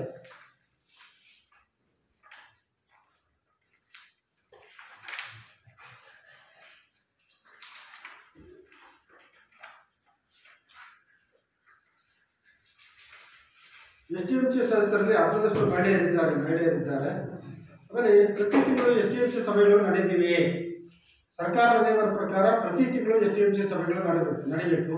ಇಲ್ಲೇ ಶಾಲೆಯ ಶೈಕ್ಷಣಿಕ ಪ್ರಗತಿಯ ಬಗ್ಗೆ ಮಾಹಿತಿಯನ್ನು ಪಡೆಯಬೇಕು. ಮಕ್ಕಳ ಕಲಿಕೆಯ ಬಗ್ಗೆ ಅವರು ಗಮನ ಹರಿಸಬೇಕು ಅಂತಕ್ಕಂಥದ್ದು ಇಲ್ಲಿ 6 ಸಭೆಗಳು ನಡೆದಿರುವುದು ಕಂಡುಬಂದಿದೆ. ಆಮೇಲೆ ಕ್ಷೇತ್ರ ಶಿಕ್ಷಣಾಧಿಕಾರಿಗಳು ಅಥವಾ ಸಮನ್ವಯಾಧಿಕಾರಿಗಳು ಕಳೆದ 12 ತಿಂಗಳಲ್ಲಿ ಎಷ್ಟು ಸಾರಿ ಶಾಲೆಗೆ ಭೇಟಿ ನೀಡಿದ್ದಾರೆ? ಕ್ಷೇತ್ರ ಶಿಕ್ಷಣಾಧಿಕಾರಿಗಳು ಕನಿಷ್ಠ ಒಮ್ಮೆ ಆದರೂ ಶಾಲೆಗೆ ಭೇಟಿ ನೀಡಬೇಕಾಗ್ತದೆ. ಆಮೇಲೆ ಇನ್ನು ಸಮನ್ವಯಾಧಿಕಾರಿಗಳು ಅವರು ಸಹ ಭೇಟಿ ನೀಡಬೇಕಾಗ್ತದೆ. ಇಲ್ಲಿ ಕ್ಷೇತ್ರ ಶಿಕ್ಷಣಾಧಿಕಾರಿಗಳು ಭೇಟಿ ನೀಡಿದ ದಾಖಲೆ ನಿರ್ವಹಣೆ ಆಗಿಲ್ಲ. ಸಮನ್ವಯಾಧಿಕಾರಿಗಳು BRC ಅವರು ಒಬ್ಬ ಭೇಟಿ ನೀಡಿರ್ತಕ್ಕಂಥದ್ದು ಕಂಡು ಬಂತು. 2022ರಲ್ಲಿ DDP ಅವರು ಜಿಲ್ಲಾ ಶಿಕ್ಷಣಾಧಿಕಾರಿಗಳು ಇಲ್ಲಿ ಭೇಟಿ ನೀಡಿರ್ತಕ್ಕಂಥದ್ದು ಒಂದು ದಾಖಲೆ ನಿರ್ವಹಣೆ ಆಗಿದೆ. ಆಮೇಲೆ ಭ್ರಷ್ಟ ಸಂಪನ್ಮೂಲ ವ್ಯಕ್ತಿ CRP ಅವರು ಕಳೆದ 12 ತಿಂಗಳಲ್ಲಿ ಶಾಲೆಗೆ ಎಷ್ಟು ಸಾರಿ ಭೇಟಿ ನೀಡಿದ್ದಾರೆ ಅಂತಕ್ಕಂಥದ್ದು ಶಿಕ್ಷಣದ ನಿಯಮದ ಪ್ರಕಾರ ಈಗ 12 ತಿಂಗಳಿದೆ. ಅದರಲ್ಲಿ 10 ತಿಂಗಳು ಶೈಕ್ಷಣಿಕ ವರ್ಷ ನಡೀತಕ್ಕಂಥದ್ದು. ಅದರಲ್ಲಿ 12 ಬಾರಿ ಅವರು ಭೇಟಿ ನೀಡಬೇಕು. ಶಾಲೆಯ ಎಲ್ಲ ಪ್ರಗತಿಯ ಬಗ್ಗೆ ಅವರು ಅಲ್ಲಿ ಮಾಹಿತಿಗಳನ್ನು ಪಡೆದು ಸೂಕ್ತ ಕಾಲಕಾಲಕ್ಕೆ ಸರ್ಕಾರಕ್ಕೆ ಮಾಹಿತಿಯನ್ನು ನೀಡಬೇಕಾಗ್ತದೆ, ಪೋಷಕರಿಗೆ ಮತ್ತು ಶಿಕ್ಷಕರಿಗೆ ಮಾಹಿತಿಯನ್ನು ನೀಡಬೇಕು ಅಂತ ಉದ್ದೇಶ ಸರ್ಕಾರದ ನಿಯಮ. ಆ ಪ್ರಕಾರ ನಾವು ದಾಖಲಾತಿಗಳನ್ನು ಪರಿಶೀಲನೆ ಮಾಡಿದಾಗ 12 ಬಾರಿ ಭೇಟಿ ನೀಡಿರ್ತಕ್ಕಂಥದ್ದು ಕಂಡುಬಂತು. ತಿಂಗಳಿಗೆ ಒಂದ್ಸರಿ ಕೊಡಬೇಕಂತ ಇದೆ ಒಂದ್ಸರಿ ಸಮಾವೇಶ. ಹೌದು.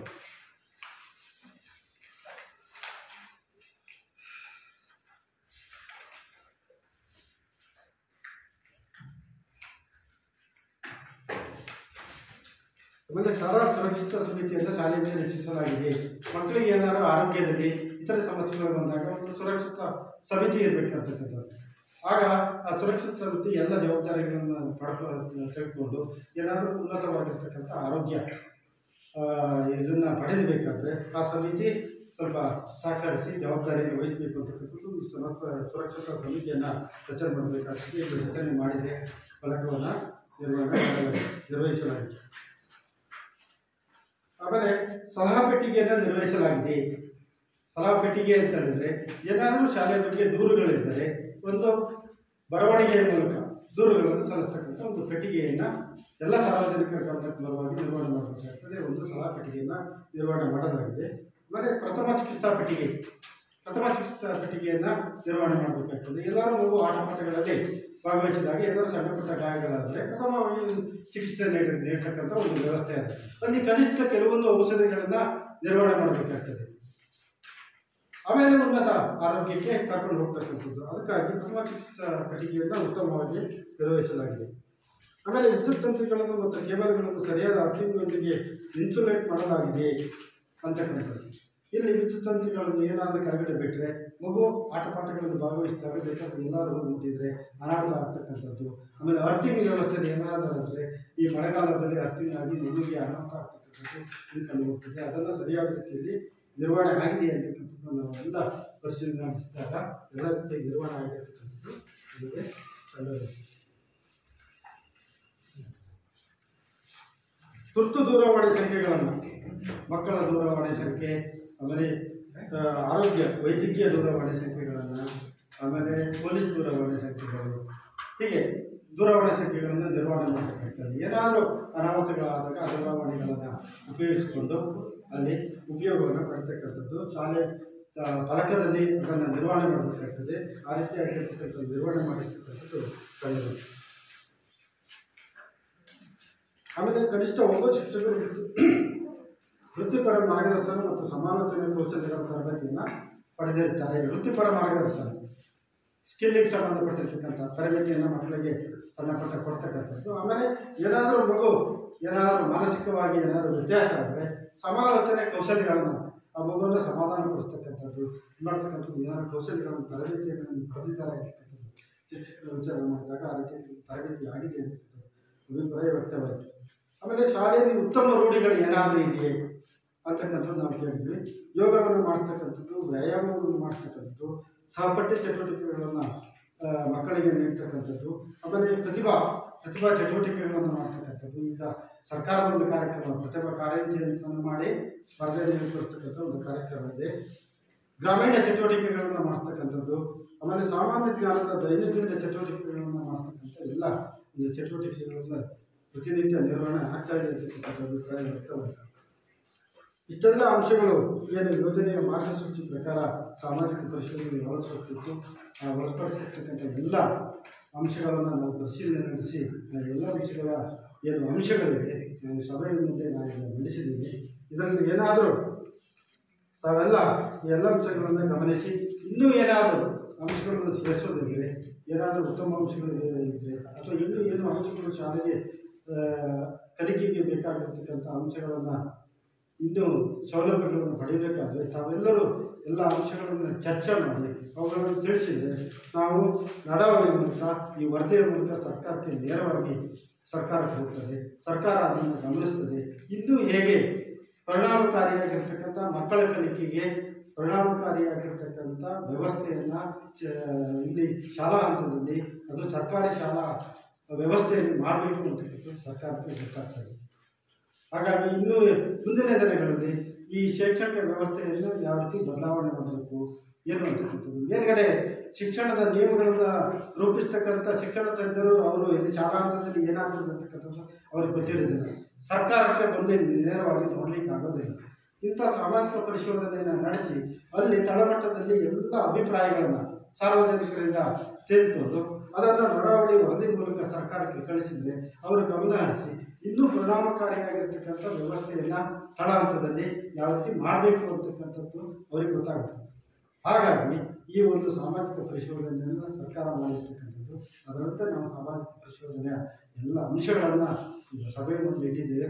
ತಾವೆಲ್ಲರೂ ಚರ್ಚೆ ಮಾಡಿ ಅಂತಿಮವಾಗಿ ಬಂದಿರತಕ್ಕಂಥ ಎಲ್ಲ ಅಂಶಗಳನ್ನು ನಾವು ಕ್ರೋಢೀಕರಿಸಿ ಸರ್ಕಾರಕ್ಕೆ ಕಳಿಸ್ತೀವಿ ಅಂತ ಹೇಳಿ ಕಳಿಸ್ತಾ ಈ ಎಲ್ಲ ಅಂಶಗಳನ್ನು ತಿಳಿಸಲಿಕ್ಕೆ ಅವಕಾಶ ಕೊಟ್ಟಿರ್ತಕ್ಕಂಥ ನಮ್ಮೆಲ್ಲರಿಗೂ ಧನ್ಯವಾದ. ಈ ಒಂದು ಸಾಮಾಜಿಕ ಲೆಕ್ಕ ಪರಿಶೋಧನೆ ಸಮಗ್ರ ಶಿಕ್ಷಣ ಒಂದು ಗ್ರಾಮ ಸಭೆಯಲ್ಲಿ ಈ ಕಳೆದ 3 ದಿನಗಳ ಕಾಲ ಅವರೇನು ಸಮಗ್ರವಾಗಿ ಇವತ್ತು ಕಾರ್ಯಕ್ರಮದ ಎಲ್ಲ ಅಂಶಗಳನ್ನು ಒಳಗೊಂಡಂತೆ ಏನು ತನಿಖೆಯನ್ನು ಮಾಡಿ ಎಲ್ಲದರ ಬಗ್ಗೆ ವರದಿಯನ್ನ ಸಮಸ್ತ ಗ್ರಾಮಸ್ಥರ ಮತ್ತು ಎಲ್ಲ ಗಣ್ಯರ ಮುಂದೆನೂ ಅವರು ಈ ವರದಿಯನ್ನ ಮಂಡನೆಯನ್ನು ಮಾಡಿದ್ದಾರೆ. ಈ ವರದಿಯ ಆಧಾರದ ಮೇಲೆ ಪೋಷಕರು ಮತ್ತು ಗ್ರಾಮಸ್ಥರು ಈ ವರದಿಯ ಮೇಲಿನ ಚರ್ಚೆಯನ್ನ ಮಾಡಬೇಕಾಗಿ ಮುಂದಿನ ಕಾರ್ಯಕ್ರಮಕ್ಕೆ ಪೋಷಕರು ಮತ್ತು ಗ್ರಾಮಸ್ಥರು ಈ ಒಂದು ವರದಿಯ ಕುರಿತಂತೆ ನಿಮ್ಮ ವಿಷಯಗಳನ್ನು ಚರ್ಚೆ ಮಾಡಿ ನೀವು ಅವಶ್ಯಕತೆಗಳು ಇದೆ,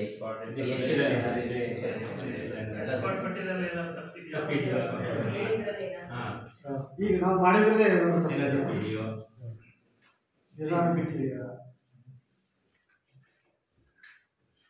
ಈಗ ಮಕ್ಕಳು ದೂರದಿಂದ ಬರ್ತಿರಲ್ಲ, 5-6 ಕಿಲೋಮೀಟರ್ ಬರ್ತಿರಲ್ಲ, ಅವರಿಗೆ ನಾವು ಸಾರಿಗೆ ಪ್ರತ್ಯೇ ಕೂಡ ಅವಕಾಶ ಏನಾಗಿದೆ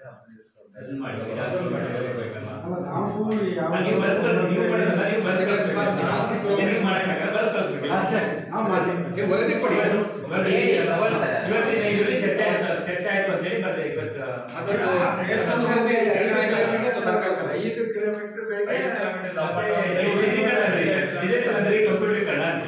ಇಲ್ಲಿ ಮಾಡ್ಲಿಕ್ಕೆ ಫಸ್ಟ್ ಪ್ರಾಬ್ಲಮ್ ನೆಟ್ವರ್ಕ್, ಅದ್ರದ್ದೊಂದು ನಿರ್ಣಯ ಮಾಡಿ ನೆಟ್ವರ್ಕ್ ಪ್ರಾಬ್ಲಮ್ ಸವರ್ಣಗಳಲ್ಲಿ ಲೇಟ್ ಮಾಡಿ. ಮತ್ತೆ ಈ ಸಾರಿಗೆ ಬಗ್ಗೆ ಕುರಿತಂತೆ ನಾವು ಸಪರೇಟ್ ಕೊಠಡಿಗಳು ಅಂತ ಹೇಳ್ತಲ್ಲ, ಸಪರೇಟ್ ಕೊಠಡಿ ಇರ್ಬೇಕಾದ್ರೆ ಅದೊಂದು ಕೊಠಡಿ ಸಾರಿಗೆ ತರಗತಿ ಕೊಠಡಿಗಳು ಅದು ಕೂಡ ಮಧ್ಯ ಒಂದು ಗೋಡೆ ಹಾಕಿ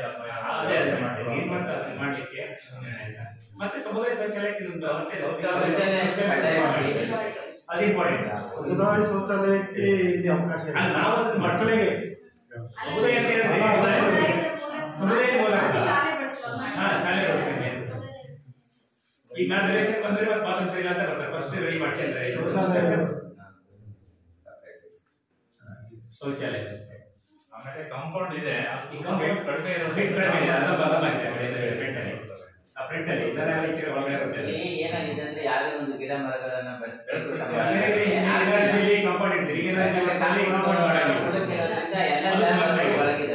ಕಂಪ್ಲೀಟ್ ಮಾಡ್ತಿದ್ವಿ, ಗ್ರಾಮ ಪಂಚಾಯತಿ ಹೇಳಿದ್ವಿ ಮಾಡಂಗಿಲ್ಲ, ನಿಲ್ಸಿದ್ದಾರೆ.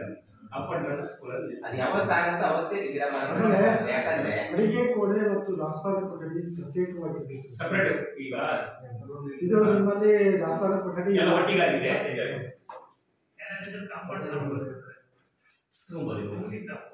ಈಗ ಒಂದು ಲಾಸ್ಟ್ ಟೈಮಲ್ಲಿ ಈಗ ಸರ್ ಬಂದಾಗಿಲ್ಲ ಬೇಡ ಅದು ಯಾಕಂದ್ರೆ ಒಂದು ಶಾಲೆಯಲ್ಲಿ ಶಾಲಾ ಕೈತೋಟ ನಿರ್ವಹಣೆ ಮಾಡಬೇಕು ಅನ್ನೋದು ಈಗ ಒಂದು ಇದು. ಕೈತೋಟಕ್ಕೆ ಇಡ್ತೀವಿ ಅಂದ್ರೆ ಕೈತೋಟ ಇದ್ರೆ ಕಾಂಪೌಂಡ್ ಈಗ ಫುಲ್ ಕಾಂಪೌಂಡ್ ಇದೆ ಅಂತ ಕೊಟ್ಟಿದ್ದೀವಿ.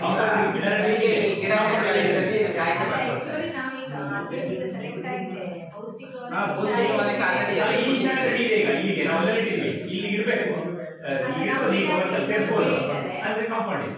ನಮ್ಮ ಇಲಾಖೆಯಿಂದ ಪೌಷ್ಟಿಕ ವನಕ್ಕೆ ಕೇಳಿದಾಗ ಕೊಟ್ಟಿದ್ದೀನಿ, ಕಾಂಪೌಂಡ್ ಇದೆ, ನಮಗೆ ಗಿಡ ಮರಗಳನ್ನ ಕೊಡಿ ಅಂತ. ಈಗ ಗಿಡ ಮರಗಳು ನೆಟ್ಟರೆ ಅದು ಉಳಿಬೇಕಲ್ಲ, ಆ ಜಾನುವಾರು ಬರ್ತಿದೆ. ಹಂಗಾಗಿ ಗ್ರಾಮ ಪಂಚಾಯತ್ ಯಾಕಂದ್ರೆ ಒಂದು ಶಾಲೆ ಸ್ವಲ್ಪ ಪ್ರಜ್ವಲವಾಗಿ ಇರ್ಬೇಕಂದ್ರೆ ಅಲ್ಲಿ ಕೈತೋಟಗಳು ಇರಲೇಬೇಕು. ಅದೊಂದಿನ ಆಯ್ತಂದ್ರೆ ಸ್ವಲ್ಪ ದಿನ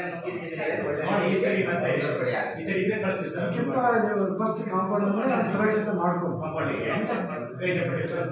ಏನಂದ್ರೆ ಇರೋ ಕಾಂಪೌಂಡ್ ಇನ್ನೂ ಒಂದು 2 ಅಡಿ ಹೈಟ್ ಮಾಡ್ಕೊಂಡು ಅದು ಹೊಸದಾಗೋದಕ್ಕಿಂತ ಇನ್ನೂ 2 ಅಡಿ ಹೈಟ್ ಮಾಡಿದ್ರೆ ಸಾಕು.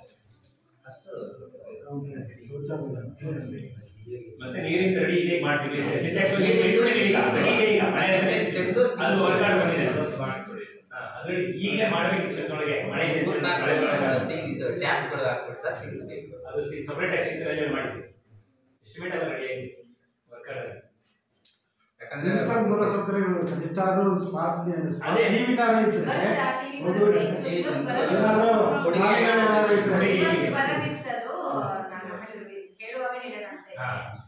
ಇದ್ರೆ ವಾರದಲ್ಲಿ ಬರ್ಬೋದು. ಸ್ಮಾರ್ಟ್ ಟಿವಿ ಆಕ್ಚುಲಿ ಇವತ್ತೇ ಬನ್ನಿ ಅಂತೆ ನಾನು ಎಲ್ಲ ಗ್ರಾಮಸ್ಥರು ಇರ್ತಾರೆ ಅಂತ ಹೇಳಿದ್ವಿ. ಬರುತ್ತೆ ಸ್ಮಾರ್ಟ್ ಟಿವಿ.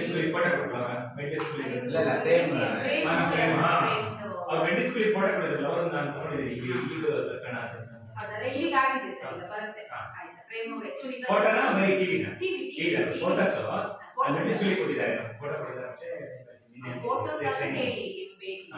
ನಮಗೇನು ಅಪೇಕ್ಷೆ ಅಂದ್ರೆ ಕೆಲವೊಂದು ಕೊಡುಗೆಗಳು ಬರ್ತವೆ ನಿಜ, ಆದ್ರೆ ಸರ್ಕಾರನೇ ಒಂದಿಷ್ಟು ಮಕ್ಕಳಿಗೆ ಬೇಕಾದಷ್ಟು ಏನು ಅದನ್ನು ಕೊಡ್ಬೇಕಾಗ್ತದೆ ಅನ್ನೋದು ನನ್ನ ಅಭಿಪ್ರಾಯ.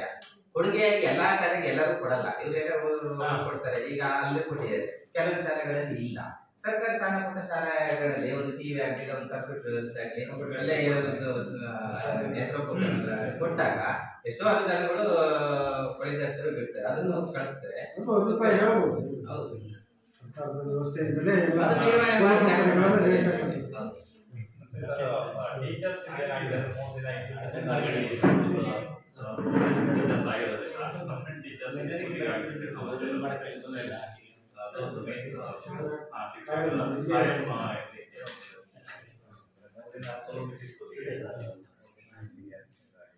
ಇಲ್ಲಾಂದ್ರೆ ಈ ಮಕ್ಕಳ ಸರಾಸರಿ ಸರಿಯಾಗಿ ಒಬ್ಬ ಕೊಡದೇ ಇಲ್ಲ,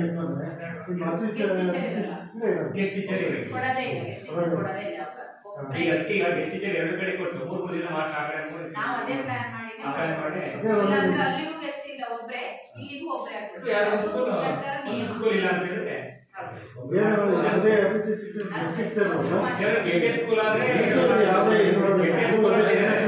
ನಿಮ್ಗೆ ಲಾಭನೇ ಇದೆ. ಇದು ಲಾಭ ಯಾಕೆ ಗೊತ್ತಾ, 11 ಮಕ್ಕಳಿರೋದ್ರಿಂದ ಕೊಡದೇ ಇಲ್ಲ, ಯಾವ ಕೊಡಲ್ಲ. ಅದ್ರ ಟೀಚರ್ ಸಿಕ್ಕರು ಸರ್ ವೇಟ್ ಮಾಡ್ಕೊಂಡಿರ್ತಾರೆ. ಹಾಗಾಗಿ ನಿಮ್ಗೆ ಇದು ಲಾಭದಾಯಕ. ಇಲ್ಲ ಅಂದ್ರೆ ಯಾರೋ ಒಬ್ರೆ ಈಗ ನೆಕ್ಸ್ಟ್ ಎಲ್ಲ ಒಂದು 1 ವರ್ಷ ಕೆಪಿಎಸ್ ಸ್ಕೂಲ್ ಅಲ್ಲಿ ನೆಕ್ಸ್ಟ್ ಫಸ್ಟ್ ಗತಿಗೆ ಕೊಟ್ಟಿರಲ್ಲ, ನೆಕ್ಸ್ಟ್ ಕೆಪಿಎಸ್ ಸ್ಕೂಲ್ ಅಲ್ಲಿ ಎಲ್ಲ ಸ್ಕೂಲ್ ಒಂದೇ ಕಡೆ ಸ್ಕೂಲ್ ಒಂದು ಟೆಸ್ಟ್ ಈಗ ಕೆಪಿಎಸ್ ಅನ್ನು ನಾವು ಸೋಷಿಯಲ್ ಆಡಿಟ್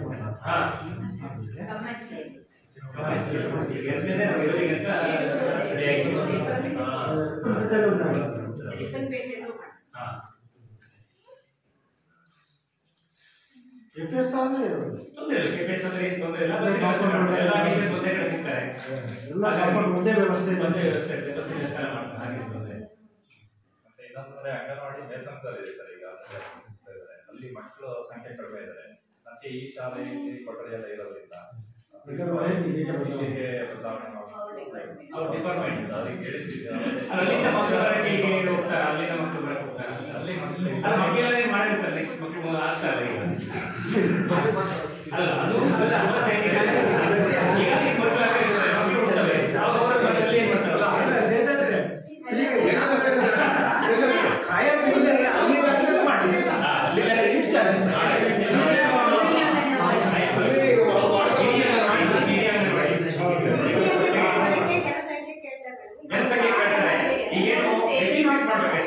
ಅಂಗನವಾಡಿ ಆಗಲಿ ಶಾಲೆ ಆಗಲಿ ಎಲ್ಲವೂ ಯಾವುದೇ ಅನುದಾನ ಕೇಳ್ಬೇಕು ಅಂದ್ರು ಆ ಶಾಲೆಯಲ್ಲಿ ಎಷ್ಟು ಮಕ್ಕಳು ಇದ್ದಾರೆ ಕೇಳ್ಬಿಡ್ತೀವಿ. 11 ಮಕ್ಕಳಿಗೆ ಇನ್ನೊಂದು ಹೊಸ ಶೌಚಾಲಯ ಕೊಡುವಾಗ ಅವ್ರ ಆದ್ಯತೆ ನೋಡ್ತಾರೆ, ಯಾವ ಶಾಲೆ ಮೊದಲ ಆದ್ಯತೆ ಕೊಡಬೇಕು ಅಂತ.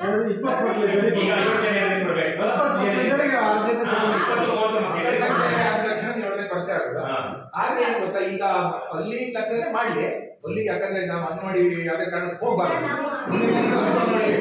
ಅಂಗನವಾಡಿಯಿಂದ ಒಂದು 5-6 ವರ್ಷದಲ್ಲಿ ಮಾತಾಡ್ತೀವಿ ಅಂತ ಅವರು ಈಗ ಸಿಪೋ ಮೇಡಮ್ ಅವರು ಓಡ್ತೀವಿ. ಆಮೇಲೆ ಈಗ ಬಿಲ್ಡಿಂಗ್ಸ್ ಚೆನ್ನಾಗಿದೆ ಮಾಡ್ಲಿಕ್ಕೆ ಬಾಗಿಲಿಲ್ಲ, ಅದಕ್ಕೆ ಮಾಡಿ ಕೊಟ್ರೆ ಮಾತ್ರ ನಮಗೆ ಸಿಕ್ಕಾಗ್ತದೆ. ಪರ್ಮಿಷನ್ ಬೇಕಾಗಬಹುದು. ಅದನ್ನ ಪಂಚಾಯತಿ ಪರ್ಮಿಷನ್ ಅದನ್ನ ಪಂಚಾಯತಿಂದ ಲೆಟರ್ ಮಾಡ್ತೀವಿ, ಇಲಾಖೆಯಿಂದ ಲೆಟರ್ ತಗೋಬೇಕು. ವಿಚಾರಕ್ಕೆ ಬರೋದಾದ್ರೆ ಅಂಗನವಾಡಿಗಿಂತ ಮುಂಚೆನೆ ನಾವು ಗ್ರಾಮ ಪಂಚಾಯತಿ ಮನೆ ಕೊಟ್ಟಿದ್ವಿ. ಅಲ್ಲಿ ಕಿಟಕಿ ಬಾಗಿಲು ಬೇಕು ಅಂತ, ಯಾಕಂದ್ರೆ ನಮ್ಮ ಉಪಯೋಗಕ್ಕೆ ಮಾಡ್ಕೊಳ್ಳೋಣ. ಉಡಾಣ ಕೊಠಡಿ ಇಲ್ಲ ಅಂತಂದ್ರೆ ಅಡಿಗೆ ರೂಮ್ ಪಕ್ಕದಲ್ಲಿ ಮಾಡ್ಕೊಳ್ಳೋಣ ಅಂತ ಹೇಳಿದ್ವಿ. ಅದನ್ನ ನೀವು ರೆಡಿ ಮಾಡ್ಕೊಡ್ತೀವಿ. ಮಾಡ್ತಾರೆ ಬಿಡ್ತಾರೆ ಅದನ್ನೆಷ್ಟು ನಮ್ಮ ಶಾಲಾ ವತಿಯಿಂದ ಆ ಕೊಠಡಿ ಅಂಗನವಾಡಿ ಅನ್ನೋದು ಅವ್ರ ಡಿಪಾರ್ಟ್ಮೆಂಟ್ಗೆ ಸಂಬಂಧಪಟ್ಟಿದ್ದು ಅವ್ರು ಬಂದು ಪರಿಶೀಲನೆ ಮಾಡಿ ಅವ್ರು ಮಾಡೋದಾದ್ರೆ ಅದ್ರ ಬಗ್ಗೆ ಸಿಡಿಪಿ ಮೇಡಮ್ ಹತ್ರ ಮಾತಾಡಿ ಅಲ್ಲಿಂದ ಮಾತಾಡ್ಬೇಕು. ಲೆಟರ್ ಬಗ್ಗೆ ರೆಡಿ ಮಾಡ್ಕೊಡ್ತೀವಿ. ಶಿಕ್ಷಣ ಇಲಾಖೆ ನೀವು ಬರ್ತೀವಿ ಅಂತ ಹೇಳಿದ್ರೆ ಅದನ್ನ ಲೆಟರ್ ಮಾಡ್ಕೊಡ್ತೀವಿ. ಪರ್ಮಿಷನ್ ಬೇಕು. ಯಾಕಂದ್ರೆ ಅಭಿಲಕ್ಷಣೆ ಮಾಡ್ತಾರೆ ಅದ್ರಲ್ಲಿ ಒಂದಿನ ಅಲ್ಲಿ ಮಾಡಿ ಬಿಲ್ಡಿಂಗ್ ಮಾತ್ರ ಚೇಂಜ್ ಅಷ್ಟೇ. ಯಾಕಂದ್ರೆ ಒಂದು ಅಂಗನವಾಡಿಯಲ್ಲಿ ಬರ್ತಾರೆ ಹೇಗೆ ಏನಂತಿದೆ ಎಷ್ಟು ತಂದಿದೆ ಈಗ ಅಂಗನವಾಡಿ ಉಳಿತಿಗಂತಿದೆ ಉಳಿತಿಗಂಡು ಗ್ರಾಮನೇ ಅಲ್ವಾ? ಗ್ರಾಮ ಸರಿ ನೆಕ್ಸ್ಟ್ ಮತ್ತೆಂತ ಇದೆ ನೋಡಿ.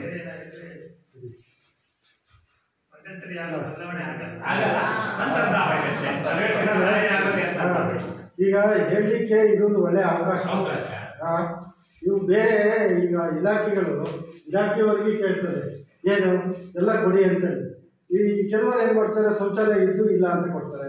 ಆಮೇಲೆ ಏನೇನೋ ಶೌಚಾಲಯ ಇದೆಯಾ ಇಲ್ಲ ಅಂತ ಕೊಡ್ತಾರೆ. ಮತ್ತೆ ಇಲಾಖೆ ನಾವು ಅದಕ್ಕೆ ಕೊಡೋಲ್ಲ. ನಾವು ಇದನ್ನ ಇದೇ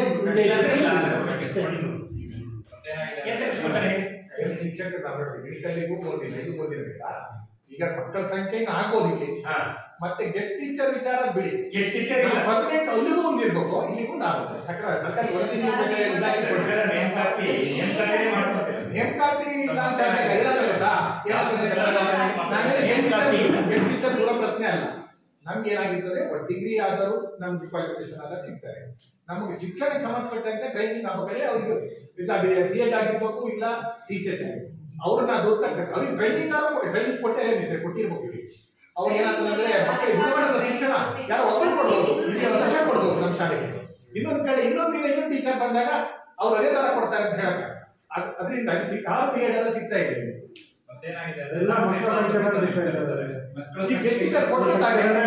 ಯಾರು ಡಿಗ್ರಿ ಆದ್ರೆ ನಾವು ಹುಡುಕೊಡ್ತಿದ್ರೆ ಎರಡು ಭಾಗದಲ್ಲಿ ಸಿಗ್ತಾರೆ, ಮತ್ತೊಂದ್ ಕಡೆ ಸಿಗ್ತಾರೆ.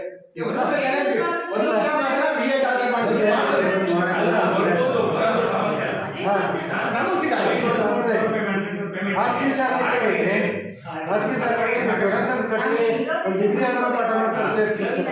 ಅಲ್ಲ ಅವರಿಗೆ ಟ್ರೈನಿಂಗ್ ಎಲ್ಲ ಕೊಡದೇ ಇರೋದ್ರಿಂದ ಶಿಕ್ಷಣಕ್ಕೆ ಸಂಬಂಧಪಟ್ಟಂತೆ TCH ಈಗ ಶಿಕ್ಷಕರು ತಗೊಂಡ್ರೆ ನೆನಪಲ್ಲಿ ಇರ್ಬೇಕು.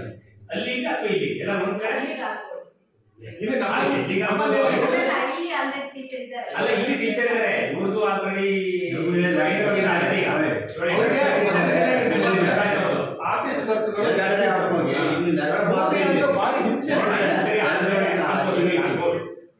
ಅದು ತುಂಬಾ ಸುರ ಆಗಿರ್ತದೆ ನೋಡಿ. ಆಯ್ಕೆ ಮಾಡ್ಕೊಂಡ್ರೆ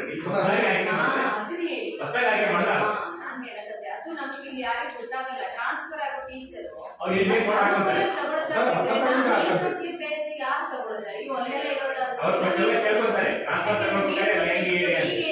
ಮೊದ್ಲಾಯ್ತದು ಒಂದ್ 15-20 ವರ್ಷ ನಿಮ್ದೆಲ್ಲ ನೇಮಕಾತಿ ಆದ್ರೆ ನೀರು ತೊಟ್ಟು ಎಲ್ಲ ಅಂತ ಗೊತ್ತಿಲ್ಲ. ಈಗ ಅಪಾಯಿಂಟ್ಮೆಂಟ್ ಲೀಸ್ಟ್ ಹೆಸರು ಬಂದ ತಕ್ಷಣ ಅಲ್ಲೇ ಅಲ್ಲಿ ಕೌನ್ಸಿಲಿಂಗ್ ನಡೀತಾ ಇದೆಯಲ್ಲ,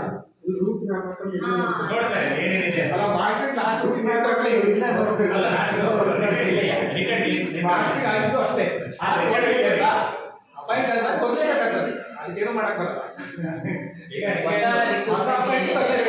ಒಂದು ಹೊಸದಾಗಿ ರಿಕ್ರೂಟ್ಮೆಂಟ್ ಏನಿದೆ ಅವ್ರು ಪರ್ಸೆಂಟೇಜ್ ತಗೊಳ್ಳೇಬೇಕು. ಟ್ರಾನ್ಸ್ಫರ್ ಮಾತ್ರ ಚಾಯ್ಸ್ ಇರುತ್ತೆ. 5 ವರ್ಷ ಅವ್ರಿಗೇನು ಇನ್ನೂ ಚಾನ್ಸ್ ಇದೆ, ಇನ್ನು ಅವ್ರಿಗೆ ಅವಕಾಶ ಇದೆ. ಅಧಿವೇಶನ ಇತ್ತು, 2 ಸಾರಿ ಅಷ್ಟೇ. ನೀವಿದವರಿಗೆ ಜಾಸ್ತಿ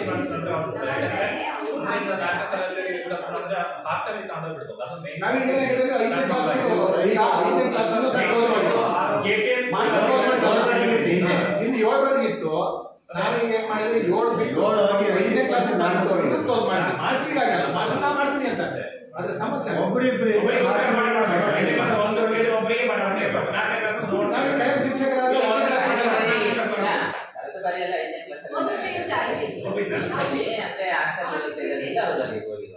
ಅಲ್ಲ ಎಕ್ಸ್ಪ್ರೆಸ್ ಇರ್ತಾರೆ. ಹಿರಿಯ ಪ್ರಾಥಮಿಕ ಶಾಲೆ ಇಲ್ಲ, ಇದು ಕಿರಿಯ ಪ್ರಾಥಮಿಕ ಶಾಲೆನೇ 1ರಿಂದ 5. ಈಗ ಮಾಸ್ಟರ್ ಹೇಳೋದು ನಾವು 5ನೇ ಕ್ಲಾಸ್ ನೀವು ಇದೇ ಬಿಟ್ಟು ನಾವು ಮಾಡ್ತೀವಿ. 7ರವರೆಗೆ ಇರ್ತಂದ್ರೆ ನಿಮ್ದು 8ರಿಂದ ಹಾಸ್ಟೆಲ್ ತಗೊಂಡ್ಬಿಡೋದು ಸಮಸ್ಯೆ ಏನಿಲ್ಲ. ಈಗ ಆದ್ರೆ 4ನೇ ಕ್ಲಾಸಿಗೆ ಆಗಿ 5ನೇ ಕ್ಲಾಸಿಗೆ ಹಾಸ್ಟೆಲ್ ಸ್ವಲ್ಪ ಕಷ್ಟ ಆಗ್ತದೆ, ಮಕ್ಕಳ ಬಾಯಿ ಸಣ್ಣ ಇರ್ತದೆ. ನಾವು ಉದಾಹರಣೆ ನಮ್ಮ ಬಿಟ್ಟಿಸಿ ಅವ್ರಿಗೆ 4ನೇ ಕ್ಲಾಸಿಗೆ ತಗೊಂಡು 5ನೇ ಕ್ಲಾಸಿಗೆ ಹಾಕ್ತಾರೆ ಹಾಸ್ಟೆಲ್ಗೆ. ಅವಾಗ ಸ್ವಲ್ಪ ಎಷ್ಟಾದ್ರೂ ಸ್ವಲ್ಪ ಒಂದು ವರ್ಷ ಹಿಂದೆ ಈಗ LPS ಆಗೋದ್ರಿಂದ ತಗೊಂಡಿದ್ದೆ ಕೊರತೆ ಇದು ಬಿಡಿ ಅಂತ ಸ್ವಲ್ಪ ತಗೊಂಡಿದ್ರೆ LPS ಆದಾಗ ಮತ್ತೆ ಅದಕ್ಕೆ ಶಿಕ್ಷಕರು ಬೇಕು, ಸಬ್ಜೆಕ್ಟ್ ಟೀಚರ್ಸ್ ಎಲ್ಲ ಬೇಕು, ಮತ್ತೆ ಮೇಲ್ಮಟ್ಟದಲ್ಲಿ ನಡಿಬೇಕಾದಂತ ಮಕ್ಕಳ ಸಂಖ್ಯೆ ಬೇಕಲ್ಲ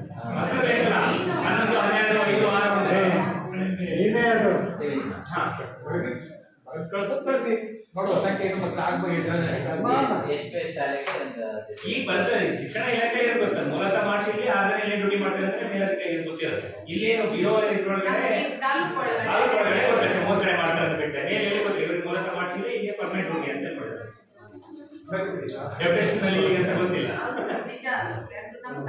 ಏನು ಬಿಒ ನಮ್ಮ ಇದ್ರೊಳಗಡೆ ಅನುಕೂಲ ಅದನ್ನ ಒಪ್ಪಿಟ್ಟು ಮಾಡ್ತಾರಲ್ಲ. ಅಂದ್ರೆ ನಾವು ಇಲಾಖೆ ಹೇಳಿದಾಗ ಅದು ನಾವು ಕೇಳಬೇಕಂತಂದ್ರೆ ಅದು ಬದಲಾಗಲ್ಲ. ನಾವು ಬರುವಾಗಲೇ ಬರ್ಕೊಟ್ಟು ಬಂದಿರ್ತೀವಿ.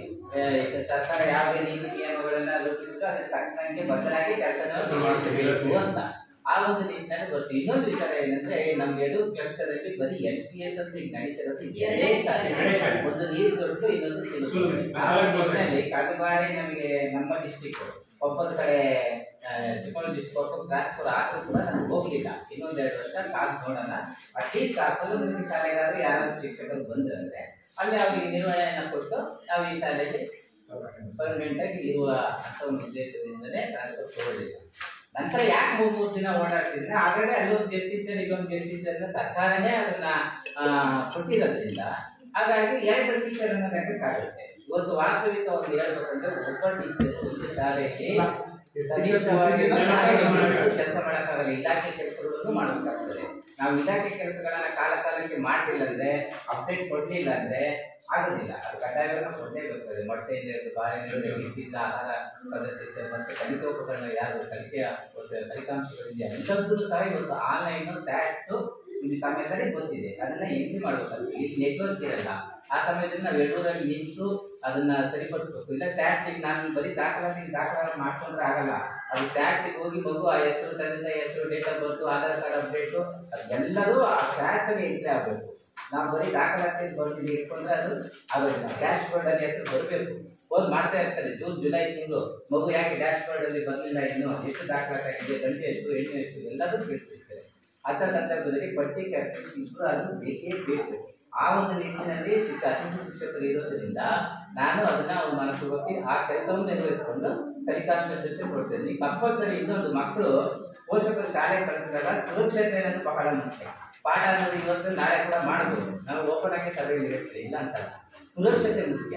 ಆ ಸುರಕ್ಷತೆಗಂತ ಕನಿಷ್ಠ ಒಂದು ಶಿಕ್ಷಕರು ಇರಲೇಬೇಕು. ಆ ಮಗು ಶಾಲೆ ಒಳಗೆ ಬಂದ ಶಿಕ್ಷಕರು ಇರಬೇಕು. ಆ ಒಂದು ನಿಟ್ಟಿನಲ್ಲಿ ಅತಿಥಿ ಶಿಕ್ಷಕರು ಇರ್ತಾರೆ. ಕೆಲವೊಂದು ಇಲಾಖೆ ಮೀಟಿಂಗ್ಗಳು ಕೆಲಸಗಳು ಇದ್ದಾಗ ಅರ್ಧ ಗಂಟೆ 1 ಗಂಟೆ ಇಲ್ಲ ಒಂದಿನ ಮೀಟಿಂಗ್ ಇದ್ದಾಗ ಕೂಡ ನಾವು ಹೊರಗಡೆ ಹೋಗಿ ಬರ್ತೀವಿ. ಮುಖ್ಯ ಶಿಕ್ಷಕರೇ ಕಾರ್ಯನಿರ್ವಹಿಸಿ ಬರ್ತೀವಿ. ಆ ಒಂದು ನಿಟ್ಟಿನಲ್ಲಿ ಅದು ನಿಮಗೆ ಅನುಕೂಲ ಆಗಿದ್ದೆ ಅಂತ ಕೇಳಿದಾಗ ಇವತ್ತಿನ ಪರಿಸ್ಥಿತಿಯಲ್ಲಿ ನಿಜವಾಗ್ಲೂ ಕಷ್ಟ ಸಾಧ್ಯ. ಆ ಒಂದು ನಿಟ್ಟಿನಲ್ಲಿ ನಾನು ಅಧ್ಯಕ್ಷರು ಸಹ ಮನವರಿಕೆ ಮಾಡಿದ್ದೆ. ಅತಿಥಿ ಶಿಕ್ಷಕರು ಎಲ್ಲಿವರೆಗೂ ಇಲ್ಲಿ ಇರ್ತೀವೋ 2 ಹ್ಯಾಂಡ್ ಅನ್ನೋ ಥರ ಇರ್ತೀವಿ. ಒಂದು ಪಕ್ಷ ಅವರ ಅತಿಥಿ ಶಿಕ್ಷಕರನ್ನ ಏನಾದರೂ ಕೊಡ್ಲಿಲ್ಲ ಅಂದ್ರೆ ನೀವು ಆ ಒಂದು ಪ್ರಪೋಸಲ್ನ ಇಡಿ, ಅದು ನ್ಯಾಯ ಇದೆಯಲ್ಲ ಇಡಿ ಅಂತ ಹೇಳಿ. ಕೆಲವು ಶಾಲೆಗಳಲ್ಲಿ ಅತಿಥಿ ಶಿಕ್ಷಕ ಮಾಡ್ಕೊಂಡು ಹೋಗ್ತಾ ಇದ್ದಾರೆ. ಯಾಕಂದ್ರೆ ಎಲ್ಲ ಶಿಕ್ಷಕರಿಗೂ ಒಂದು ಗುರಿ ಇರ್ತದೆ. ನಮ್ಮ ಶಾಲೆ ಉತ್ತಮವಾಗಿ ಇರಬೇಕು. ಅದು ನನಗೂ ಇದೆ. ಹಾಗಾಗಿ ಯಾವ್ದ್ರಲ್ಲೂ ಈ ಶಾಲೆ ಅತಿಥಿ ಶಿಕ್ಷಕರು ಈಗಂತಲ್ಲ, ಇವತ್ತು ಕಂಟಿನ್ಯೂಸ್ ಸಂಬಳ ಇದು ಮಾಡ್ತಾರೆ. ಸಾಧಾರಣ ಅಲ್ಲ, ಯಾಕಂದ್ರೆ ಸಭೆಯಲ್ಲಿ ಈಗ ಅಲ್ಲ ಅತಿಥಿ ಶಿಕ್ಷಕರು ಇಲ್ಲಿ ಕಂಟಿನ್ಯೂ ಆಗಿ ಅವತ್ತು ಇತ್ತು. ಈಗ ಅಂತ ಹಿಂದೆ ಪೋಷಕರು ಹಣ ಕೊಟ್ಟು ಮಾಡಿಸಿದ್ದು ಸಹ ಉಂಟು. ನಾನು 2 ತಿಂಗಳು ಕೊಟ್ಟು ಮಾಡಿಸಿದ್ದು. ಆದ್ರೆ ನಾನು 2020 ಯಾವುದೇ ಆದ ಒಂದೇ ಒಂದು ರೂಪಾಯಿನ ನಾವು ಬೋಧನೆ ಶುಲ್ಕವಾಗಿ ಪಡೆದಿಲ್ಲ. ಇಲ್ಲಿ ಸರ್ಕಾರನೇ ಕೊಟ್ಟಿದ್ದು. ಅದು ಆವಾಗ ಅಧ್ಯಕ್ಷರಾಗಿದ್ದು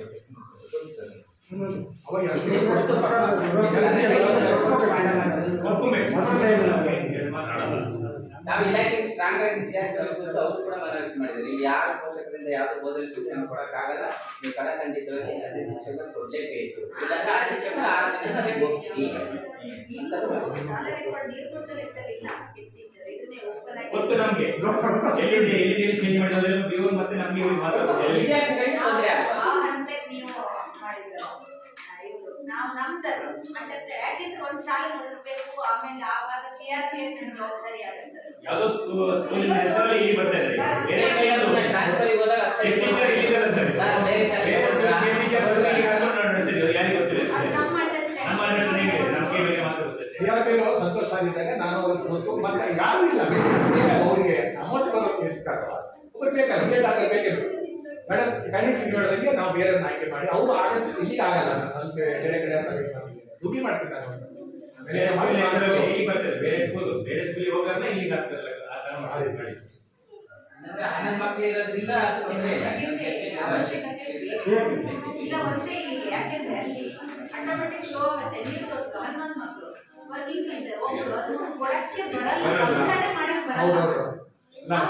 ಚೆನ್ನಾಗಿ ನಡೀತಾ ಇದೆ, ಚೆನ್ನಾಗಿ ನಡೆಸ್ಕೊಳ್ತಾ ಇದೆ. ತುಂಬಾ ನೀಟ ಮುಖಾಯ ಅಂತ ಹೇಳಿ ನಾವು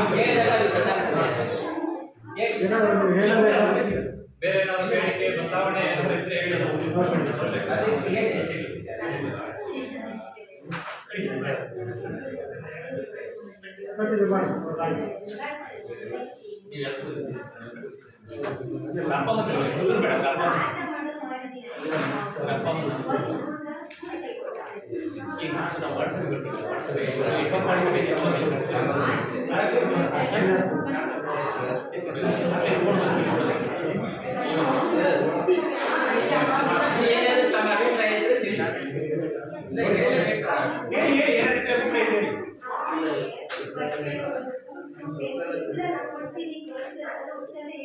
ನಿಮ್ಮನೆ ಏನು ಹೇಳಿ ಹೌದಾ?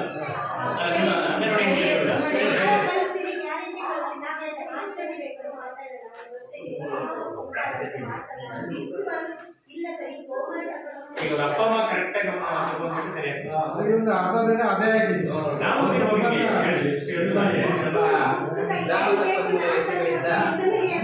ನಾವು ಮಂಡನೆ ವರದಿಯ ಮೇಲೆ ಇದುವರೆಗೂ ಪೋಷಕರು ಮತ್ತು ಗ್ರಾಮಸ್ಥರು ವಿಷಯದ ಮೇಲೆ ಚರ್ಚೆಯನ್ನು ಮಾಡಿ ತಮ್ಮ ಅಭಿಪ್ರಾಯವನ್ನು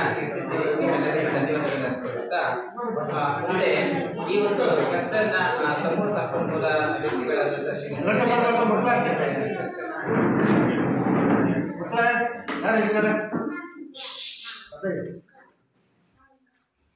ಎಲ್ರಿಗೂ ನಮಸ್ಕಾರ. ಸರ್ಕಾರಿ ಹಿರಿಯ ಪ್ರಾಥಮಿಕ ಶಾಲೆ ನೀರ್ತೊಟ್ಟು ಈ ಸಮಗ್ರ ಶಿಕ್ಷಣ ಕರ್ನಾಟಕದ ಮೂಲಕ ನಡೆದಿರುವಂತಹ ಸಾಮಾಜಿಕ ಲೆಕ್ಕ ಪರಿಶೋಧನೆಯ ಕೊನೆಯ ದಿನ ಗ್ರಾಮ ಸಭೆಯ ಕಾರ್ಯಕ್ರಮದ ಅಧ್ಯಕ್ಷತೆಯನ್ನು ವಹಿಸಿಕೊಂಡಿರುವಂತಹ ಹೊಸಬರವರಿಗೆ ಕಾರ್ಯಕ್ರಮದಲ್ಲಿ ಉಪಸ್ಥಿತರಿರುವಂತಹ ಗ್ರಾಮ ಪಂಚಾಯತ್ ಪ್ರಥಮ ಪ್ರಜೆಯಾಗಿರುವಂತಹ ಶ್ರುತಿ ಶೇಷಾದ್ರಿಯವರೇ, ಹಾಗೆ ಈ ಕಾರ್ಯಕ್ರಮದ ನೋಡಲ್ ಅಧಿಕಾರಿಯಾಗಿರುವ ನಾಗೇಶ್ವರ ಅವರೇ, ಕಾರ್ಯಕ್ರಮದಲ್ಲಿ ಸಭೆಯಲ್ಲಿ ಉಪಸ್ಥಿತರಿರುವಂತಹ STMC ಅಧ್ಯಕ್ಷರೇ, ಉಪಾಧ್ಯಕ್ಷರೇ, ಹಾಗೆ VR ದೇವೇಂದ್ರ ಸರ್ ಅವರೇ, ಹಾಗೆ ವೇದಿಕೆ ವಿಭಾಗದಲ್ಲಿರುವಂತಹ ಎಲ್ಲ ಗ್ರಾಮಸ್ಥರೇ, ಪೋಷಕರೇ, ಮುದ್ದು ಮಕ್ಕಳೇ, ನಮ್ಮ ಶಾಲಾ ಮುಖ್ಯ ಶಿಕ್ಷಕರೇ.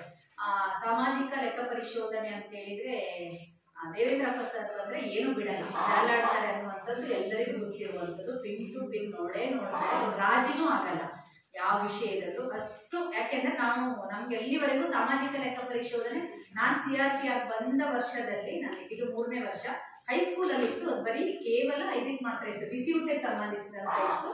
ಮತ್ತೇನು ಈ ಆಡಳಿತಾತ್ಮಕ ಬೇರೆ ಯಾವ ವಿಚಾರ ಇರಲಿಲ್ಲ. ಆದ್ರೆ ಸರ್ಕಾರ ಆದೇಶ ಏನ್ ಮಾಡಿದೆ, ರಾಜ್ಯ ಸರ್ಕಾರಿ ಶಾಲೆ ಎಲ್ಲಾ ಶಾಲೆಗಳನ್ನ ಸೋಷಿಯಲ್ ಆಡಿಟ್ಗೆ ಒಳಪಡಿಸಬೇಕು ಅಂತ ಆದೇಶ ಮಾಡಿದೆ. ಈ ಮೊದಲ ಹಂತವಾಗಿ ಆಯ್ದ ಒಂದಿಷ್ಟು ಶಾಲೆಗಳನ್ನು ಮಾಡ್ತಾ ಇದ್ದಾರೆ. ಅದ್ರಲ್ಲಿ ನಮ್ಮ ಕ್ಲಸ್ಟರ್ ಮೊದಲ ಶಾಲೆ ಇದೇ ಇಲ್ಲ, ಈಗ ನೀರ್ತೊಟ್ಟಾಗಿದೆ. ಈಗ ನಾಳೆಯಿಂದ ನಮ್ಮ ಗಿಣಿಕಲ್ ಶಾಲೆ, ಗಿಣಿಕಲ್ ಅಂತ ಉಳುಕೊಪ್ಪ ಶಾಲೆ, ಹೀಗೆ ಸುಮಾರು ಶಾಲೆಗಳು ಪಟ್ಟಿಯಲ್ಲಿದ್ದಾವೆ. ಎಲ್ಲರೂ ಸಹ ಏನು ಪಾರದರ್ಶಕವಾಗಿ ಮಾಡ್ಕೊಂಡು ಹೋಗ್ತಾರೆ ಅನ್ನುವಂಥದ್ದನ್ನ ಮಾಡ್ತಾರೆ. ಆ ನಿಟ್ಟಿನಲ್ಲಿ ನಮ್ಮ ನೀರ್ತೊಟ್ಟು ಶಾಲೆ ಎಲ್ಲಾ ತರದಲ್ಲೂ ವ್ಯವಸ್ಥಿತವಾಗಿ ಮಾಡ್ಕೊಂಡು ಹೋಗ್ತಾ ಇದ್ದಾರೆ ಅಚ್ಚುಕಟ್ಟಾಗಿ. ನಮ್ಗಿಲ್ಲಿ ಎಲ್ರಿಗೂ ಗೊತ್ತಿರುವಂತ ದೊಡ್ಡ ಸಮಸ್ಯೆ ಅಂದ್ರೆ ನಮ್ಗೆ ಇಲಾಖೆ ಮಾಹಿತಿಯನ್ನ ಪಡ್ಕೊಳಕ್ ಬಹಳ ಕಷ್ಟ ಪಡ್ಬೇಕಾಗುತ್ತೆ. ಯಾಕಂದ್ರೆ ಸರಿಗೂ ಈ ನೆಟ್ವರ್ಕ್ ಇರಲ್ಲ. ಕೆಲವೊಮ್ಮೆ ನಮ್ಮ ಐಶ್ವರ್ಯ ಮನೆಗೆಲ್ಲ ಫೋನ್ ಮಾಡಿ ನಾವು ಕಾಂಟ್ಯಾಕ್ಟ್ ಮಾಡಿದ್ದು ಎಷ್ಟರ ಗೊಂದಲ. ಈಗ ನಾನೇ 3 ವರ್ಷದಿಂದ ಸಂಪೂರ್ಣ ಮಾಹಿತಿ, ಶಾಲೆಯ ಸಮಗ್ರ ಮಾಹಿತಿ, ಮಕ್ಕಳ ಹೆಸರು ಸಮೇತ ಗೊತ್ತಿದ್ದು ಎಲ್ಲ ವಿಚಾರಗಳು ಗೊತ್ತಿರೋದ್ರಿಂದ ಒಂದಿಷ್ಟನ್ನು ನಾನೇ ಮಾಡ್ಕೊಂಡು ಹೋಗ್ತಾ ಇದ್ದೀನಿ. ನಿಮ್ಮ ಗಮನಕ್ಕೆ ಇವರು ನಮ್ಮ ಶರವಣ ಸರ್ ನಾನು ಟ್ರಾನ್ಸ್ಫರಿಗೆ ಹೋಗಿದ್ರು, ರಿಕ್ವೆಸ್ಟ್ ಮಾಡ್ಕೊಂಡೆ, ಸರ್ ನಾನು CRP ಆಗಿರೋ ತನಕನಾದ್ರೂ ಇಲ್ಲಿ ನಾನು ವರ್ಷ ಮಾಡ್ಬೇಕು. ಯಾಕೆಂದ್ರೆ ನೀವು ನಂಬ್ತಿರೋ ಬಿಡುತ್ತೆ, ನನಗೆ ಡೈಲಿ 130 ಕಿಲೋಮೀಟರ್ ಜರ್ನಿ ಆಗುತ್ತೆ. ನನಗೆ ಈಗ ಇಲ್ಲಿ ಶೇಷಾದ್ರಿ ಅವರು ಅವಾಗ CRP ವಿಸಿಟ್ ಹೇಳಿದಾಗ ವರ್ಷಕ್ಕೆ 12 ವಿಸಿಟ್ ಅಂತೂ ಆಗ್ಲೇಬೇಕು. ನಾವು ಇಲ್ಲಿಗ 3 ದಿನಕ್ಕೆ ಹೇಳ್ತೀವಿ. ನಾನು 130 ಕಿಲೋಮೀಟರ್ ಜರ್ನಿ ಮಾಡಿದ್ರು ಸಹ ನಂಗೆ ಯಡೂರು ಕ್ಲಸ್ಟರ್ ಮಾತ್ರ ಅಲ್ಲ, ಕರಿಮನೆನೂ ಕೊಟ್ಬಿಟ್ಟಿದ್ದಾರೆ. ಒಟ್ಟು 25 ಶಾಲೆ ಬರುತ್ತೆ ನನಗೆ. 25 ಶಾಲೆನ ಪ್ರತಿ ತಿಂಗಳಲ್ಲಿ 25 ದಿನ ಸಿಗಲ್ಲ ವರ್ಕಿಂಗ್ ಡೇಸ್ ನಮಗೆ. ಅದ್ರಲ್ಲಿ ಮೀಟಿಂಗ್ಗಳಿರ್ತವೆ, ಕಚೇರಿ ಕೆಲಸಗಳಿರ್ತವೆ, ಬಿಸಿ ಊಟ ಮಾಹಿತಿ ಕೊಡೋದಿರುತ್ತೆ. ಅಲ್ಲಿ ಈಗ ವರ್ಷ ಬರುವ ಆಡಿಟ್ಗಳಲ್ಲಿ ನೆಕ್ಸ್ಟ್ CRP ವಿಸಿಟ್ 5 ರಿಂದ 6 ಸಿಗೋದು ಕಷ್ಟ ಆಗುತ್ತೆ, ಒಂದೊಂದು ಶಾಲೆ ಹೋಗ್ಲಿಕ್ಕೆ ಆಗಲ್ಲ. ಆದ್ರೂ ಸಹ ನಾನು ಇವತ್ತೊಟ್ಟಿಗೆ ಬರೋದು ವೈಯಕ್ತಿಕವಾಗಿ ಆಸ್ ಎ ಲೇಡಿ ಅಂತ ಬರೋದು ಸ್ವಲ್ಪ ಕಷ್ಟನೇ. ಇಲ್ಲಿ ಜೆಂಟ್ಸ್ ಬರೋದಕ್ಕೂ ಲೇಡೀಸ್ ಬರೋದಕ್ಕೂ ವ್ಯತ್ಯಾಸ ಇದೆ. ಸೇಫ್ಟಿ ಇದೆ ಅಂತ ಹೇಳ್ಬೋದು, ನಿಮ್ಗೆ 2 ಚೆಕ್ ಪೋಸ್ಟ್ಗಳಿದಾವೆ ಏನಲ್ಲ. ಆದ್ರೂ ಯಾಕೆಂದ್ರೆ ನಾವು ಇದೇ ಊರಿನವರೆಲ್ಲ, ಎಲ್ಲರೂ ಪರಿಚಯ ಇರಲ್ಲ, ಭಯಕ್ಕಿರುತ್ತೆ. ಆದ್ರೂ ಸರ್ ಅಷ್ಟು ಸರಿ ಕರ್ಕೊಂಡು ಬರೋದು, ಪ್ರವೀಶ್ ಮಾಷಿ ಕರ್ಕೊಂಡು ಬರ್ತಾ ಇದ್ರು. ಹೇಗೆ ವ್ಯವಸ್ಥೆಗಳಿರ್ತಾವೋ ಆಗ್ಬೋದು, ಇಲಾಖೆಯಿಂದ ಬೇರೆ ಕಾರಲ್ಲಿ ಬಂದಿದ್ದೀವಿ. ಸುಮಾರು ವ್ಯವಸ್ಥಿತವಾಗಿ ಅಚ್ಚುಕಟ್ಟಾಗಿ ನಡೆಸ್ಕೊಂಡು ಹೋಗ್ತಾರೆ. ಮಕ್ಕಳ ಕಲಿಕೆ ತುಂಬಾ ಚೆನ್ನಾಗಿದೆ ಇಲ್ಲಿ, ಅದಕ್ಕೆ ನಾನು ಯಾವಾಗಲೂ ಮೆಚ್ಚುಗೆ ವ್ಯಕ್ತಪಡಿಸುವಂಥದ್ದು.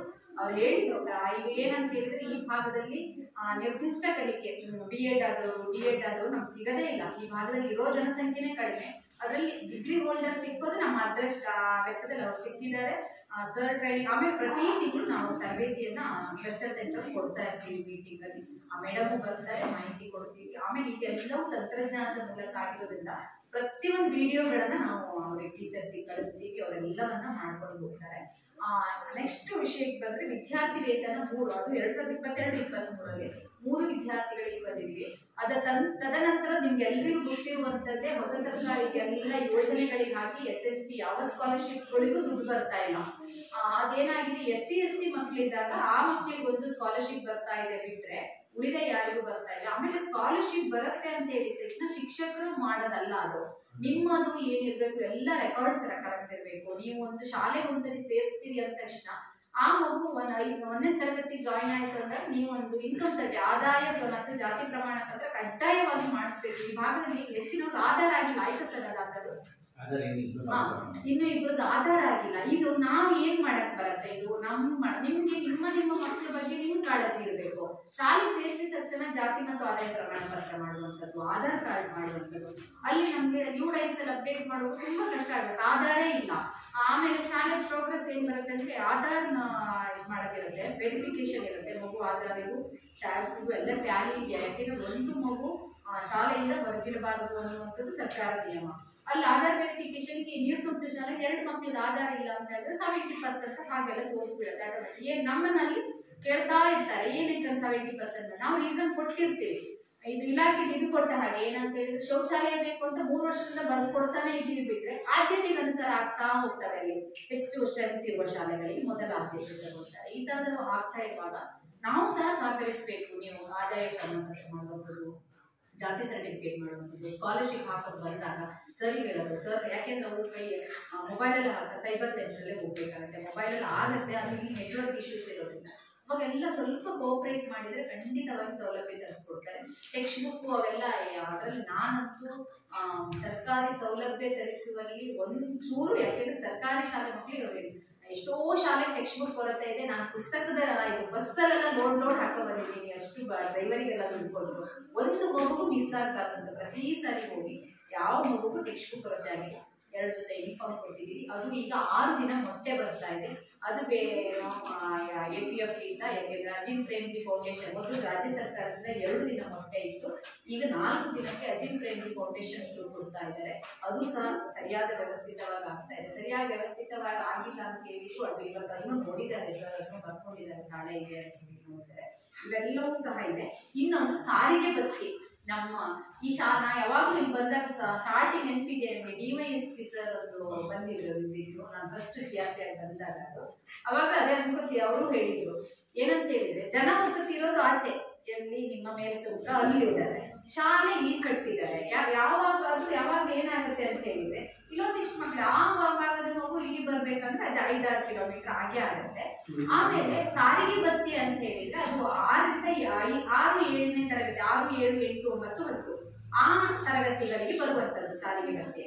ಆಮೇಲೆ ಸರ್ಕಾರ ನಿಯಮ ಹೇಗಿರುತ್ತೆ ಅಂತ ಹೇಳಿದ್ರೆ, ಮಗು 3 ಕಿಲೋಮೀಟರ್ ವ್ಯಾಪ್ತಿಯಲ್ಲಿ ಅದು LPS ಶಿಕ್ಷಣ ಪಡಿಬೇಕು, ಹಿರಿಯ ಪ್ರಾಥಮಿಕ ಶಿಕ್ಷಣ.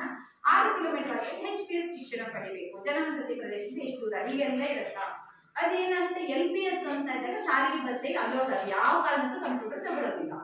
ಇವೆಲ್ಲ ನಿಯಮಗಳಿದ್ದಾಗ ಇವ್ರೀಗ ಏನಾದ್ರು ಸರ್ಕಾರಕ್ಕೆ ಬರೆದು ಈಗ ಬರೀತಾರಲ್ಲ, ಅದು ಮುಂದಿನ ದಿನಗಳಲ್ಲಿ ಈ ತರ ತುಂಬಾ ದೂರ ಇರುವ ಶಾಲೆಗಳಿಗೆ ನೀವು ಅವಕಾಶ ಮಾಡಿ ಕೊಡ್ಬೇಕಂತ ಸುತ್ತೋಲೆ ತಿದ್ದಿ ಎಲ್ಲ ಬಂದ್ರೆ ಖಂಡಿತವಾಗಿ ಕೊಡ್ಬೇಕಾಗುತ್ತೆ. ಯಾಕೆ ನಮ್ಗೆ ಅಲ್ಲಿ ಹೆಬ್ಬಳಬೈಲು ಇದೆಯಲ್ಲ, ಅಲ್ಲಿ ಆಚೆ ಗೌರಿಬೈಲಿಂದ ಮಕ್ಕಳು ಬರ್ತಾರೆ.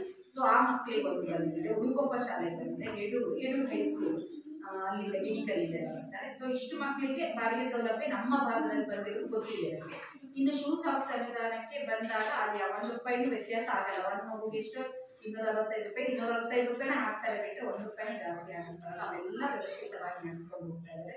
ಇನ್ನು ಶಾಲೆ ಬಿಟ್ಟ ಮಗು OIC ಗ್ರಾಮ ಪಂಚಾಯತಿ ಗೊತ್ತ ಇದೆ, ಅದು ಎಲ್ಲರ, ಯಾಕಂದ್ರೆ ಒಂದು OIC ಮಗು ಅಂದ್ರೆ ಅದು ಆ ಶಾಲೆಯವ್ರಿಗೆ ಮಾತ್ರ ಅಲ್ಲ, ಇಡೀ ಸಮಸ್ತರ ನಮ್ದು ಅಂಗನವಾಡಿಯಿಂದ ಶುರುವಾಗುತ್ತೆ, ಎಲ್ಲರ ಜವಾಬ್ದಾರಿ ಆಗಿರುವಂಥದ್ದು. ಗ್ರಾಮ ಪಂಚಾಯತ್ ಸದಸ್ಯರು ಅವರು ಸಹ ಮನೆ ಭೇಟಿ ಮಾಡಬೇಕು ಅಂತಾನೆ ಇದೆ. 9ನೇ ಕ್ಲಾಸ್ ರಾಜೇಶ ಯಾವ ಕಾರಣಕ್ಕೂ ಬರಕ್ ಹೋಗ್ತಾನೆ ಇಲ್ಲ, ಹೋಗ್ತೀನಿ ಒಳ್ಳೆ ಹಾಕ್ತೀನಿ ಅಂತ ಹೋದ್ರೆ ಅದು ಗೊತ್ತಿರುವಂತದ್ದೇ. ಒತ್ತಾಯ ತೀರಾ ಏನಾದ್ರು ಮಾಡಕ್ ಹೋದ್ರೆ ಆ ಏಜ್ ಅವ್ರನ್ನ ನಾನು ಮಾಡತ್ತೆ, ಏನಾದ್ರೂ ಮಗು ಮಾಡ್ಕೊಳ್ಳುತ್ತೆ ಅನ್ನೋ ಭಯ ಶಿಕ್ಷಕರಿಗೂ ಇದ್ದೇ ಇರುತ್ತೆ. ಯಾಕಂದ್ರೆ ಪ್ರತಿ ಸರಿ ಅವರು ತುಂಬಾ ಪ್ರಯತ್ನ ಪಟ್ಟಿದ್ದಾರೆ. ಇಲ್ಲ ಸರ್, ಈಗ ಏನಾಗ್ಬಿಡತ್ತೆ ಈ ತರ ಹೊಳೆ ಹಾಕೋ, ಬೇರೆ ಬದಿಲಾದ್ರೂ ಹೊಳೆ ಇಲ್ಲ, CRP ಬಂದಿದ್ದಾರೆ, BRP ಅದು ಬೆಳಗ್ಗೆ ಯಾಕೆ ಗೊತ್ತಾ ದೊಡ್ಡ ಕೇಸ್ ಆಗ್ಬಿಡುತ್ತೆ. ಬಟ್ 6 ಮತ್ತೆ 7ನೇ ತರಗತಿ ನಿತಿನ್ ಮತ್ತೆ ಶ್ರೇಯಸ್ಸಿಗೆ ನಮ್ಗೆ ಏನಾದ್ರೂ ಮಾಡ್ಲೇಬೇಕಾಗುತ್ತೆ. ಆ ಮಕ್ಕಳು ಏನಾಗುತ್ತೆ, ನಮ್ಗೆ ಈ ಭಾಗದಿಂದ ಬರುವ ಇಷ್ಟು ಮಕ್ಕಳು ಎಷ್ಟು ಇಂಟೆಲಿಜೆಂಟ್ ಇರ್ತಾರೆ, ಅವು ಅಲ್ಲಿಗೆ ಹೋಗೋದಂದ್ರೆ ನೀವು ಹೇಳಿದಂಗೆ HPS ಇಲ್ಲೇ ಆದ್ರೆ ಒಂದು 7ನೇ ತರಗತಿ ಆದ್ರೂ ಶಿಕ್ಷಣ ಸಿಗುತ್ತೆ ಅನ್ನೋ ಒಂದು ಅವಕಾಶ ಆದ್ರೂ ಮಾಡ್ಕೊಂಡು ಹೈಸ್ಕೂಲಿಗೆ ಹೋಗುವಾಗ ಹಾಸ್ಟೆಲಿಗೆ ಹೋಗ್ತಾರೆ ಅನ್ನೋ ಒಂದು ತೀರ್ಮಾನಕ್ಕೆ ಬರ್ಬೋದು. ಅದ್ರದ್ದು FPS ಶಾಲೆ ಆಗಿ 1ರಿಂದ 5ನೇ ತರಗತಿ, 5ನೇ ತರಗತಿ ಲಾಸ್ಟ್ ಇಯರ್ ನಡೆದಿದೆ. ನೆಕ್ಸ್ಟ್ ಇಯರ್ ಈಗ 4ರಲ್ಲಿ ಇದಾರಲ್ಲ, ಅವ್ರು 5ಕ್ಕೆ ಇರೋದಾದ್ರೂ ಏನೂ ಸಮಸ್ಯೆ ಇಲ್ಲ, ಇಲ್ಲೇ ಮಾಡ್ತಾರೆ ಸರ್. ಇಬ್ಬರಿರೋದೇ ಸಮಸ್ಯೆ ಇಲ್ಲ. ಇಬ್ಬರಿರೋದು ಹೇಳಿದೆ, ಈ ಶಾಲೆಗೆ ಒಂದೇ ಬುದ್ಧಿ ಇರೋದು. ಇನ್ನೊಂದು ನಾನು ಯಾವುದೋ ಶಾಲೆ ತೋರಿಸಿ BO ಹತ್ರ ಆಗದೇ ಇಲ್ಲ ಅಂತ, ನಮ್ಮ BO ಇವರು ಕೃಷ್ಣಮೂರ್ತಿ ಸರ್ ಒಪ್ಪದೇ ಇಲ್ಲ ಸರ್, ಆಗಿಲ್ಲ ಅಂದ್ರೆ ಬರ್ತಾರೆ ಜನ ಗಿಣಿಕರ ಶಾಲೆ 2 ಶಾಲೆಯವರು ಆಫೀಸಿಗೆ ಬರ್ತಾರೆ, ವ್ಯವಸ್ಥಿತವಾಗಿ ಮಾಡಿಕೊಟ್ರೆ ಮಾತ್ರ ಕೂಲಾಗಿ ಆಗುತ್ತೆ. ಇಲ್ಲ ಅಂದ್ರೆ ನಂಗೆ ಗೊತ್ತಿಲ್ಲ, ಇವನ್ನ ಫೋನ್ ಮಾಡಿ BOಗೆಲ್ಲ ಹೇಳಿದ ಮೇಲೆ ಒಂದು ಸ್ವಲ್ಪ ಸಮಾಧಾನವಾಗಿ ನಾವು ವ್ಯವಸ್ಥಿತವಾಗಿ ಮಾಡ್ಕೊಂಡು ಹೋಗ್ತಾ ಇದೀವಿ. ಅದು ಅಚ್ಚುಕಟ್ಟಾಗಿ ನಡೀತಾ ಇದೆ. ಆಮೇಲೆ ಈ ಶಾಲೆಗೆ ನಾವು ವಿಶೇಷವಾಗಿ ಹೇಳ್ಬೇಕು ಅಂತ ಹೇಳಿದ್ರೆ, ಒಂದಿಷ್ಟು ದಾನಿಗಳು ಸಿಕ್ಕಿದ್ದಾರೆ, ಗೊತ್ತಿದೆ. ಆ ಮಕ್ಕಳು ಕೂತಿರುವ ಮ್ಯಾಟ್ಗಳಿರ್ಬೋದು, ಅಲ್ಲಿ ಇಟ್ಟಿರುವ ಬಾಟಲ್ಗಳಿರ್ಬೋದು, ಅವರ ಹಾಕೊಂಡಿರೋ ಬ್ಯಾಗ್ ಇರ್ಬೋದು, ಅವ್ರ ಹತ್ರ ಇರುವ ಡ್ರಾಯಿಂಗ್ಸ್ ಕಿಟ್ಗಳಿರ್ಬೋದು, ಅವೆಲ್ಲವೂ ಸಹ ಯಾವುದು ದಾನಿಗಳು ಗೊತ್ತಿರ್ಬೋದು. ಯಾಕೆಂದ್ರೆ ಈ ಸರ್ಕಾರದ 3,000 ರೂಪಾಯಿ ಅನುದಾನ ಬರುತ್ತೆ, ಅದರ ಚಾಕ್ ಪೀಸು, ಡ್ರಾಯಿಂಗ್ ಶೀಟು ಇವು ನಿರ್ವಹಣೆ ಮಾಡೋದೇ ತುಂಬಾ ಕಷ್ಟ ಇರುತ್ತೆ. ಆಮೇಲೆ ಕಾರಂಜಿಗಳಿಗೆ ದುಡ್ಡು ಕೊಡ್ಬೇಕಾಗುತ್ತೆ, ಇವೆಲ್ಲವನ್ನ ಅದರಲ್ಲಿ ನಿರ್ವಹಿಸೋದು ಕಷ್ಟ. ಹಾಗಾಗಿ ನಾವು ದಾನಿಗಳನ್ನ ಹಿಡಿಯಲೇಬೇಕಾಗುತ್ತೆ. ಸ್ಮಾರ್ಟ್ ಟಿವಿ ಇವಾಗ 15ರಿಂದಲಂತೂ ಖಂಡಿತ ಬರುತ್ತೆ. ಅದಕ್ಕೆ ನಾವು ಅಪ್ಲೋಡೆಡ್ ಪಾಠಗಳನ್ನೇ ಹಾಕಕ್ಕೆ ಹೇಳಿದ್ವಿ, ಯೂಟ್ಯೂಬ್ ಇಂದ ಅಪ್ಲೋಡ್ ಮಾಡಕ್ಕೆ ಹೇಳಿದ್ವಿ. ಯಾಕೆಂದ್ರೆ ಇದು ಯಾವ ನೆಟ್ವರ್ಕ್ ಸಿಗದೆ ಇರೋದ್ರಿಂದ ಆ ತರ ಹಾಕೊಂಡು ಒಂದಿಷ್ಟು ಮಕ್ಕಳಿಗೆ ಅನುಕೂಲ ಆಗಲಿ ಅಂತ. ಆಮೇಲೆ ರೌಂಡ್ ಟೇಬಲ್ ಮತ್ತೆ ಚೇರ್ ನನ್ನ ಸ್ನೇಹಿತರು ಕೊಡ್ತೀನಿ ಅಂತ ಹೇಳಿದ್ದಾರೆ. ನಾನು ಅದೇ ನೆಕ್ಸ್ಟ್ ಸರಿ ಹೇಳಿದ್ದೀನಿ, ನೋಡ್ಕೊಂಡು ಬನ್ನಿ ಶಿವಮೊಗ್ಗದಲ್ಲಿ ಹೋಗಿ ಅಂತ ಹೇಳಿ. ಹಾಗಾಗಿ ಮಕ್ಕಳಿಗೆ ರೌಂಡ್ ಟೇಬಲ್ ಇದು ಸಿಕ್ಬಿಡುತ್ತೆ. ಒಂದ್ ಸ್ವಲ್ಪ ಈ ಮಕ್ಕಳು ನಮ್ಗೆ ಈ ಮಕ್ಕಳ ಬಗ್ಗೆ ಬೇಯಿಸಿದಾಗ ತುಂಬಾ ದೂರ ಇದ್ದಾರೆ, ನಾಗರಿಕ ಪ್ರಪಂಚದಿಂದವೇ ಇವರದ್ದೇ ಒಂದು ಸೀಮಿತ ಇಲ್ಲಿ. ಹಾಗಾಗಿ ಆ ಮಕ್ಕಳಿಗೆ ಏನಾದ್ರೂ ಅನುಕೂಲ ಆಗಲಿ ಅನ್ನೋದು ಸರ್ಕಾರದಿಂದ ಯಾವ ಸೌಲಭ್ಯ ಸಿಗ್ಬೇಕು ಅವೆಲ್ಲವನ್ನ ನಾವು ನೀರು ತೊಟ್ಟಿ ಮೊದಲ ಆದ್ಯತೆನೆ ಕೊಡ್ತೀವಿ. ಈಗ ಕಾಂಪೌಂಡ್ ಇದೆ ಅನ್ಕೊಂಡು ಪೌಷ್ಟಿಕವನ್ನ ಕೊಡ್ತೀವಿ, ಹೈಟ್ ಆಗ್ಬೇಕಂದಾಗ ಈಗ ಪೌಷ್ಟಿಕವನ್ನ ಬಂದೇ ಬಿಡುತ್ತೆ. ಅಟ್ಲೀಸ್ಟ್ ಒಂದಿಷ್ಟು ಪಾಟ್ಗಳೆಲ್ಲಾದ್ರೂ ಬೆಳೆಸ್ಕೊಳ್ಳೋ ಹಾಗೆ, ಒಂದಿಷ್ಟು ಹಿಂದ್ಗಡೆ ಒಂದ್ ಸ್ವಲ್ಪ ಸಣ್ಣ ಬೇಲಿ ಹಾಕೊಂಡಾಗ ಕಿಚನ್ ಗಾರ್ಡನ್ ಮಾಡ್ಕೊಳಕ್ಕೆ ಅವಕಾಶ ಇದೆ. ಯಾಕೆಂದ್ರೆ ಒಂದ್ ಸ್ವಲ್ಪ ಬಲೆಗಿಲೆ ಎಲ್ಲ ಹಾಕೊಂಡು ಮಾಡುವಂಥದ್ದು ಮಾಡ್ಕೊಡಿ. ಸುಣ್ಣ ಬಣ್ಣ ಒಂದಾಗಬೇಕು, ಯಾರು ಸಿಗ್ತಾರ ನೋಡೋಣ. ಒಂಚೂರು ಅಂದ್ರೆ ಈ ಕಟ್ಟಡ ಕಟ್ಟಿರೋದು ಮಳೆಗಾಲದಲ್ಲಿ ಬಂದಾಗ ಗೊತ್ತಾಗುತ್ತೆ, ಪೂರ್ತಿ ನೀರು ಒಳಗೆ ಬರುತ್ತೆ, ಅಡ್ಡ ಮಳೆ ಹೋದ್ರು ಇಷ್ಟಿಷ್ಟು ನೀರು ಬಂದಿರುತ್ತೆ. ನಾವು ಬಂದಿದ್ವಿ ಮಳೆಗಾಲದಲ್ಲೆಲ್ಲ ಬಂದಾಗ ನೋಡಿದಾಗ ಒಂದ್ ಸ್ವಲ್ಪ ಕಷ್ಟ ಆಗ್ಬಿಡುತ್ತೆ. ಅದಕ್ಕೆ ಏನಾದ್ರೂ ಎದುರುಗಡೆ ಶೀಟೆಯನ್ನು ಹಾಕಿದ್ರೆ ಮಾತ್ರ ಇದಾಗುತ್ತೆ. ಕಂಟಿನ್ಯೂ ಈ ಬಿಲ್ಡಿಂಗ್ ಇರೋ ತನಕ ನೀರು ಎತ್ಕೊಳ್ಬೇಕು, ಏನು ಮಾಡೋಕ್ಕಾಗಲ್ಲ. ಅದೊಂದು ಹೇಳಿ ತರಗತಿ ಕೋಣೆಗೆ ಏನಾಗುತ್ತೆ, ಅವಾಗ ಬಂದಿದ್ದನ್ನ ಅವಾಗ ಕಟ್ಸ್ಕೊಡುವಾಗ ಸಮಸ್ಯೆ ಮಾಡ್ಕೋಬಿಟ್ಟು ಅದು ಆರಂಭದಲ್ಲಿ ನಾವು ತಳಪಾಯ ಚೆನ್ನಾಗಿಲ್ಲ ಅಂದ್ರೆ ಹಿಂಗೆ ಆಗೋದನ್ನೋದು, ಅದು ಕಟ್ಕೊಬಿಟ್ಟಿದ್ರೆ ಈ ಪರಿಸ್ಥಿತಿನೇ ಬರ್ತಾ ಇರಲಿಲ್ಲ. ಕಾರ್ಯಕ್ರಮ ಮಾಡ್ಲಿಕ್ಕೆ ಚೆನ್ನಾಗಿದೆ ಇದು. ಅಲ್ಲೊಂದು ರೂಮ್ ಇರೋದ್ರಿಂದ ಆತರ ಯೋಜನೆನೂ ಅವ್ರದ್ದಿರ್ಬೋದು, ಅದು ಸರಿ ಇಲ್ಲ. ಕಿಟಕಿ ಬಾಗಿಲುಗಳೆಲ್ಲ ಆಗ್ಬೇಕು. ಇದಕ್ಕೆ ಇನ್ನೇನಾದ್ರೂ ಮಾಡಿದ್ರೆ ಗ್ರಾಮ ಪಂಚಾಯತಿ ಅಧ್ಯಕ್ಷರು ಅದಕ್ಕೊಂದು ನಮಗೆ ಇದು ಬರ್ತಾರಲ್ಲ, ಏನು ವುಡನ್ ಅಥವಾ ಈ ಕಾರ್ಡ್ಬೋರ್ಡ್ ಅಲ್ಯೂಮಿನಿಯಂ ಆ ಥರದ್ದು ನೀವೆಲ್ಲ ಇದು ಮಾಡಿ ಚೇಂಬರ್ಗಳೆಲ್ಲ ಮಾಡ್ತೀರಲ್ಲ, ಸೊ ಅರ್ಧ ಚೇಂಬರ್ ಹೀಗೆ ಮಾಡ್ಕೊಂಡು ಹಾಫ್ ಗೋಡೆ ಮಾಡ್ಕೊಂಡು ಒಂದು ಮಾಡ್ಕೊಡ್ತಾರೆ. ಒಂದು ಯಾವ್ದಾದ್ರು ಇಟ್ಟು ಅದೊಂದು ನಾವು ಪರಿಹಾರ, ಯಾಕೆ ನಾವು ಸೌತ್ ಇಂಡಿಯನ್ ಶಾಲೆಗಳೆಲ್ಲ ಉದ್ದ ಹಾಲ್ಗಳೇ ಇರ್ತವೆ, ಮತ್ತೆ ಪಾರ್ಟಿಶಿಪೇಟ್ನೇ ಮಾಡಿರ್ತಾರೆ. ಯಾಕೆಂದ್ರೆ ಕಾರ್ಯಕ್ರಮ ಮಾಡೋ ಉದ್ದೇಶಕ್ಕೆ ಉದ್ದಕ್ಕೆ ಬಿಟ್ಕೊಂಡಿರ್ತಾರೆ, ಅದನ್ನ ಪಾರ್ಟಿಷನ್ ಮಾಡಿರ್ತಾರೆ. ನಾನು ಓದಿರೋ ಸ್ಕೂಲು ಅದೆಲ್ಲ ಸ್ಕೂಲ್ಗಳು ಮಾಡಿರ್ತಾರೆ. ಆ ತರ ಪಾರ್ಟಿಷನ್ ಅನ್ನು ಮಾಡ್ಕೊಬಿಟ್ರೆ ನೀವು ಎರಡು ಕ್ಲಾಸ್ಗಳಾಗುತ್ತೆ, ಅದನ್ನ ಸರಿಸಿ ಇಡೋಕೆ ಕಾರ್ಯಕ್ರಮ ಮಾಡುವಾಗ ಆ ತರದ ಯೋಜನೆಗಳನ್ನು ಮಾಡ್ಕೋಬಹುದು ನೀವು ನೋಡಿ. ಮತ್ತೆಲ್ಲೋ ವ್ಯವಸ್ಥಿತವಾಗಿದೆ, ಅವ್ರಿಗೆ BRE ಅನಿಸಿದೆ ಅನ್ಕೊಂಡಿದ್ದೀನಿ. ಮತ್ತೆ ನಿಮ್ಮ ಸಲಹೆ ಸೂಚನೆಗಳು ನಿಮ್ಮ ಶಾಲೆ ಅಂತ ಕೇವಲ ಶಿಕ್ಷಕರು ಮಾತ್ರ ಅಲ್ಲ, ಅವರೇ ಹೇಳಿದ್ರು ಎಲ್ಲೋ ಆನ್ಲೈನ್ ಆಗಿರೋದ್ರಿಂದ ಸರ್ ಹೋಗ್ಬೇಕಾಗುತ್ತೆ, ಸುರಕ್ಷತೆ ದೃಷ್ಟಿಯಿಂದ ಟೀಚರಿಗೂ ಇನ್ನೂ ಅನುಕೂಲವೇ, ಕರ್ಕೊಂಡು ಹೋಗ್ತಾ ಇರ್ಬೋದು. ಇವೆಲ್ಲ ಇರೋದ್ರಿಂದ ಎಲ್ಲರೂ ಸಹ ಜವಾಬ್ದಾರ ಆಗಿರ್ತೀವಿ ಶಾಲೆ ಅಂದಾಗ, ಎಲ್ಲರೂ ಸಹ ಸಹಕಾರ ನೀಡಿ. ಪ್ರತಿಭಾ ಕಾರಂಜಿ 12ಕ್ಕೆ ಹೆಬ್ಬಳಬೈಲು ಶಾಲೆಯಲ್ಲಿ ಮಾಡ್ತೀವಿ. ಪೋಷಕರು ಬನ್ನಿ, ಮಕ್ಕಳನ್ನು ಕರ್ಕೊಂಡು ಬನ್ನಿ. ನಿಮ್ಮದೇ ಕಾರ್ಯಕ್ರಮ ಅಂತ ಎಲ್ಲರೂ ಸಹ ಭಾಗಿಯಾಗಿರ್ತಾರೆ, ತಿಳಿಸಿಕೊಡ್ತೇನೆ. ಅಂಗನವಾಡಿ ಮೇಡಮ್ ನಿಮ್ಮ ಅಂತದ್ದು ನಿಮ್ಮ ಡಿಪಾರ್ಟ್ಮೆಂಟ್ ಇದು, ಇಲ್ಲೇ ಅದು ನಮಗೂ ಸಂತೋಷ. ಇಲ್ಲಿ ಪಕ್ಕದಲ್ಲಿ ಒಂದು ಅಂಗನವಾಡಿ ಇದ್ರೆ ಮಕ್ಕಳಿಗೂ ಅನುಕೂಲ, ಮಕ್ಕಳಿಗೆ ಶಾಲೆ ಕಲಿಯೋಕ್ಕೂ ಅನುಕೂಲ ಆಗುತ್ತೆ. ನೋಡೋಣ ಅದರಲ್ಲಿ ಏನಾದರೂ ನಮ್ಮ ಇಲಾಖೆಯಿಂದಾಗಿ ಕೊಡಬೇಕು ಅಂದ್ರೆ ನಾನು ಅದನ್ನ ಲೆಟರ್ ಮಾಡಿಸಿ ಮಾಡ್ಕೊಡ್ತೀನಿ. ನೀವು ಫಸ್ಟ್ ನಿಮ್ಮ ಇಲಾಖೆಯಿಂದ ಆಗ್ಬೇಕು, ಅಪ್ರೋಚ್ ಆಗ್ಬೇಕು, ಇಲ್ಲಿ ಶಿಫ್ಟ್ ಆಗ್ಲಿಕ್ಕೆ ಏನಲ್ಲ ಅಂದ್ರೆ ಎಲ್ಲದಕ್ಕೂ ನಿಯಮ ರೂಪಿಸಿರ್ತಾರೆ. ಆ ನಿಯಮ ಅದರಲ್ಲೂ ನಿಮ್ಮ ಇವರು ಮೇಡಮ್ ಇದಾರಲ್ಲ, ಅವ್ರು ಒಪ್ಪೋದಕ್ಕೆ ಕಷ್ಟನೇ. ಸುಜಾತ ಮೇಡಮ್ ಅವ್ರ ಅಡ್ಡಿಲ್ಲ ಅಂದ್ರೆ ಇನ್ನು ಮೂವ್ ಆಗುತ್ತೆ. ಸ್ವಲ್ಪ ಮಾಡ್ಸಕ್ಕೆ ಹೇಳಿ ಪಂಚಾಯತ್ ಅವರು ಕೊಡ್ತಾರೆ. ಇದನ್ನೊಂದು ರಿಪೇರಿ ಮಾಡಿಕೊಟ್ರೆ ಸರಿಯಾಗಿ ಕಿಟಕಿ ಬಾಗಿಲುಗಳು ಹಾಕ್ಬೇಕು. ಮತ್ತೆಲ್ಲ ವ್ಯವಸ್ಥಿತವಾಗಿ ನಡೀತಾ ಇದೆ ಅಂತ ಹೇಳ್ತಾ ಅಚ್ಚುಕಟ್ಟಾಗಿ ಸಾಮಾಜಿಕ ಲೆಕ್ಕ ಪರಿಶೋಧನೆ ನಡೆದಿದೆ. ಎಲ್ರಿಗೂ ಸಹ ಅಭಿನಂದನೆ ಹೇಳಿ ನನ್ನ ಮಾತನ್ನು ಮುಗಿಸ್ತೇನೆ.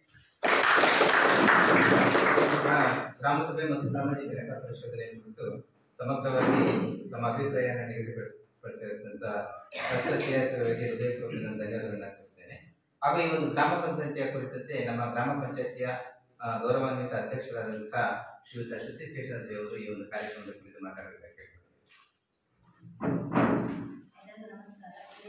ಹಿರಿಯರೇ ಹಾಗೂ ಶಿಕ್ಷಕರೇ, ಶಾಲೆ STMC ಅಧ್ಯಕ್ಷರೇ ಹಾಗೂ ನೋಡಲ್ ಅಧಿಕಾರಿಗಳೇ ಹಾಗೂ ಪೋಷಕರೇ ಹಾಗೂ ಮಕ್ಕಳೇ, ಈ ದಿನ ಸಾಮಾಜಿಕ ಲೆಕ್ಕ ಪರಿಶೋಧನೆ 2-3 ದಿನಗಳಿಂದ ಆಗಿದೆ. ಅದರ ಮಂಡನೆಯನ್ನು ಸರ್ ಅವರು ಮಾಡಿದ್ದಾರೆ. ಅದ್ರ ಬಗ್ಗೆ ಚರ್ಚೆಗಳು ಆಗಿದೆ. ಹಾಗೆ ನಮ್ಮ ಪಂಚಾಯತಿಯಿಂದನೂ ಮುಂದೆ ಕೆಲವು ಕೆಲಸಗಳು ಆಗಬೇಕು, ಅದನ್ನು ಅಚ್ಚುಕಟ್ಟಾಗಿ ಮಾಡಿಕೊಡ್ತೇವೆ. ನೀರು ಕುಡಿಯುವ ನೀರು ಸಿಂಟೆಕ್ಸನ್ನು ಅಳವಡಿಸಬೇಕಾಗಿತ್ತು. ಅದು ಮಳೆಗಾಲದಿಂದ ಅಳವಡಿಸೋಕ್ಕಾಗಿಲ್ಲ, ಅದನ್ನು ಅಳವಡಿಸ್ಕೊಡ್ತೀವಿ ಅಂತ ಹೇಳ್ತಾ, ಹಾಗೆಯೇ ನಾಡಿದ್ದು 8, 9, 10ನೇ ತಾರೀಕು ವಾರ್ಡ್ ಸಭೆ ಗ್ರಾಮ ಸಭೆ ಇದೆ, ಅದಕ್ಕೆ ಎಲ್ಲರೂ ಬನ್ನಿ ಅಂತ ಹೇಳ್ತಾ ಗ್ರಾಮ ಸಭೆಯ ಕುರಿತಂತೆ ತಮ್ಮ ಅನಿಸಿಕೆಯನ್ನು ವ್ಯಕ್ತಪಡಿಸಿದಂತಹ ಶ್ರೀಯುತ ಶ್ರುತಿ ಶೇಷಾದ್ರಿ ಅವರಿಗೆ ಧನ್ಯವಾದಗಳನ್ನು ಅರ್ಪಿಸುತ್ತೇನೆ.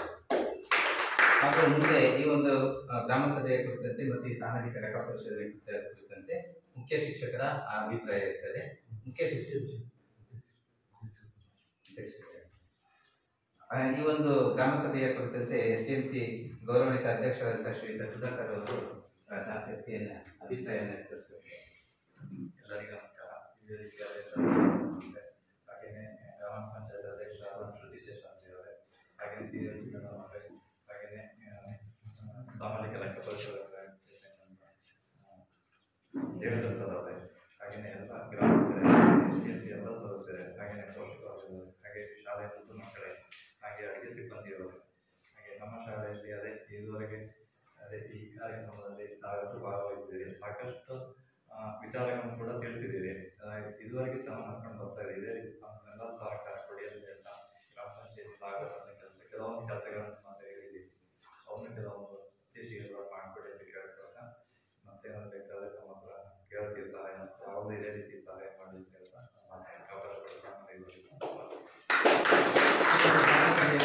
ತಮ್ಮ ಅಭಿಪ್ರಾಯವನ್ನು ವ್ಯಕ್ತಪಡಿಸಿದಂತಹ STMC ಅಧ್ಯಕ್ಷರಾದಂತಹ ಶ್ರೀಯುತ ಸುಧಾಕರ್ ಅವರಿಗೆ ಧನ್ಯವಾದಗಳನ್ನು ಅರ್ಪಿಸುತ್ತೇನೆ.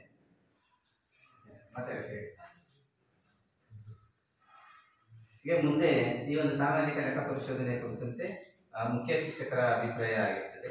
ಆ ಮುಖ್ಯ ಶಿಕ್ಷಕರು ಅಂದ್ರೆ ಯಾಕೆ ನಾನು ಒಂದಿಷ್ಟು ಹೇಳಕ್ಕೆ ಮುಖ್ಯ ಶಿಕ್ಷಕರ ಅಭಿಪ್ರಾಯ ವ್ಯಕ್ತಪಡಿಸಲೇಬೇಕಾಗ್ತದೆ. ಒಂದಿಷ್ಟು ದಾಖಲಾತಿಗಳನ್ನ ನಿಮ್ಗೆ ತೋರಿಸಿದಾಗ ನಿಮಗೆ ಈ ಒಂದು ಕಾಲಕ್ಕೆ ನಿಮ್ಗೆ ಏನ್ ಬೇಕಾಗ್ತದೆ ಅನ್ನೋದು ಕೂಡ ನೀವು ಬಂದು ಇಲ್ಲಿ ಸೌಲಭ್ಯ ಪಡ್ಕೊಂಡು ಹೋಗ್ಬೋದು. ಮತ್ತೆ ಅದು ಮನವರಿಕೆ ಮಾಡಬೇಕಾಗ್ತದೆ ಗ್ರಾಮ ಸಭೆಯಲ್ಲಿ. ಮತ್ತೆ ಈ 3 ದಿನಗಳ ಕಾಲ ಏನ್ ನಡೀತು ಅನ್ನೋದು ಕೂಡ ನಿಮಗೆ ಅದು ಆಧಾರವಾಗಿ ಗೊತ್ತಾಗ್ತದೆ. ಮೊದಲಿಗೆ ಶಾಲೆ ಆದ್ಮೇಲೆ ಅಲ್ಲಿ ಮಕ್ಕಳಲ್ಲಿ ಶಾಲಾ ದಾಖಲಾತಿಯನ್ನ ಕಡ್ಡಾಯವಾಗಿ ನಿರ್ವಹಣೆ ಮಾಡಬೇಕು. ಸ್ಯಾಟ್ಸ್ ಮತ್ತೆ ಶಾಲೆಯಲ್ಲೂ ಸಹ ದಾಖಲಾತಿಯನ್ನ ನಿರ್ವಹಣೆ ಮಾಡಬೇಕಾಗ್ತದೆ. ಹಿಂದಿನಿಂದಲೂ ದಾಖಲಾತಿಗಳನ್ನ ನಿರ್ವಹಣೆ ಮಾಡಿಕೊಂಡು ಬಂದಿದ್ದಾರೆ. ನಾನು ಬಂದು 2021-22ರಿಂದ ಸಹ ಇದು ವೀಕ್ಷಣೆ ಮಾಡಿದ್ದಾರೆ. 21-22ರಿಂದನೂ ಮತ್ತೆ ಹಿಂದಿನ ಶಿಕ್ಷಕರು ಸಹ ದಾಖಲಾತಿ ನಿರ್ವಹಣೆ ಮಾಡಿಟ್ಟಿದ್ದಾರೆ. ಮತ್ತೆ ಇನ್ನು 2-3 ಪುಸ್ತಕಗಳು ಸಹ ದಾಖಲಾತಿ ಮಕ್ಕಳ ವಿದ್ಯಾರ್ಥಿಗಳ ದಾಖಲಾತಿ ಪುಸ್ತಕಗಳು ಈ ಶಾಲೆಯ ನಿರ್ವಹಣೆ ಆಗ್ತಾ ಇದ್ದಾವೆ. ಇದನ್ನ ಸಹ ಅವರು ವೀಕ್ಷಣೆಯನ್ನ ಮಾಡಿದ್ದಾರೆ. ನೆಕ್ಸ್ಟ್ ಮಕ್ಕಳು ಆಯಾ ತರಗತಿಗೆ ಅನುಗುಣವಾಗಿ ಅವರು ಪಡೆದಂತ ಅಂಕಗಳು ಮತ್ತು ಶ್ರೇಣಿಗಳು ಮತ್ತೆ ಅವರು ಹಾಜರಾದಂತ ಯಾವುದು ತಿಂಗಳಿಗೆ ಎಷ್ಟು ಹಾಜರಾತಿಯನ್ನು ಪಡ್ಕೊಂಡಿದ್ದಾರೆ ಮತ್ತು ಒಂದು ವರ್ಷಕ್ಕೆ ಎಷ್ಟು ಹಾಜರಾತಿಯನ್ನು ಪಡ್ಕೊಂಡಿದ್ದಾರೆ ವಿತ್ ಸ್ಯಾಟ್ಸ್ ಅಲ್ಲಿ ಯಾವ ತರ ನಾವು ಎಂಟ್ರಿ ಮಾಡ್ತೀವೋ ಅದೇ ತರ ದಾಖಲಾತಿಯನ್ನ ಶಾಲೆಯಲ್ಲೂ ಇರಬೇಕಾಗ್ತದೆ. ಮುಂದಿನ ದಿನಗಳಲ್ಲಿ ಮಕ್ಕಳಿಗೆ ಬೇಕಾದಂತ ಸಂದರ್ಭದಲ್ಲಿ ನೀವು ನಮಗೆ ಸಂಪರ್ಕಿಸಿ ಏನು ಪಡ್ಕೊಳ್ಳುವಂತ ಅವಕಾಶ ಕೂಡ ಇರ್ತದೆ. ಮತ್ತೆ ಇದನ್ನ ನಿಮ್ಮ ಶಾಲೆಯಲ್ಲಿ ನಾವು ದಾಖಲಾತಿ ನಿರ್ವಹಣೆಯನ್ನ ಮಾಡ್ತಾ ಇರ್ತೀವಿ. ಮತ್ತೆ ಪ್ರಮುಖವಾಗಿ STMC ನಡವಳಿಕೆಗಳು ತಿಂಗಳಿಗೆ ಒಮ್ಮೆ ಸಭೆಯನ್ನ ಕಡ್ಡಾಯವಾಗಿ ಮಾಡಬೇಕು. ಆ STMC ಅಲ್ಲಿ ಏನೇನು ನಡವಳಿಕೆಯನ್ನ ತೀರ್ಮಾನಗಳನ್ನ ತಗೊಳ್ತೀವಿ ಅನ್ನೋದನ್ನು ಸಹ ನಾವು ಇಲ್ಲಿ ಬರೆದಿಡಬೇಕಾಗ್ತದೆ. ಇದು ಮೇಲ್ವಿಚಾರಣೆ ಸಹ ಸರಿಯಾಗಿ ಮಾಡಿರ್ತಾರೆ. ಮತ್ತೆ ಇದು ಕೂಡ ನೀವು ಅದನ್ನ ಇದು ಮಾಡ್ಕೋಬಹುದು. ನೆಕ್ಸ್ಟ್ ಶಾಲಾ ಭೇಟಿ ಇದೆಲ್ಲ ಪ್ರಮುಖವಾಗಿರ್ತದೆ. BO ಸರ್ ಆಗಲಿ, DDO ಸರ್ ಆಗಲಿ, ಇಲ್ಲ CRP ಸರ್ಗಳಾಗಲಿ ಇಷ್ಟೆಲ್ಲ ನಮ್ಮ ಇಲಾಖೆ ಯಾರೇ ಅಧಿಕಾರಿಗಳು ಬಂದರೂ ಸಹ ಶಾಲಾ ಭೇಟಿ ಮಾಡುವಂತ ಸಂದರ್ಭದಲ್ಲಿ ಇದರಲ್ಲಿ ಬರೆದಿರಬೇಕಾಗ್ತದೆ. ಅವರು ಸಹ ಈ ಒಂದು ನಾವು ಬರೆದಿಟ್ಟಿರ್ತಾರೆ. ಅದನ್ನು ಸಹ ನಾವು ಏನ್ ಮಾಡ್ತೀವಿ ನಿರ್ವಹಣೆಯನ್ನ ಮಾಡಿರ್ತೀವಿ. ತದನಂತರ ಪ್ರಮುಖವಾಗಿ ತರಕಾರಿ CG ಎಷ್ಟಾಗುತ್ತೆ, ಮೊಟ್ಟೆ CG ಎಷ್ಟಾಗುತ್ತೆ, ಮತ್ತೆ ಗೋಧಿ ಹಿಟ್ಟು ಮಾಡಿಸೋದು ಎಷ್ಟು CG ಆಗ್ತದೆ.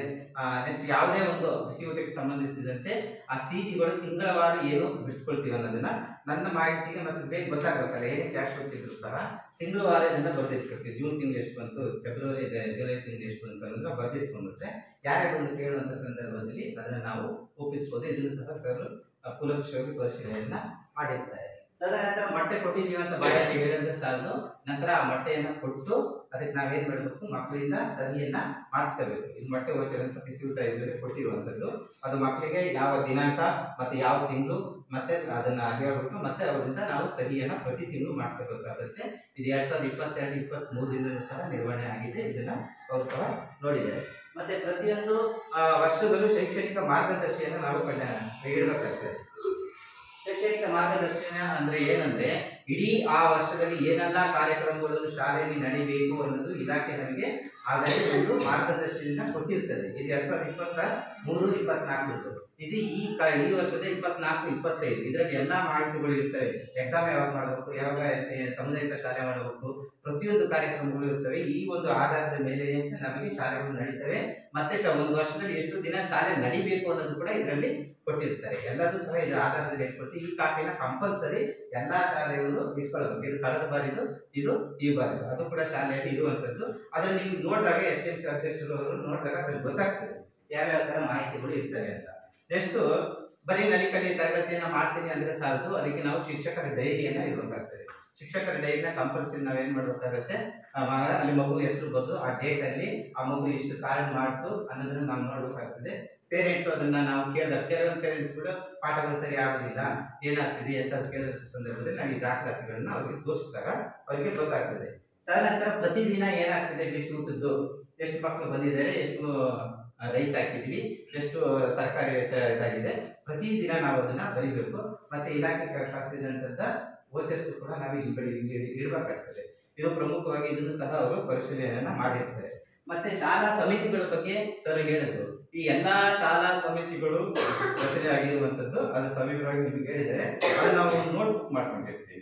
ಪ್ರತಿಯೊಂದು ಶಾಲಾ ಸಮಿತಿಗಳು ಸಹ ಇಲ್ಲಿರ್ತವೆ. ಬಿಸಿ ಊಟ ನಿರ್ವಹಣಾ ಸಮಿತಿ ಆಗಲಿ, ಮೊಟ್ಟೆ ಇದಾಗಲಿ, ಸುರಕ್ಷತೆ ಸಮಿತಿಗಳಾಗಲಿ, ಮತ್ತೆ ಎಮರ್ಜೆನ್ಸಿ ನಂಬರ್ ಆಗಲಿ, ಇವೆಲ್ಲವೂ ಸಹ ಮಕ್ಕಳ ಒಂದು ಹಿತದೃಷ್ಟಿಯಿಂದ ಮತ್ತು ಇಲಾಖೆ ಹಿತದೃಷ್ಟಿಯಿಂದ ನಾವು ಅದನ್ನ ಕಾಪಾಡ್ಕೋಬೇಕಾಗುತ್ತೆ. ಮತ್ತೆ ಇದಕ್ಕೆ ಕೆಲವೊಂದು ಸಲ ಮಳೆ ಗಾಳಿಯಿಂದ ಇದಾದಾಗ ಇದರಲ್ಲಿ ಆ ಇಲಾಖೆಗಳು ಇದು ಇರ್ತವೆ, ನಾವು ಬರೆದಿಟ್ಕೋಬೇಕಾಗ್ತದೆ. ಇದನ್ನು ಸಹ ನಿರ್ವಹಣೆ ಮಾಡ್ತೀವಿ. ಮತ್ತೆ ಪ್ರಮುಖವಾಗಿ ಈ ಶಾಲೆ ವಸ್ತುಗಳಲ್ಲಿ ಶಾಲೆಯಲ್ಲಿ ಏನೇನು ವಸ್ತುಗಳಿದೆ, ಅಡಿಗೆ ಕೋಣೆಗಳು ಏನಿದೆ, ಶಾಲಾ ವಸ್ತುಗಳು ಏನಿದೆ, ಕ್ರೀಡಾ ಸಾಮಗ್ರಿಗಳು, ದಾಸ್ತಾನುಗಳು ಏನಿದೆ, ಅದನ್ನ ಶಾಖಿಗೆ ತಗೊಂಡು ಅದನ್ನ ನಿರ್ವಹಣೆ ಮಾಡಬೇಕು. ನೆಕ್ಸ್ಟ್ ಅದ್ರ ಸ್ಥಿತಿ ಏನಾಗಿದೆ, ಹಾಳಾಗಿದೆಯಾ ಚೆನ್ನಾಗಿದೆಯಾ ಅನ್ನೋದು ನೋಡಬೇಕು. ಯಾಕಂದ್ರೆ ಮುಂದಿನ ದಿನಗಳಲ್ಲಿ ಬೇರೆಯವರಿಗೆ ನಾವು ಚಾರ್ಜ್ ಕೊಡ್ಬೇಕಾದ್ರೆ ನಾವು ಇದನ್ನ ನಾವು ಕೊಡ್ಬೇಕಾಗ್ತದೆ. ಇದನ್ನೆಲ್ಲ ನಾವು ಹೊಸದಾಗಿ ಬಂದು ಇದು ಮಾಡಿರುವಂಥದ್ದು. ಯಾಕಂದ್ರೆ ಹಿಂದಿನ ಶಿಕ್ಷಕರು ನಮಗೆ ಯಾವುದೇ ದಾಖಲಾತಿಗಳನ್ನ ಕೊಟ್ಟಿರ್ಲಿಲ್ಲ. ಆದ್ರೂ ಹಂಗಂತ ನಾವು ಬಿಡಕ್ ಬರಲ್ಲ. ಈಗ ಇರೋದನ್ನ ನಾವು ತಗೊಂಡು ಇದು 3 ಸಲ ಇದರ ದಾಖಲಾತಿಗಳನ್ನ ನಿರ್ವಹಣೆ ಮಾಡಿರ್ತೀವಿ. ನೆಕ್ಸ್ಟ್ ಶನಿವಾರ ಸಂಭ್ರಮ ಅಂತ ತಿಂಗಳಿಗೆ ಒಂದು ಶನಿವಾರವನ್ನ ನೋ ಬ್ಯಾಗ್ ಮಾಡಿ ಆ ಸಹಪಾಠಿ ಚಟುವಟಿಕೆಗಳು ಆಟಗಳ ಮೂಲಕ ಮಾಡಬೇಕು. ಈಗ ನಾವು ಮಾಡಿದೀವಿ ಅಂದ ತಕ್ಷಣ ಯಾರು ನಂಬಲ್ಲ. ಅದಕ್ಕೆ ಏನ್ ಮಾಡಬೇಕು, ಡೇಟ್ ಸಮೇತ ಹಾಕ್ಬಿಟ್ಟು ಪ್ರತಿಯೊಂದು ಆ ಶನಿವಾರದಂದು ನಾವು ಏನೇನು ಕಾರ್ಯಕ್ರಮಗಳನ್ನ ಮಾಡಿರ್ತೀವಿ ಅದನ್ನ ಒಂದು ಸಂಕ್ಷಿಪ್ತವಾಗಿ ಬಂದಿಟ್ರೆ ಅದು ಆ ಪೋಷಕರು ಮತ್ತೆ STMC ಅವರು ಅದನ್ನ ನೋಡಿ ಮಾಡಿದ್ದಾರೆ ಅನ್ನೋದು ಖಚಿತಪಡಿಸ್ಕೊಳ್ತಾರೆ. ಅದ್ರ ಬಗ್ಗೆ ದಾಖಲಾತಿಗಳು ಸಹ ಇರ್ತವೆ. ಅದು ಮುಂದಿನ ದಿನಗಳಲ್ಲಿ ನೋಡ್ಬೇಕಾಗ್ತದೆ. ನೆಕ್ಸ್ಟ್ ಯಾವುದೇ ಇತರೆ ಇಲಾಖೆ ಸಂದರ್ಶನ ಮಾಡಿದಾಗ ಬೇರೆ ಇಲಾಖೆಗಳು, ಆರೋಗ್ಯ ಇಲಾಖೆ ಆಗಲಿ ಇಲ್ಲ ಶಿಕ್ಷಣ ಇಲಾಖೆ ಆಗಲಿ, ಯಾರೇ ಇಲಾಖೆಯವರು ಬಂದಾಗ ಇದರಲ್ಲಿ ಅವರು ಬರೀತಾರೆ, ನಾವಿಲ್ಲಿ ಬಂದಿದ್ದೀವಿ, ಈ ಒಂದು ಶಾಲೆಗೆ ಭೇಟಿ ಕೊಟ್ಟು ಎಲ್ಲ ಮಾಡಿದ್ವಿ ಅನ್ನೋದು ಇದನ್ನ ನಾವು ತೋರಿಸ್ಬೇಕು. ಇದು ಕೂಡ ಮೊನ್ನೆ ಅವರು ನೋಡಿದ್ದಾರೆ, ಯಾರ್ಯಾರು ಬಂದಿದ್ದಾರೆ ಏನು ಅನ್ನೋದನ್ನ ನಿಮ್ಗೆ ಹೇಳಿದ್ದಾರೆ. ಇದು ಮಾಹಿತಿ ಕೂಡ ಇಲ್ಲಿ ಇರ್ತದೆ. ಯಾಕೆ ಇದನ್ನು ಹೇಳ್ತೀನಿ ಅಂದ್ರೆ STMC ಗಮನಕ್ಕೆ ಇದು ಇರಬೇಕು ಏನೇನಿದೆ ಅನ್ನೋದು, ಅವಾಗ ಅವರಿಗೆ ಗೊತ್ತಾಗ್ತದೆ. ಈಗ ಶಾಲೆಯಿಂದ ಹೊರಗುಳಿದ ಅನ್ನೋದು ಬಹಳ ಗಂಭೀರವಾದಂತ ವಿಚಾರ. ಇದ್ರಲ್ಲಿ ನಾವೇನ್ ಮಾಡ್ತೀವಿ ಅಂದ್ರೆ ಈ ಶಾಲೆಯಿಂದ ಯಾವ ಮಗು PC ಪಡ್ಕೊಂಡು ಯಾವ ಶಾಲೆಗೆ ಹೋಗಿ ಸೇರಿದೆ ಅನ್ನೋದು ಮಾಹಿತಿನ ಬರ್ದಿಟ್ಕೊಂಡ್ಬಿಡ್ತೀವಿ. ಯಾಕಂದ್ರೆ ನಮ್ ಸೇಫ್ಟಿಗೆ ಇವಾಗ ಹೆಂಗಾಗತ್ತಂದ್ರೆ ಈಗ ನೋಡಿ, ಒಂದ್ ಮಗು ಅಡ್ಮಿಷನ್ ನಂಬರ್, ಅದ್ರ ಹೆಸರು, ಅದ್ರ TC ಅರ್ಜಿ ಕೊಟ್ಟಿದ್ದು, ನಾನು TC ಕೊಟ್ಟಿದ್ದು, ಯಾವ ಶಾಲೆಗೆ, ಮತ್ತೆ TC ನಂಬರ್ ಏನು, ಅಷ್ಟನ್ನು ನಾವು ಬರೆದು ಇಟ್ಕೊಂಡ್ಬಿಟ್ರೆ ಈ ಮಗು ಇದೇ ಶಾಲೆಗೆ ಇದೇ ದಿನಾಂಕದಂದು ದಾಖಲಾಗಿ ಹೋಗಿದೆ ಅನ್ನೋದು ಇಲ್ಲಿಂದ ನಾನು ಕಳಿಸ್ಕೊಟ್ಟಿದ್ದೀನಿ. ಅಲ್ಲಿ ಮುಂದೆ ಅದನ್ನ ಯಾವ ರೀತಿ ನಿರ್ವಹಣೆ ಮಾಡ್ಕೊಂಡು ಹೋಗ್ತಾರೆ ಅನ್ನೋದು ಆ ಶಾಲೆಗೆ ಸಂಬಂಧಪಟ್ಟಂತ ವಿಚಾರ ಮತ್ತೆ ಪೋಷಕರ ಜವಾಬ್ದಾರಿ, ಅದು ಕೂಡ ಇಲ್ಲಿ ಇರ್ತದೆ. ಮತ್ತೆ ಪ್ರಮುಖವಾಗಿ ಗ್ರಂಥಾಲಯ ಬಗೆ, ಒಂದು ಗ್ರಂಥಾಲಯದಲ್ಲಿ ಎಷ್ಟು ಪುಸ್ತಕಗಳಿದೆ. ಈ ಗ್ರಂಥಾಲಯದಲ್ಲಿ ಒಟ್ಟು 432 ಪುಸ್ತಕಗಳು ಇದೆ. ನನ್ನ ಒಂದು ಅಭಿಪ್ರಾಯ ಏನಂದ್ರೆ ಇನ್ನೂ ಒಂದು ಸರ್ಕಾರದ ವತಿಯಿಂದ ಹೊಸ ಪುಸ್ತಕಗಳು, ಕಥೆ ಪುಸ್ತಕಗಳನ್ನ ಇಂಥ LK ಶಾಲೆಗಳಿಗೆ ಕೊಟ್ಟರೆ ಉತ್ತಮ. ಯಾಕಂದ್ರೆ ಅದು ಹಳೆ ಪುಸ್ತಕಗಳು, ಅದನ್ನೇ ನಾವು ಜೋಡಿಸಿ ಇಟ್ಟು ಮಕ್ಕಳಿಗೆ ಹೇಳ್ತೀವಿ. ಅದು ಈಗಿನ ಒಂದು ಜ್ಞಾನದ ಮಟ್ಟಕ್ಕೆ ಕೊಟ್ಟರೆ ಏನು ಕೊಡಬೇಕು ಅನ್ನೋದು ನನ್ನ ಒಂದು ಅಭಿಪ್ರಾಯ. ಇಲ್ಲಿರುವಂಥದ್ದು 432 ಬುಕ್ಸ್. ಮುಂದಿನ ದಿನಗಳಲ್ಲಿ ನಾನು ಚಾರ್ಜ್ ಕೊಡ್ಬೇಕಂದ್ರೆ ಇಷ್ಟು ಬುಕ್ಸ್ ಅವ್ರಿಗೆ ಓದಿಸಿ ನಾನು ಕೊಡ್ಬೇಕಾಗುತ್ತೆ. ಇದೇ ಸ್ಟಾಕ್ ಅನ್ನೋದು. ನೆಕ್ಸ್ಟ್ ಬರೀ ಬುಕ್ಸ್ ಇರ್ತವೆ. ನೆಕ್ಸ್ಟ್ ಬಟ್ಟೆ ಖರೀದಿ ಸಮಿತಿ, ಪ್ರತಿ ಒಂದು ವರ್ಷದಲ್ಲೂ ಮೊಟ್ಟೆ ಖರೀದಿ ಸಮಿತಿಯನ್ನ ಮಾಡಬೇಕಾಗ್ತದೆ. ಅಧ್ಯಕ್ಷರಾಗಿ ಕೃಷ್ಣಮೂರ್ತಿ ಅನ್ನೋರಿದ್ದು, ಅವಾಗಿಂದನೂ ಸಹ ಮೊಟ್ಟೆ ಖರೀದಿ ಸಮಿತಿಯನ್ನ ಮಾಡ್ತಾ ಇದೀವಿ. ಅದರ ವಹಿವಾಟನ್ನು ನಾವು ಗೊತ್ತಿರಬೇಕಾಗ್ತದೆ. ಅದ್ರ ಬಗ್ಗೆ ನಿಮ್ಗೆ ಮಾಹಿತಿಯನ್ನು ಹೇಳಿದ್ದಾರೆ. ಸಮಯ ಇರೋದ್ರಿಂದ ನಾನು ಸಂಕ್ಷಿಪ್ತವಾಗಿ ಹೇಳ್ತಾ ಇದ್ದೀನಿ. ಮತ್ತೆ STMC ಸಭೆ ಮಾಡೋದ್ರ ಜೊತೆಗೆ ಕಂಪಲ್ಸರಿ 2 ತಿಂಗಳು ತಪ್ಪಲು 3 ತಿಂಗಳಿಗೊಮ್ಮೆ ಪೋಷಕರ ಸಭೆಯನ್ನ ಮಾಡಬೇಕು. ಪೋಷಕರ ಸಭೆನೇ ಬೇರೆ, STMC ಸಭೆನೇ ಬೇರೆ. ಆ ಪೋಷಕರ ಸಭೆಯನ್ನ ಮಾಡಿ ನಾವೇನ್ ಮಾಡ್ಬೇಕಾಗುತ್ತೆ, ಮಕ್ಕಳ ಕಲಿಕೆ ಬಗ್ಗೆ ನಾವು ಚರ್ಚೆ ಮಾಡಬೇಕಾಗ್ತದೆ. ಅದನ್ನು ಸಹ ಮಾಡಿರುವಂಥದ್ದು. ಮುಂದಿನ ದಿನಗಳಲ್ಲೂ ಸಹ ಇದನ್ನ ಅಳವಡಿಸಿಕೊಂಡು ಹೋಗ್ಬೇಕಾಗಿರ್ತದೆ. ನೆಕ್ಸ್ಟ್ ಪ್ರಮುಖವಾಗಿ ಬೇಕಾಗಿರುವಂಥದ್ದು ಸಮವಸ್ತ್ರ, ಪಠ್ಯ ಪುಸ್ತಕ ಮತ್ತು ಶೂ ಸಾಕ್ಸ್. ಇದನ್ನ ಕೊಟ್ಟಿದ್ದಾರಾ, ಅದನ್ನ ಯಾವ ಡೇಟಿಗೆ ಕೊಟ್ಟಿದ್ದಾರೆ, ಏನೇನು ಕೊಟ್ಟಿದ್ದಾರೆ ಅನ್ನೋದನ್ನ ಟಿಕ್ ಮಾಡಿ ಅಧ್ಯಕ್ಷರು ಸಹಿ ಮಾಡಿ ಮತ್ತೆ ಮಕ್ಕಳಿಂದಲೂ ಅದನ್ನ ಸಹಿ ಮಾಡಿ ಅದನ್ನ ನಿರ್ವಹಣೆ ಮಾಡಲೇಬೇಕು. ಯಾಕೆ ಅನುದಾನಕ್ಕೆ ಸಂಬಂಧಪಟ್ಟಂತ ವಿಚಾರ. ಹಂಗಾಗಿ ಮಕ್ಕಳಿಗೆ ಶಿಕ್ಷಣದಿಂದ ವಂಚಿತರಾಗಬಾರ್ದು ಅನ್ನೋದು ಪ್ರತಿಯೊಂದು ಸಹ ಮಾಡಬೇಕು. ಇದನ್ನ ಅಧ್ಯಕ್ಷರು ಕಾಲಕ್ಕೆ ಬಂದದನ್ನ ಇದು ಮಾಡಬೇಕು, ನೋಡ್ಬೋದು ಯಾರಿಗೆ ಕೊಟ್ಟಿದ್ದಾರೆ ಯಾರಿಗೆ ಕೊಟ್ಟಿದ್ದಾರೆ ಅಂತ. ಎಷ್ಟು STMC ನಗದು ಪುಸ್ತಕ ಸರ್ ಹೇಳಿದ್ರಲ್ಲ, 3,000 ರೂಪಾಯಿ ಅಮೌಂಟ್ ಬಂತು, ಅದನ್ನ ಖರ್ಚು ಮಾಡಿದ್ರೆ ಏನೇನಿದೆ ಆ ಫುಲ್ ಡಾಕ್ಯುಮೆಂಟ್ಸ್ ಏನಿದೆ ಅದನ್ನ ನಾವಿಲ್ಲಿ ಬರ್ದಿರ್ಬೇಕಾಗ್ತದೆ. ಇಲ್ಲಿ ಬರ್ದಿದ್ದಾಗಲೇ ಪ್ರತಿಯೊಂದು ಗೊತ್ತಾಗುತ್ತೆ. ಇದು ನಗದು ಪುಸ್ತಕ, ಕ್ಯಾಶ್ ಬುಕ್. ಇದು STMC. ಇದು STMC ಅಕೌಂಟ್ ಏನಿದೆ ಅಧ್ಯಕ್ಷರು ಮತ್ತು ನಮ್ಮ ಜಂಟಿ ಖಾತೆ ಅದ್ರದ್ದು ಇದು.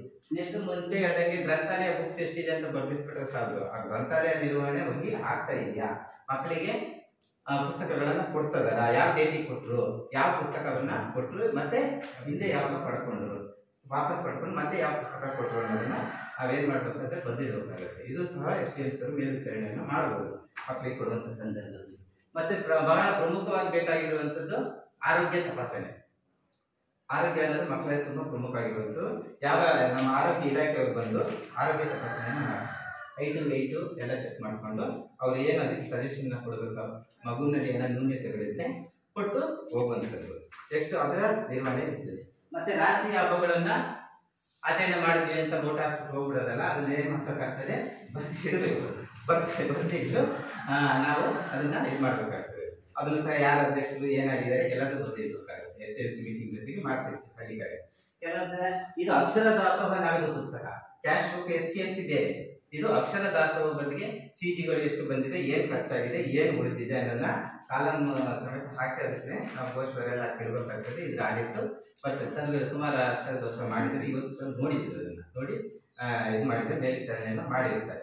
ನೆಕ್ಸ್ಟ್ ಪ್ರಮುಖವಾಗಿ ಬೇಕಾಗಿರೋದು ಇದೆಲ್ಲದಕ್ಕೂ ಮುಖ್ಯವಾಗಿ ಮೆಮೊ ಹಾಕ್ಬೇಕು. ಪ್ರತಿಯೊಂದು ವಿಚಾರಕ್ಕೆ ನಾವೇನ್ ಆಗ್ಬೇಕಾಗುತ್ತೆ, ಮೆಮೊ ಹಾಕ್ಬೇಕಾಗ್ತದೆ. ಈಗ ಒಂದು ಮೆಮೊ STMC ಆಗಲಿ ಪೋಷಕರಿಗೆ ಮೆಮೊ ಆಗಿ ಈ ವಿಷಯಗಳ ಬಗ್ಗೆ, ಅಜೆಂಡಾ ವಿಷಯಗಳ ಬಗ್ಗೆ ಚರ್ಚೆ ಮಾಡ್ತೀವಿ ಅಂತ ಮಾಡಿ ಅಲ್ಲಿ ಏನ್ ನಾವು ಚರ್ಚೆ ಮಾಡ್ತಿದೀವಲ್ಲ ಆ ರೀತಿ ಚರ್ಚೆಯನ್ನ ಮಾಡಬೇಕಾಗ್ತದೆ. ಮಾಡಬೇಕಾಗ್ತದೆ. ತದನಂತರ ಪ್ರಥಮ ಚಿಕಿತ್ಸೆ ಪೆಟ್ಟಿಗೆ ಅಂದ್ರೆ ಮೂಲ ಪ್ರಾಥಮಿಕವಾಗಿ ಏನು ಮಗುಗೆ ಬೇಕು ಆ ಒಂದು ಮೆಟೀರಿಯಲ್ಸ್ ಸಹ ಸರ್ ನೋಡಿದ್ರೆ ಟೀಚರ್ ಇಂದ ಲ್ಯಾಬ್ರೇಟರಿಯಿಂದ ನಾವು ಶಾಲೆಯಲ್ಲಿ ಇಟ್ಕೊಂಡಾಗ ಯಾವುದೇ ಸಣ್ಣ ಪುಟ್ಟ ತೊಂದರೆಗಳಾದಂಥ ಸಂದರ್ಭದಲ್ಲಿ ಬಳಸ್ಕೋಬಹುದು. ಇದನ್ನ ವ್ಯವಸ್ಥೆಯನ್ನ ಮಾಡಬೇಕಾಗ್ತದೆ.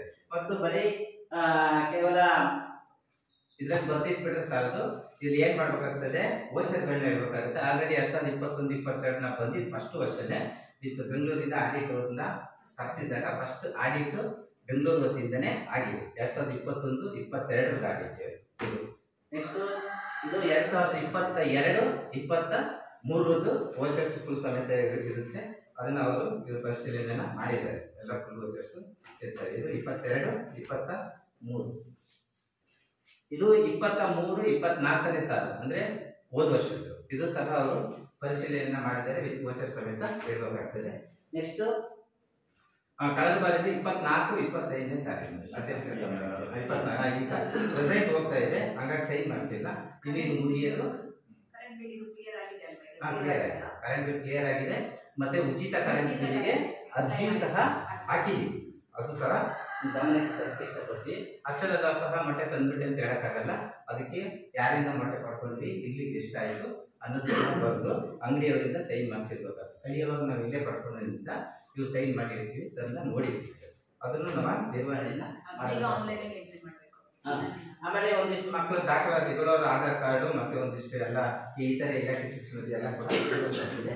ನೆಕ್ಸ್ಟ್ ಪ್ರತಿಯೊಂದು ಯಾರ್ಯಾರು ಹಾಜರಾತಿ, ಶಿಕ್ಷಕರದ ಹಾಜರಾತಿ ಆಗಲಿ ಮತ್ತೆ ವಿದ್ಯಾರ್ಥಿಗಳಿಂದ ಹಾಜರಾತಿ ಆಗಲಿ ಮತ್ತೆ ಗೆಸ್ಟ್ ಟೀಚರ್ ಅತಿಥಿ ಶಿಕ್ಷಕರ ಹಾಜರಾತಿಯನ್ನು ನೀಡಬೇಕಾಗುತ್ತೆ. ಮತ್ತೆ ಪ್ರಮುಖ ಮುಂದೆ ಬರುತ್ತಲ್ಲ ಸಮುದಾಯಿತ ಶಾಲಾ ಕಾರ್ಯಕ್ರಮ.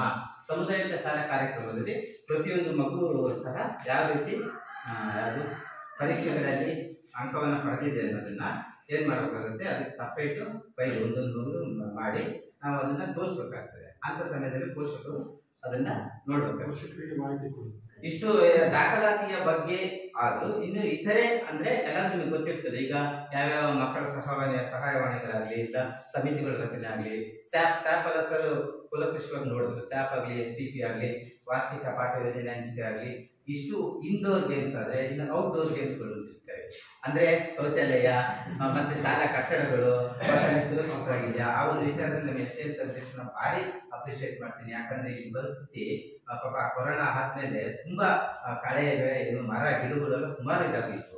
ನೋಡಿದ್ದೀರಿ ನೀವು, ತುಂಬಾ ಆಗ್ಬಿಟ್ಟಿತ್ತು. ಅಂತ ಸಮಯದಲ್ಲಿ ಮಾಜಿ ಅಧ್ಯಕ್ಷರು ಕೃಷ್ಣಮೂರ್ತಿ ಸರ್ ಆಗಲಿ, ಇಲ್ಲ ಈಗಿನ ಅಧ್ಯಕ್ಷರು ಸುಧಾಕರ್, ಎಲ್ಲರೂ ಈ ಗ್ರಾಮಸ್ಥರೆಲ್ಲ ಸೇರಿ ಇವತ್ತು ಒಂದು ಹಾವು ಹೋದ್ರು ಕೂಡ ಕಾಣುವಂತ ಮಟ್ಟಿಗೆ ಮಾಡಿರುವಂತದ್ದು ಬಾರಿ. ನಾನು ಅವ್ರನ್ನ ವರ್ಷಕ್ಕೆ 3-4 ಸಲ ತೊಂದರೆ ಕೊಟ್ಟು ಹಾಕ್ಬಿಡ್ತಿದ್ದೆ, ಬನ್ನಿ ಕ್ಲೀನ್ ಮಾಡಿ.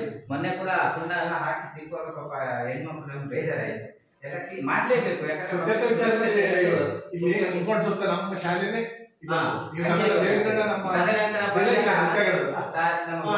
ಶಾಲೆಗಳಲ್ಲಿ ನೋಡಿದ್ರು ಈ ಶಾಲೆ ಸ್ವಚ್ಛತೆ ಸುದ್ದಿ ಹೇಳಿದ್ದೆ. ಮುಂದಿನ ದಿನಗಳಲ್ಲಿ ನೀನು ಆಗ್ಬೇಕಾಗ್ತದೆ ಅಂತ ಕೃಷ್ಣಮೂರ್ತಿ ಭಟ್ರು ಆಗಾಗ ಹೇಳಿದ್ರು, ಕೃಷ್ಣಮೂರ್ತಿ ನೀ ಮುಂದೆ ಆಗ್ಬೇಕಾಗ್ತದೆ ಅಂತ ಪುಟ್ಟಾಚಾರ್ಯ. ಎಲ್ಲರೂ ಅಷ್ಟೇ ಶಾಲೆ ಶಾಲೆ ದೇವಸ್ಥಾನ ನೋಡ್ತಾರೋ ಅವನೇ ಆಗ್ಬೇಕು. ರಿಪ್ಪನ್ಪೇಟೆ ಭಾಗದಲ್ಲಿ ಅನೇಕ 400-500 ಮಕ್ಕಳುಗಳ ಸ್ಕೂಲಲ್ಲಿ ಆಡಿಟ್ ಮಾಡ್ತೀವಿ. ಸುಮಾರು ಶಾಲೆಗಳಲ್ಲಿ ಇಷ್ಟು ಅಚ್ಚುಕಟ್ಟಾಗಿ ಎಲ್ಲೂ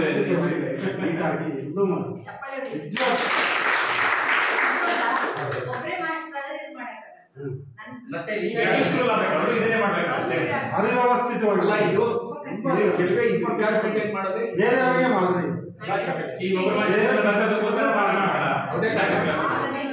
ಈಗೆಲ್ಲ ತುಂಬಾ ಕೆಲಸ ಮತ್ತೆ ನಂದೇನು ದೊಡ್ಡ ಅಂದ್ರೆ ಕಾಲಕಾಲಕ್ಕೆ ಮಾಹಿತಿಗಳನ್ನು ಕೊಡೋದ್ರ ಜೊತೆಗೆ ಏನ್ ಇಷ್ಟೆಲ್ಲ ರೆಕಾರ್ಡ್ಸ್ ಇದೆಯೋ ಇಷ್ಟು ರೆಕಾರ್ಡ್ಸ್ ನ ಆ ಶಾಲೆಗೆ ಮೇಂಟೈನ್ ಸೇಮ್ ಎರಡೂ ಶಾಲೆ ಅಲ್ಲೂ ಸಹ ಮೇಂಟೈನ್ ಮಾಡಿ ಮುಂದಿನ ವರ್ಷ ಕಡಾಖಂಡಿತವಾಗಿ ಅಲ್ಲೂ ಸಹ ಸಾಮಾಜಿಕ ಲೆಕ್ಕ ಪರಿಶೋಧನೆ ಆಗುತ್ತೆ. ಯಾಕಂದ್ರೆ NPS ಇರದೇ ಎರಡು ಈಗ ಒಂದು ಮುಗ್ದಿದೆ, ಮುಂದಿನ ವರ್ಷ ಖಂಡಿತ ಆಗೇ ಆಗುತ್ತೆ. ಈ ವರ್ಷ 20% ಮಾತ್ರ ತಗೊಂಡಿದ್ದಾರೆ, ಮುಂದಿನ ವರ್ಷ 40-50% ಅಂತ ತಗೊಂಡ್ಬಿಟ್ರೆ ಅಲ್ಲೂ ಸಹ ಹಾಗೆ ಆಗುತ್ತೆ. ಮತ್ತೆ ದೂರ ಪೆಟ್ಟಿಗೆಯನ್ನು ಸಹ ಇಟ್ಟಿರ್ತೀವಿ, ಅದ್ರ ಬಗ್ಗೆ ಕೆಲವರಿಗೆ ಗೊತ್ತಿರಲ್ಲ.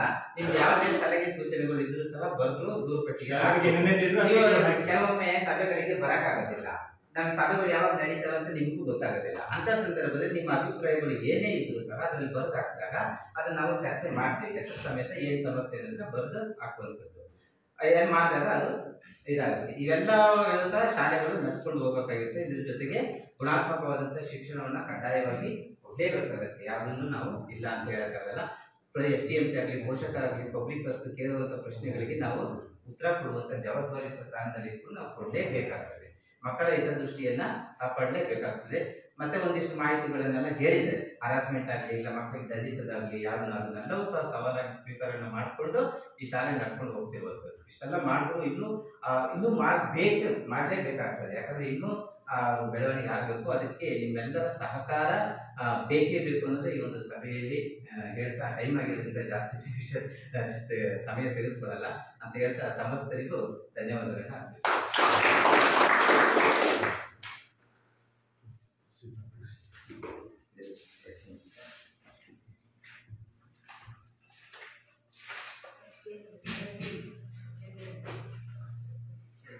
ನೆಕ್ಸ್ಟ್ ಏನು ಪ್ರೋಗ್ರಾಮ್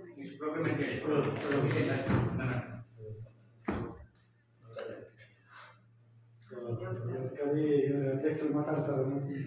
ನಮಸ್ಕಾರ ಮಾಡಿದ್ರು.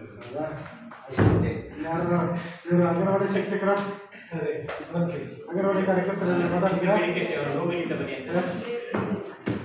STMC ನಾಡಾಗುವಂತ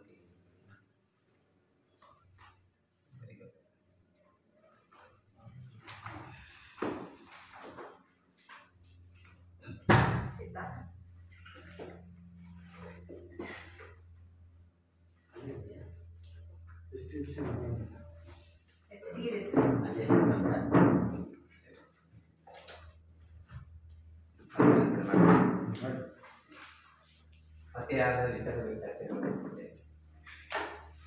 ಇದು ಯಾವ್ದಾದ್ರು ಇದ್ರೆ ಹೇಳ್ಕೊಳ್ಳಿ. ಲೈವ್ ಹೋಗುತ್ತೆ ಅದಷ್ಟೇ. ಲೈವ್ ಹೋಗುತ್ತೆ. ಈಗ ನೆಟ್ವರ್ಕ್ ಎಲ್ಲ ರೆಕಾರ್ಡ್ ಮಾಡಿದ್ದಾರೆ, ಅಪ್ಲೋಡ್ ಮಾಡ್ತಾರೆ. ಅಧ್ಯಕ್ಷರು ವಿಷಯ ಮಾತಾಡ್ತಾರೆ.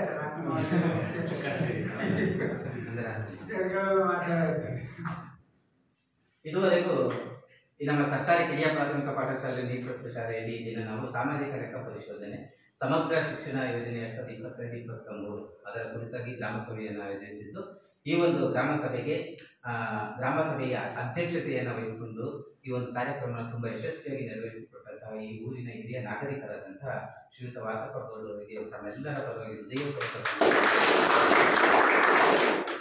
ಹಾಗೂ ಈ ಒಂದು ಕಾರ್ಯಕ್ರಮದಲ್ಲಿ ಉಪಸ್ಥಿತರಿದ್ದು ಈ ಒಂದು ಕಾರ್ಯಕ್ರಮ ತುಂಬಾ ಯಶಸ್ವಿಯಾಗಿ ನಿರ್ವಹಿಸಿಕೊಟ್ಟಿದ್ದಂತಹ ಈ ಶಾಲೆಯ STMC ಅಧ್ಯಕ್ಷರಾದಂತಹ ಶ್ರೀಯುತ ಸುಧಾಕರ್ ಅವರಿಗೆ ತಮ್ಮೆಲ್ಲರ ಪರವಾಗಿ ಅಭಿನಂದನೆಗಳನ್ನು ತಿಳಿಸುತ್ತೇನೆ.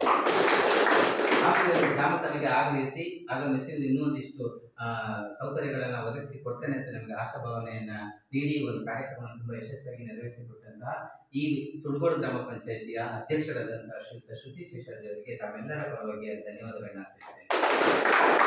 ಹಾಗೂ ಈ ಒಂದು ಕಾರ್ಯಕ್ರಮದ ನೋಡಲ್ ಆಫೀಸರ್ ಆಗಿರುವಂತಹ ಶ್ರೀಯುತ ನಾಗೇಶ್ KV ತಾಲೂಕು ಸಾಮಾಜಿಕ ಪರಿಶೋಧನಾ ಕಾರ್ಯಕ್ರಮ ವ್ಯವಸ್ಥಾಪಕರು ಈ ಒಂದು ಕಾರ್ಯಕ್ರಮಕ್ಕೆ ಆಗಮಿಸಿ ಈ ಒಂದು ಕಾರ್ಯಕ್ರಮದಲ್ಲಿ ತಮ್ಮ ಅಭಿಪ್ರಾಯಗಳನ್ನು ವ್ಯಕ್ತಪಡಿಸುವ ಜೊತೆಗೆ ಒಂದಿಷ್ಟು ಸಲಹೆ ಸೂಚನೆಗಳನ್ನೆಲ್ಲ ನೀಡಿ ಯಶಸ್ವಿಯಾಗಿ ಈ ಒಂದು ಕಾರ್ಯಕ್ರಮ ನೆರವೇರಿಸಿಕೊಟ್ಟಿದ್ದಾರೆ.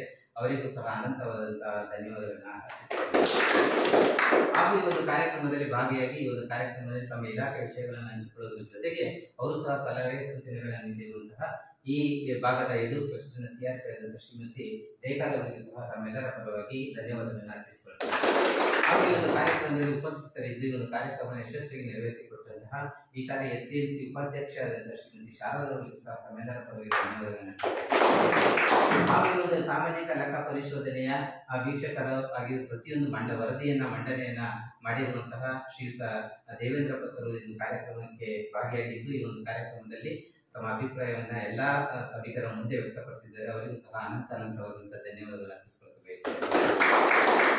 ಹಾಗೂ ಈ ಒಂದು ಕಾರ್ಯಕ್ರಮದಲ್ಲಿ ಮಾಜಿ SDMC ಅಧ್ಯಕ್ಷರುಗಳಾದಂತಹ ಶ್ರೀಯುತ ಕೃಷ್ಣಮೂರ್ತಿ ಅವರು ಸಹ, ಪುಟ್ಟಾಚಾರ್ಯ ಸರ್ ಸಹ, ಶ್ರೀಯುತ ಕೃಷ್ಣಮೂರ್ತಿ ಭಟ್ರು ಸಹ ಈ ಒಂದು ಕಾರ್ಯಕ್ರಮಕ್ಕೆ ಆಗಮಿಸಿ ಈ ಒಂದು ಕಾರ್ಯಕ್ರಮ ತುಂಬಾ ಯಶಸ್ವಿಯಾಗಿ ನೆರವೇರಿಸಿಕೊಟ್ಟಿದ್ದಾರೆ. ಅವರಿಗೂ ಸಹ ವೈಯಕ್ತಿಕವಾಗಿ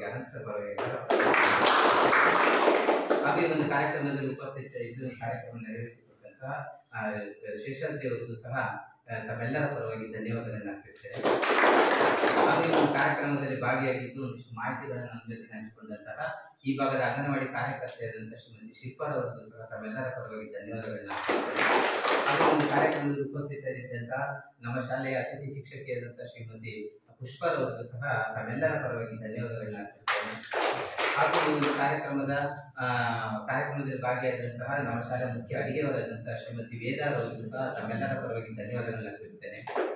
ಹಾಗೂ ಈ ಒಂದು ಕಾರ್ಯಕ್ರಮದಲ್ಲಿ ಸಮಸ್ತ ಗ್ರಾಮಸ್ಥರು, ಯುವಕರು ನೀವೆಲ್ಲ ಸಹ ಈ ಒಂದು ಗ್ರಾಮಸಭೆಗೆ ಬಂದಿದ್ದೇವೆ.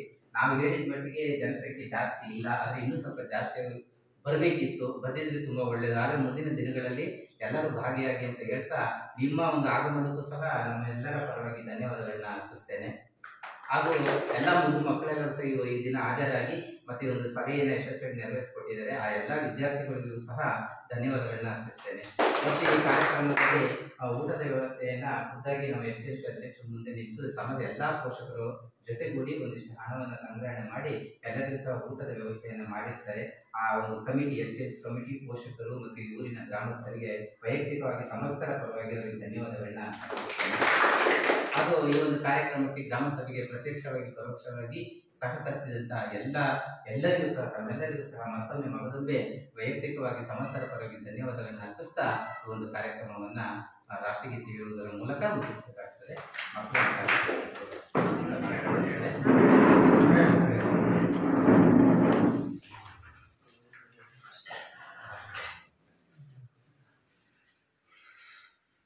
एक साथ राष्ट्रगीते शुरू कर। जनगण मन अधिनायक जय हे भारत भाग्य विधाता, पंजाब सिंधु गुजरात मराठा द्राविड उत्कल बंगा, विंध्य हिमाचल यमुना गंगा उच्चल जलधि तरंगा, तव शुभ नामे जागे तव शुभ आशीष मागे, गाहे तव जय गाथा। जनगण मंगलदायक जय हे भारत भाग्य विधाता, जय हे जय हे जय हे जय जय जय जय हे।